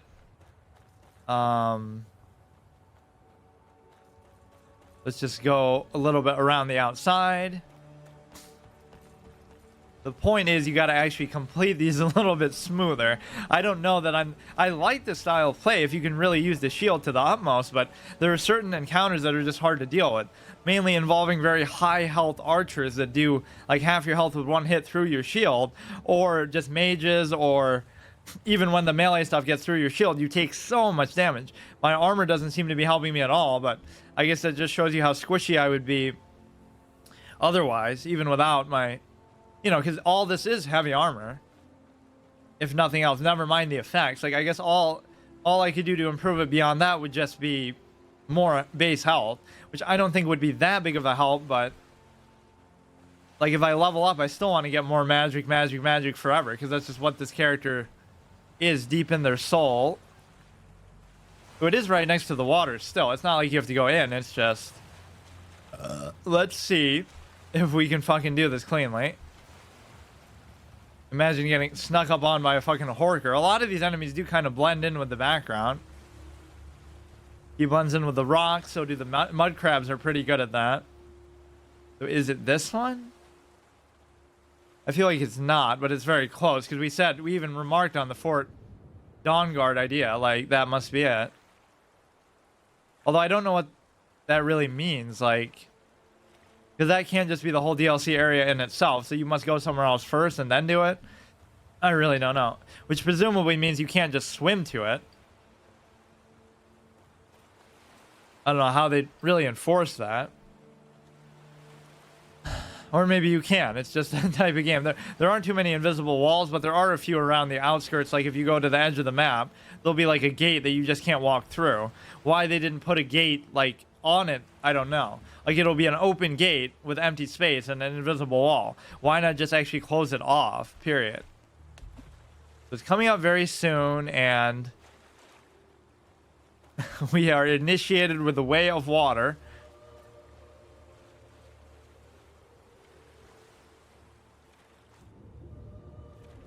Where is Elder Scrolls 6 even supposed to take place? I forgot. I think they leaked it, or they don't even mind. Elsewhere, maybe? I forget. Or maybe that was just a fan theory and then it's something else. I love that little part of the song. Kind of a sadness to it. Little flag there. I don't know what the meaning behind it is. Probably just slaughterfish. That's all that's going to attack you in the water. There really aren't too many menacing water enemies, which I guess is fair because they wouldn't expect you to fight in the water. But oh, there it is. There it is. Right, that's got to be it. Almost like it might be quicker if I went the other way around the map, but probably not. In fact, if you just follow the icon, it'll, you know, it'll come to the same thing. But yeah, he chose a real winner for this time. One fucking college book quest to die for.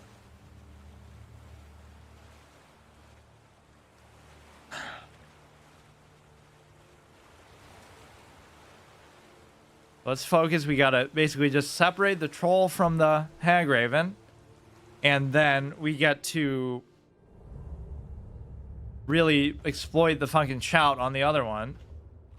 It's going all sneaky like. We're not gonna trigger these little trap noise things, which I don't know even how well they notice it if you do, but realistically that's what it would be for. Like even that made a little bit of noise, whatever I did there. Looks like that light comes on just as you get near it. Motion activated torch. Stealth tank over here because I'm so fucking squishy. The door is thankfully locked or whatever. The rock is closed. Oh, it's like a random chance thing. So this is just a spider. Last time it was a troll. They're doing some kind of experiments on it. Oh, is she going to open the door? Because that I cannot allow. got to do like a little line of sight shit here. I don't want to find out how much that hits, but I guess I'm not that intimidated by the spider, but who knows? Maybe we should be.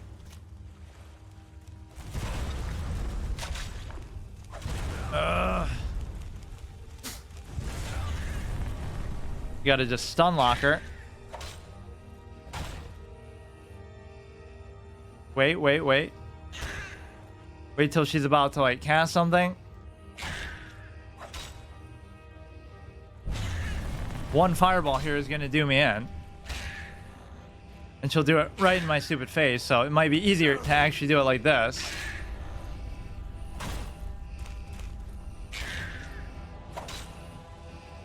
Probably shouldn't do that.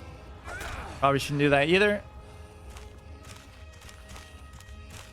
I can't do the shout.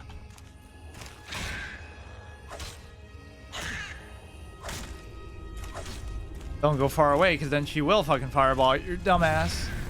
Or it's possible I'm draining their magic a little better than what I realize. Oh, she'd rather heal than do that, though. She was saving her mana for that. Okay, we get the nice little kill animation, which sometimes can fake you out on Legendary because it's not as much as it thinks, so it miscalculates and does the kill animation like 3 times, and they survive all of it. The best sign of health padding that even the developer can't wrap their head around. Now it's going to be pretty much the same thing, just spam the shout. They don't come through this door ever, right? They're literally zoned into that. So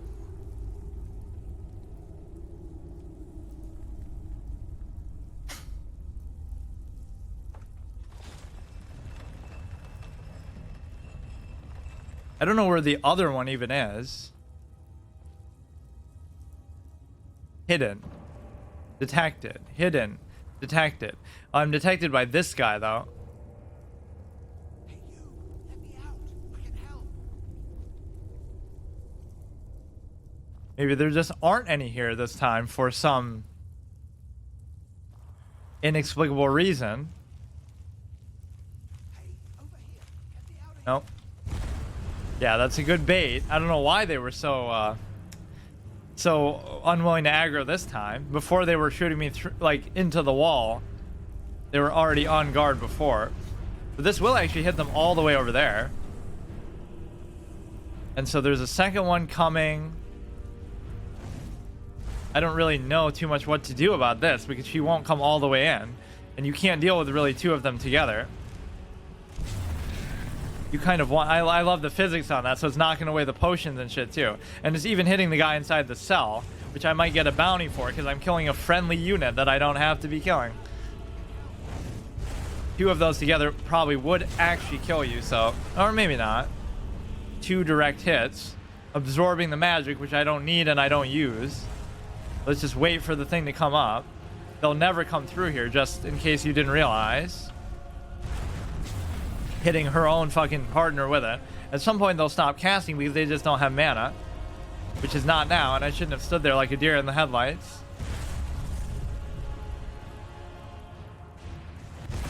That one was a very direct hit, so why don't we just wait a second? Just wait. They're fine. She's going in the cage herself just to torture this guy who can take an unlimited amount of punishment, which is very much to their liking, I suppose. I definitely hit the one on the left. I couldn't tell if I hit the one on the right. So they're not even casting spells now, which would lead you to believe that they are out of mana. But now one of them might get it back. See, I can't shout now, even though I'm trying to. I don't understand. It's clearly cooled down. Drain vitality. That's so weird. Yes, she has fire in the hand, but she's not doing it. The other one can definitely do it. She's not really focused on me, so just keep an eye on her. Let her get distracted by that. They don't do very much with their melee. Even their spells don't do maybe as much as you might think. So once you get them to this pathetic mana-ridden state, there's not much they can do to you. Is she even going to react to that? Imp stool. That could have a different meaning too. A stool the imps sit on, or you know, something else that they create, let's just say. Go like this.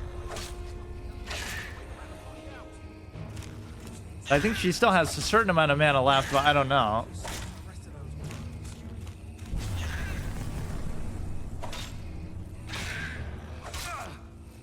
Yeah, their melee hits are pretty shitty, which has nothing to do with, oh, I'm like tank builded.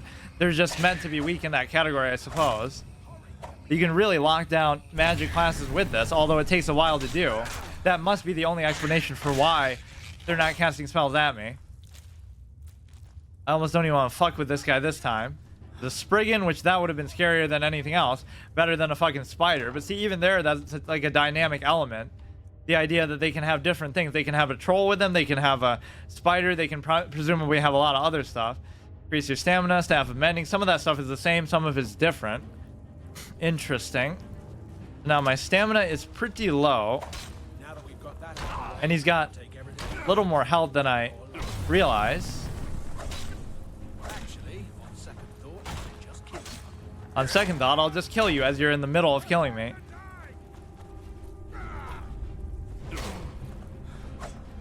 Wait.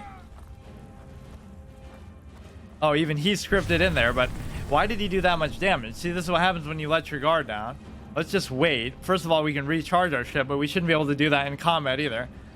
Can't change gear or recharge soul gems and stuff in combat. You can change your arrows, just because that'll happen automatically anyway.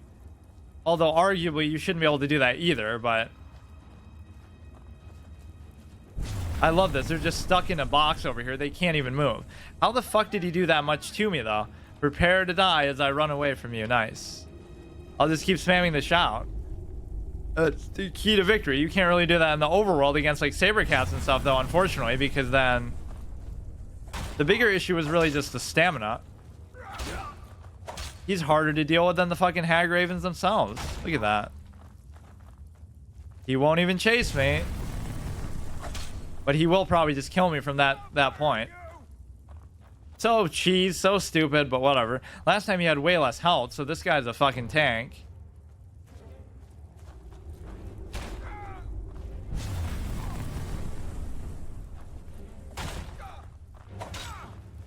He's a fast hitter, but he shouldn't be particularly strong. Victory's yours. Okay. Take this, everything's fine.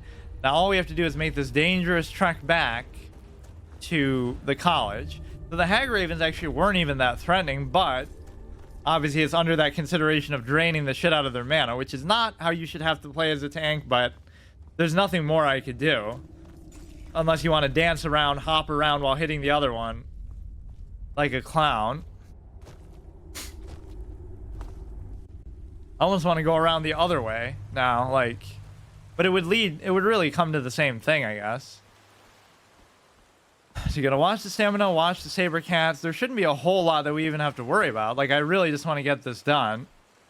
We turn in the book. We can rest triumphant after doing a single college quest. What an epic journey adventure it was. There were some really fun encounters in there. I like that one where the, you know, other saber cat crept up on me at the perfect time. And yeah, you just feel under such amount of threat because of how Legendary works, and also of how maybe my character was built in kind of a suboptimal way, but deliberately so, in the sense of, like, you know, so much as a mage.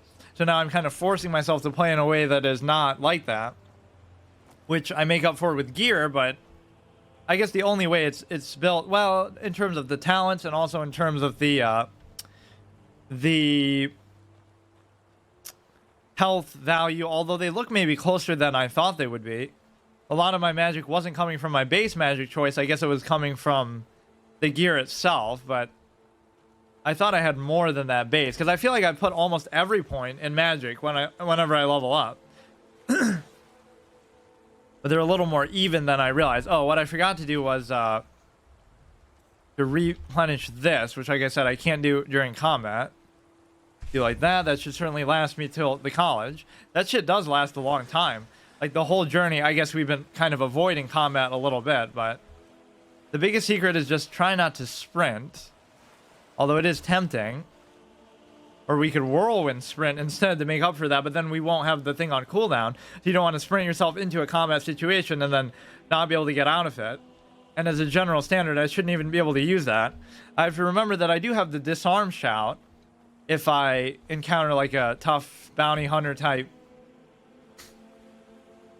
I like all these dad jokes that I use as my fucking arts too, like bounty hunter, but not that kind, like for Red Dead, where he's like, oh, we could use some help. Because he hears you're a bounty hunter, but he didn't realize you're hunting for your own bounty by killing law enforcement. So we see a little Nern route there. It seems like there's a good amount on this whole trek. See how hard it is to complete one quest. Whatever it might be. The one for Froki, this one, the Nern route one, anyone. And just to have any sense of permanence in the world. But it's the experience that matters. So here's a fucking little Horker. Don't really care too much about that. You just got to stay on guard, literally, with the fucking shield, which doesn't work half the time for some reason. Like, I swear I'm holding it down the whole time. So they're catching me in some weird spot. Or, like, as soon as I parry or... I guess maybe it's the time slow down that fucks me up. I'll do it. I'll hit them with it, and they'll be stunned. But because I let go too soon until they're pushed back, they still count as hitting me somehow. I don't know exactly. Oh, wow. I'm just farming fucking Nern route. I think I see another one in the distance there, too.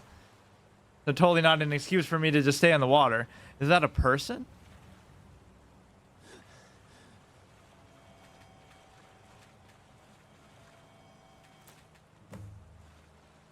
Or I don't know what that is, but there's one here at least. That's just like a fucking tree.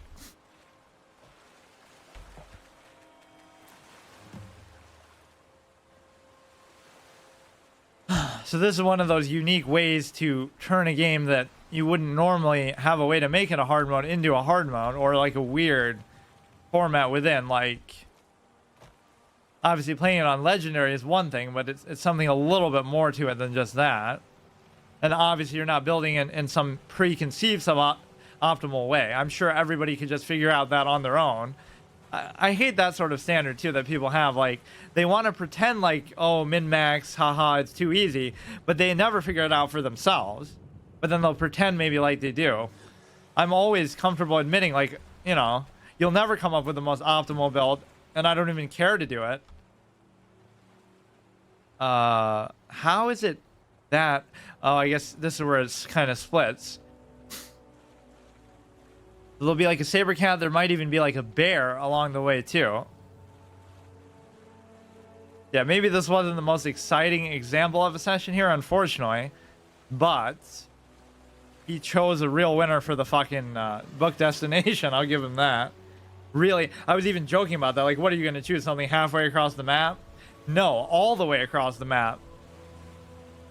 So it was the journey that was the most annoying part, not even the destination, although that could be tricky if you didn't really cheese it with the shout like that.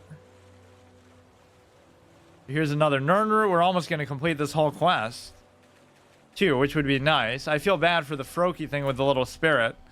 Of course, the Nern route stays there. Or no, never mind. I must have picked something else up there. So yeah, we saw like a little bear and a saber cat, which presumably are going to still be here. Just like how the corpses remain too. Imagine swimming with all this fucking heavy armor. I could just swim the whole way. Like, I don't even have to worry about it. Just because you can breathe underwater doesn't mean you're frost resistant as an Argonian. But presumably you're pretty comfortable in water no matter what. That's like the rich, affluent Argonian lifestyle. They'll be in their pool all day. Just to live the life. So where exactly... That doesn't matter. Those are just like slaughterfish, right? Oh, so scary. They can't even catch up. Although I don't know exactly how much damage they do. They would have every right to do a lot of damage. But the trade-off is they're obviously easy to kill. But the hard thing with that is you can't really kill them because... You can't really do anything in water. Or I guess you kind of can because... No, I guess you can't even shout either. They're always just kind of there to throw you off. by showing you stuff on the map. I think this one we already killed. Like, I'm not afraid of this, but if I encounter two things at once, that could be a problem. Or he could just be sleeping.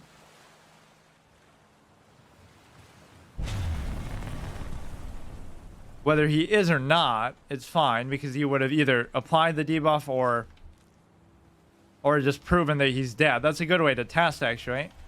Sometimes they do try to bait you like that. 7 out of 20. Pretty much all the red dots are just slaughterfish, I think. That's pretty good. This is a great Nirnroot farming spot. The ice rates aren't too bad.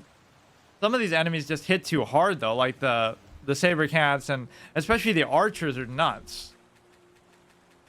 There'll be something that just catches you off guard and literally one-shots you, and then what the fuck do you do?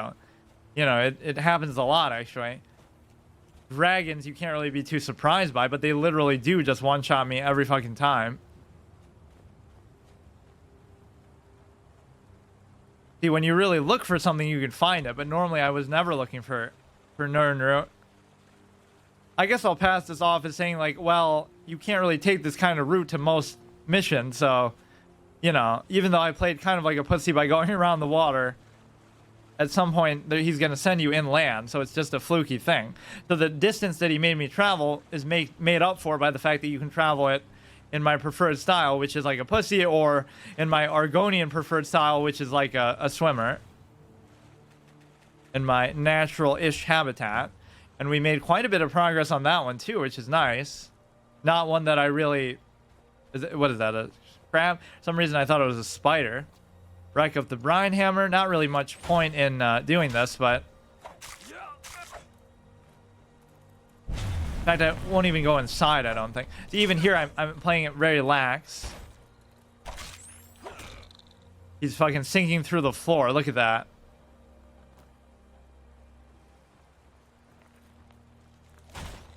Play it like normal. Practice. Even that was bad because, I mean, you'd rather block in that conventional way, like just a normal block, than to try to always bash them. But if you absolutely have to. You can see the college on one side, you can see Solitude on the other side. Beautiful.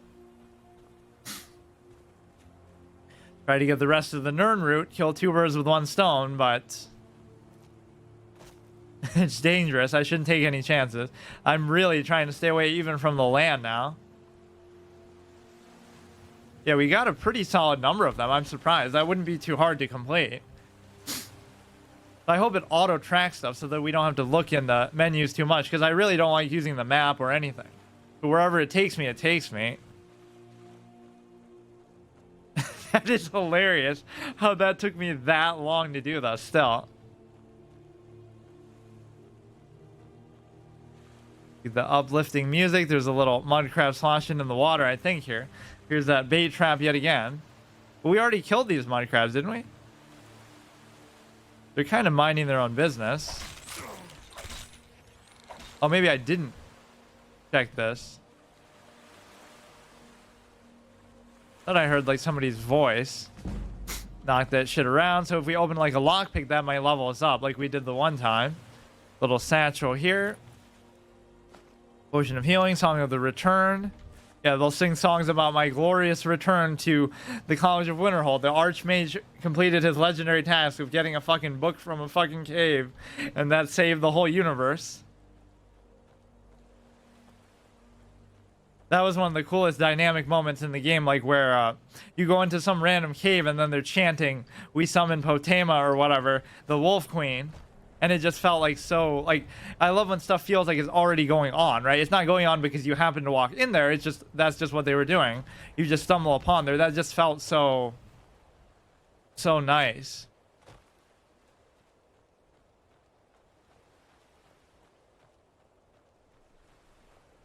I'm not afraid of shit, dude. What do you got for me? Give me a troll, give me a saber cat. I just gotta practice with the shield a bit more. I guess I don't understand it, but I can't do it now because then if I die, then I still have to reset. Yeah, next time, a year from now, we can practice with the shield more, and we'll still switch our playstyle. But maybe I'll start by it's just kind of weird because they get through so often. We're gonna complete the fucking Nern quest before anything else. I guess I just never paid attention to them before, but they're not that hard to find at all. Or this must just be the ideal spot to farm for them. That's the whole point. You're never doing anything in particular, but you're always on like 100 concurrent quests at once. Here's that little Dark Brotherhood thing again, just hugging the coastline. Yeah, you got to take with the good with the bad. I'm not going to say, oh, it was too easy because of this. And it's not over yet, so who knows what else we might face. It'll be completely different than on the way here. The lighthouse is a pretty good indication that we're close. And so let's keep going, even across the fucking water more.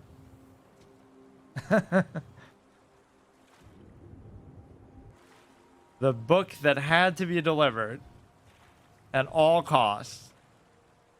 This is why I'm the Archmage. They respect me because I'm willing to put my life on the line for the smallest, dumbest shit out there.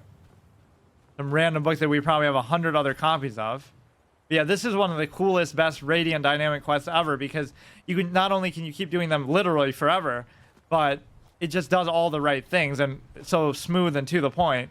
Like you could theoretically have the same quest like anywhere. Companions could give it to you, etc., etc.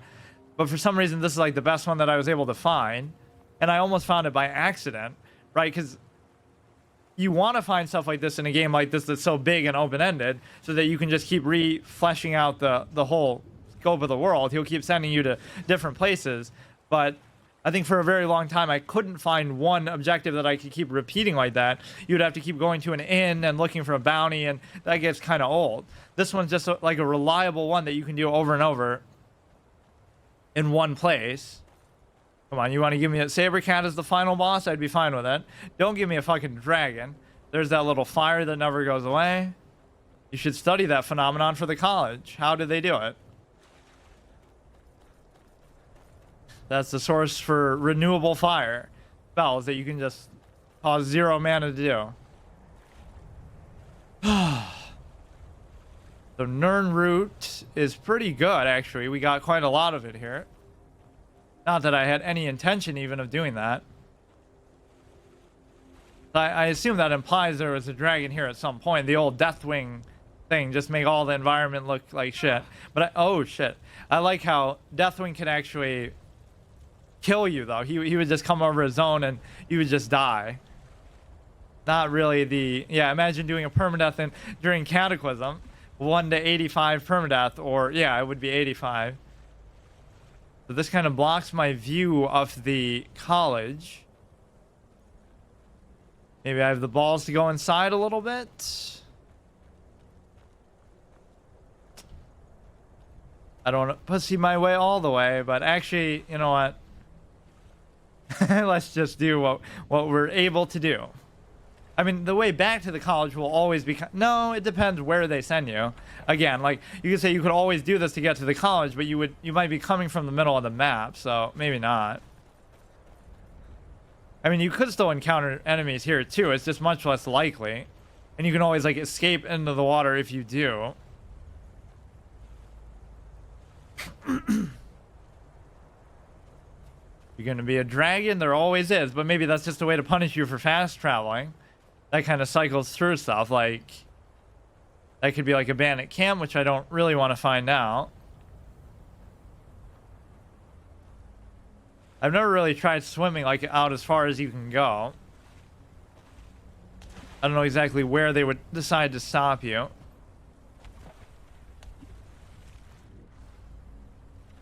If anybody could make it, like, all the way, it would be the Argonian. Although, I guess it wouldn't matter, because you don't have to go underwater.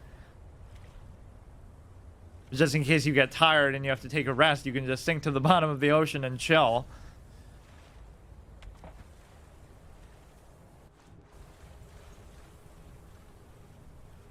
Okay, all we have to do is climb up that shit. Of course, there is a big bandit parade somewhere around there, too. Try to go up the little safe way that we typically do, which... Oh. Wait till he pops down. Wait till he pops down, so just hold it, hold it. Hold. Maybe that's my mistake. The slowing down of time fucks up my perception because if you let go too early, it could be a problem. He knows I figured out his one attack pattern. Just gotta hold it all the way. Just want to get a reliable, repeatable motion.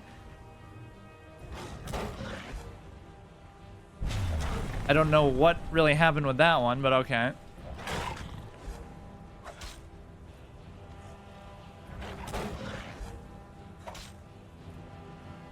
He's just playing dead. He's gonna do a fucking scratch at the end. He did like a regular attack somewhere in there. I guess he just did it too fast or something. So there you go. That was the final boss. Every fucking enemy is like a boss fight. Somewhat. But some enemy types are always just weak. Like even the Skeever Guardian was dog shit. Let alone the regular Skeevers.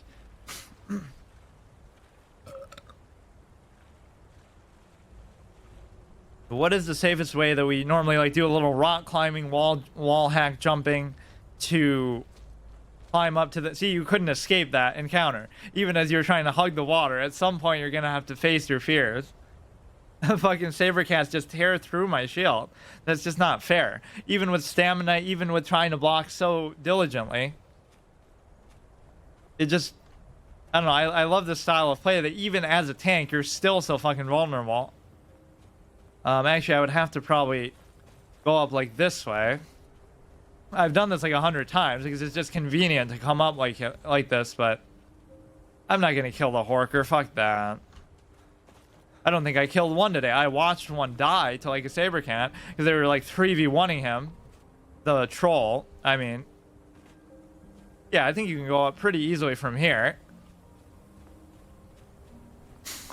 I have been through a hell of a journey for this fucking book, dude. You can do one of these dynamic quests a year. That's the fucking game, dude. You don't need any story. You don't need anything else. We just told an immaculate story, actually.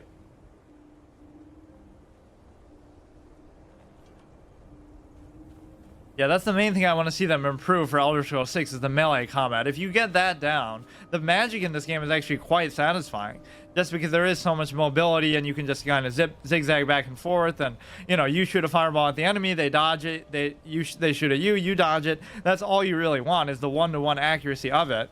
What kind of obscures that a little bit is perhaps the fact that there's a lot of like AoE stuff, like oh, fireball just makes a big fucking thing, but you can still jump out of it and dodge it. Just the enemies could maybe be a little bit smarter with stuff like that. And like I said, a little strafe off to the side would be kind of a cool thing. It could take up a lot of stamina. It could have a big cooldown, whatever, but do like a little side roll. In fact, I think there is a roll, but you have to like spec into it or something. It's like in Sneak, or maybe it's in something else. I forgot. It could be in Archery, actually, too. 20% harder to detect, muffled movement, deadly aim, blah, blah, blah, silent roll. Yeah, sprinting while sneaking executes a silent forward roll. But even then, the key word that's the problem is it's forward. I want something that lets me move side to side, right? Like something shooting at me, I just want to zigzag, you know, at least once. Zip. There are few places where one can pursue my type of work without fear of persecution. Every mage in this college regularly uses wards for practice, so as to avoid physical harm. I truly hope that these points actually sink in, and that more care and thought is given to the subject in the future. They just walk away. Giving a little lecture, that's kind of cool. But why are you... To see Skyrim still has such fine people. You give an old man hope. I like her. Restoration is a perfectly valid school of magic, and don't let anyone tell you otherwise. But no, like, there should be some new recruits. She's lecturing everybody who's been here for so long, like Tolfdir and stuff. Once again, I have found very insulting notes left in my personal effects. So, you wish to master the arcane art? Even though you don't think of it as arcane as much, it's fucking healing. Sometimes they do have some spells that I don't have, though. Until next time. Some of these schools of magic I've rarely ever even used at all. This should be the Arcanium. Take your fucking book. We didn't even get a level out of it, even though we were so close to leveling up. I guess if we did a lockpick type of thing, we could have probably done that. So we didn't even have to fight a dragon. That's kind of maybe one good thing about. May your next fight bring you victory, friend. Archmage or not, my rules about books still stand. Looks like you're still in one piece. And more importantly, so is the book. You have no idea. So he won't even give me another quest yet, but we don't necessarily want one. Holy shit. 36 gold. You think it was worth it? 36? Oh, shit. At that rate, money would actually be meaningful. So this one will actually go out to Skyrim. I don't think this will go to the Oh, it does. It's so weird how the bottom one goes up to the Archmage's quarters, too. It should go to, like, some middle area that the other staff goes to. And then you have to go further up for yours. Because, again, nobody needs to come here on a regular basis but me. Kind of messy here. I didn't do this on purpose. I don't know why it happened like that. We put a couple of dragon bones and gems in there. So, yeah, I kind of like this setup, but it apparently just isn't quite good enough. The biggest thing that's wrecking me is the fucking arrows, because I couldn't block the shit either. This will be like our famous pose every time that we leave it in. This is exactly how we left it last year. That was good. I thought I would get a few more of those done, but he certainly sent us across the fucking world. But you kind of learn that theory of aversion, like sometimes the best way to deal with conflict is just to avoid conflict. You can't always just take everything out, especially on legendary, especially with the suboptimal, you know, setup and everything. You can't feel bad about it because that's just the nature of it. So let's look at our gear one more time. Yeah, this is good, but you'd rather have something that maybe absorbs health. So not only, you know, even if it does half damage, absorbs 20 health, so it'll do 20 still, and then you'll also heal, which is kind of an issue for this class. So you're not allowed to heal traditionally, like with spells, but you can heal with something like that. Absorb 15 points of health. Absorb 9. So you're allowed to do this. You're about to die, so you can switch out to this and then try to heal with it. But chances are it'll just make you die that much easier. So I don't really like that. This gives you better block. This gives you a little bit of health. This gives you one-handed attacks, little hodgepodge mishmash of different effects. Block 14% more with your shield. None of these other ones would have helped me, I don't think, too much. Increase your health by 50 points. Health regenerates 30% faster. Arguably can help. Stamina regenerate, blah, blah, blah. Resistance against magic, obviously that's very good. Block 20% more. Stamina by 50, which I don't even have on. Health by 30, stamina by 40. So that's almost redundant to have both of those. Not like you can wear 2 rings. What a crazy notion is that? Wear fucking 10 of them, actually. Health regenerates 20% faster. Stamina by 30 points. Magic resist by 12%. Yeah, you could go for like a... This one is just such a dynamic... Oh, I guess it's not the ones that the guards use. Although it looks like it is. It's one that you get for, like, I think maybe doing that Wolf Queen chain quest or something like that. Like a really... You don't get... For some reason, I thought I just got it from killing a guard and just looting them. But I don't think they drop it. Or maybe they just look similar. But this is amazing. Right? Like fucking 30% magic resist and 35% basically just damage resist for everything, too. Except for arrows. It's very hard to block the arrows with the fucking shield. I don't know exactly how they expect you to do that. Like, just stand still and that should do it, but... What's all these spooky fucking noises in the background? Almost sad to see it go, man. This is what the best games end up having to do, though, because you can't just play them forever. You have to move on. Nice little statue of Debella. What's something that we got on our travels today that's maybe memorable? Besides the fucking book, obviously. Just like as a token of our achievement. Did we get any kind of cool items or something? We got a whole bunch of Nern root.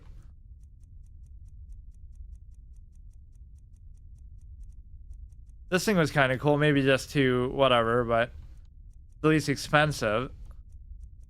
Bought a whole bunch of the soul gems. We didn't actually get as many arrows and stuff as I maybe would have liked.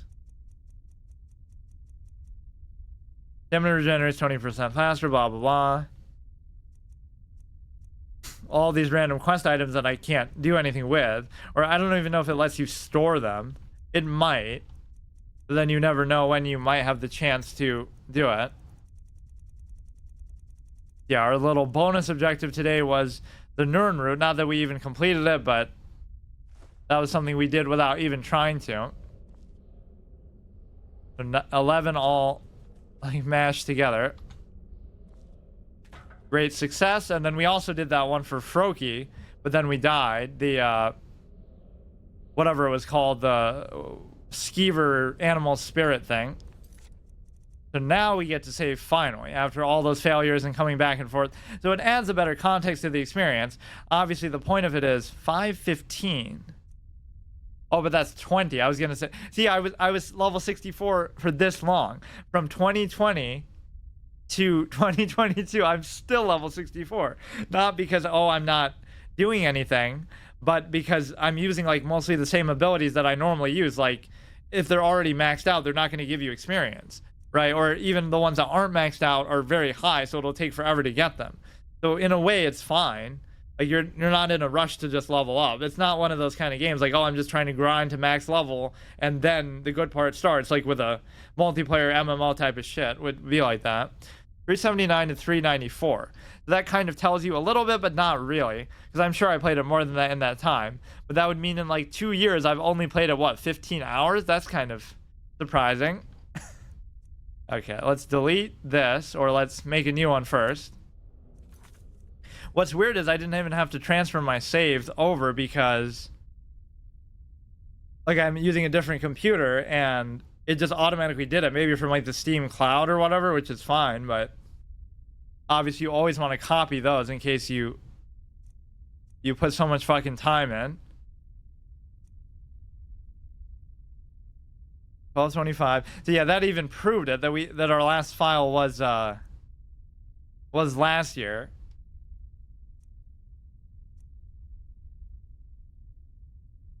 $94.29. Wait, what? $394.29. $395.34. So in like 5 hours, let's say, of playing, I only made how much time of progress? For every 5 hours played, you make about roughly an hour of progress, right? Like an hour and 5 minutes.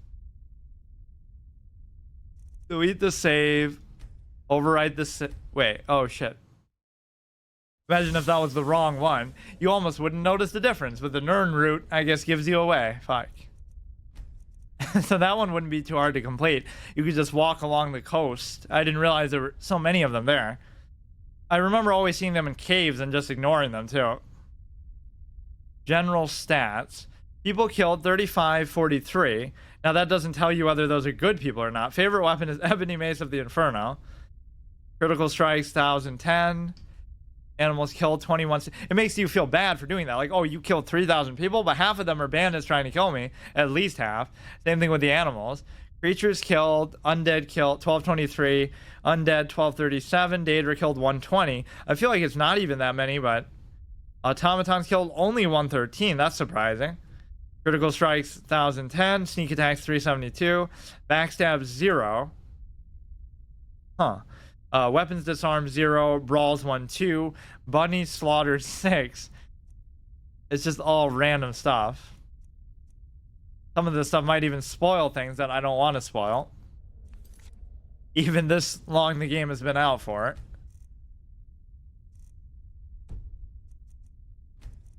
What an experience. One fucking quest. So yeah, we made 1 hour of progress. I don't know what we made last time.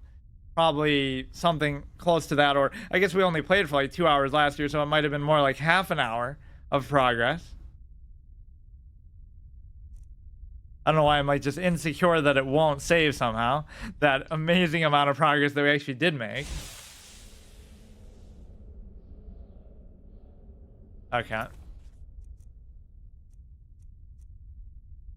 It's kind of a good tradition, and obviously we do the Red Dead fucking shit for Thanksgiving, but that I do throughout the year too.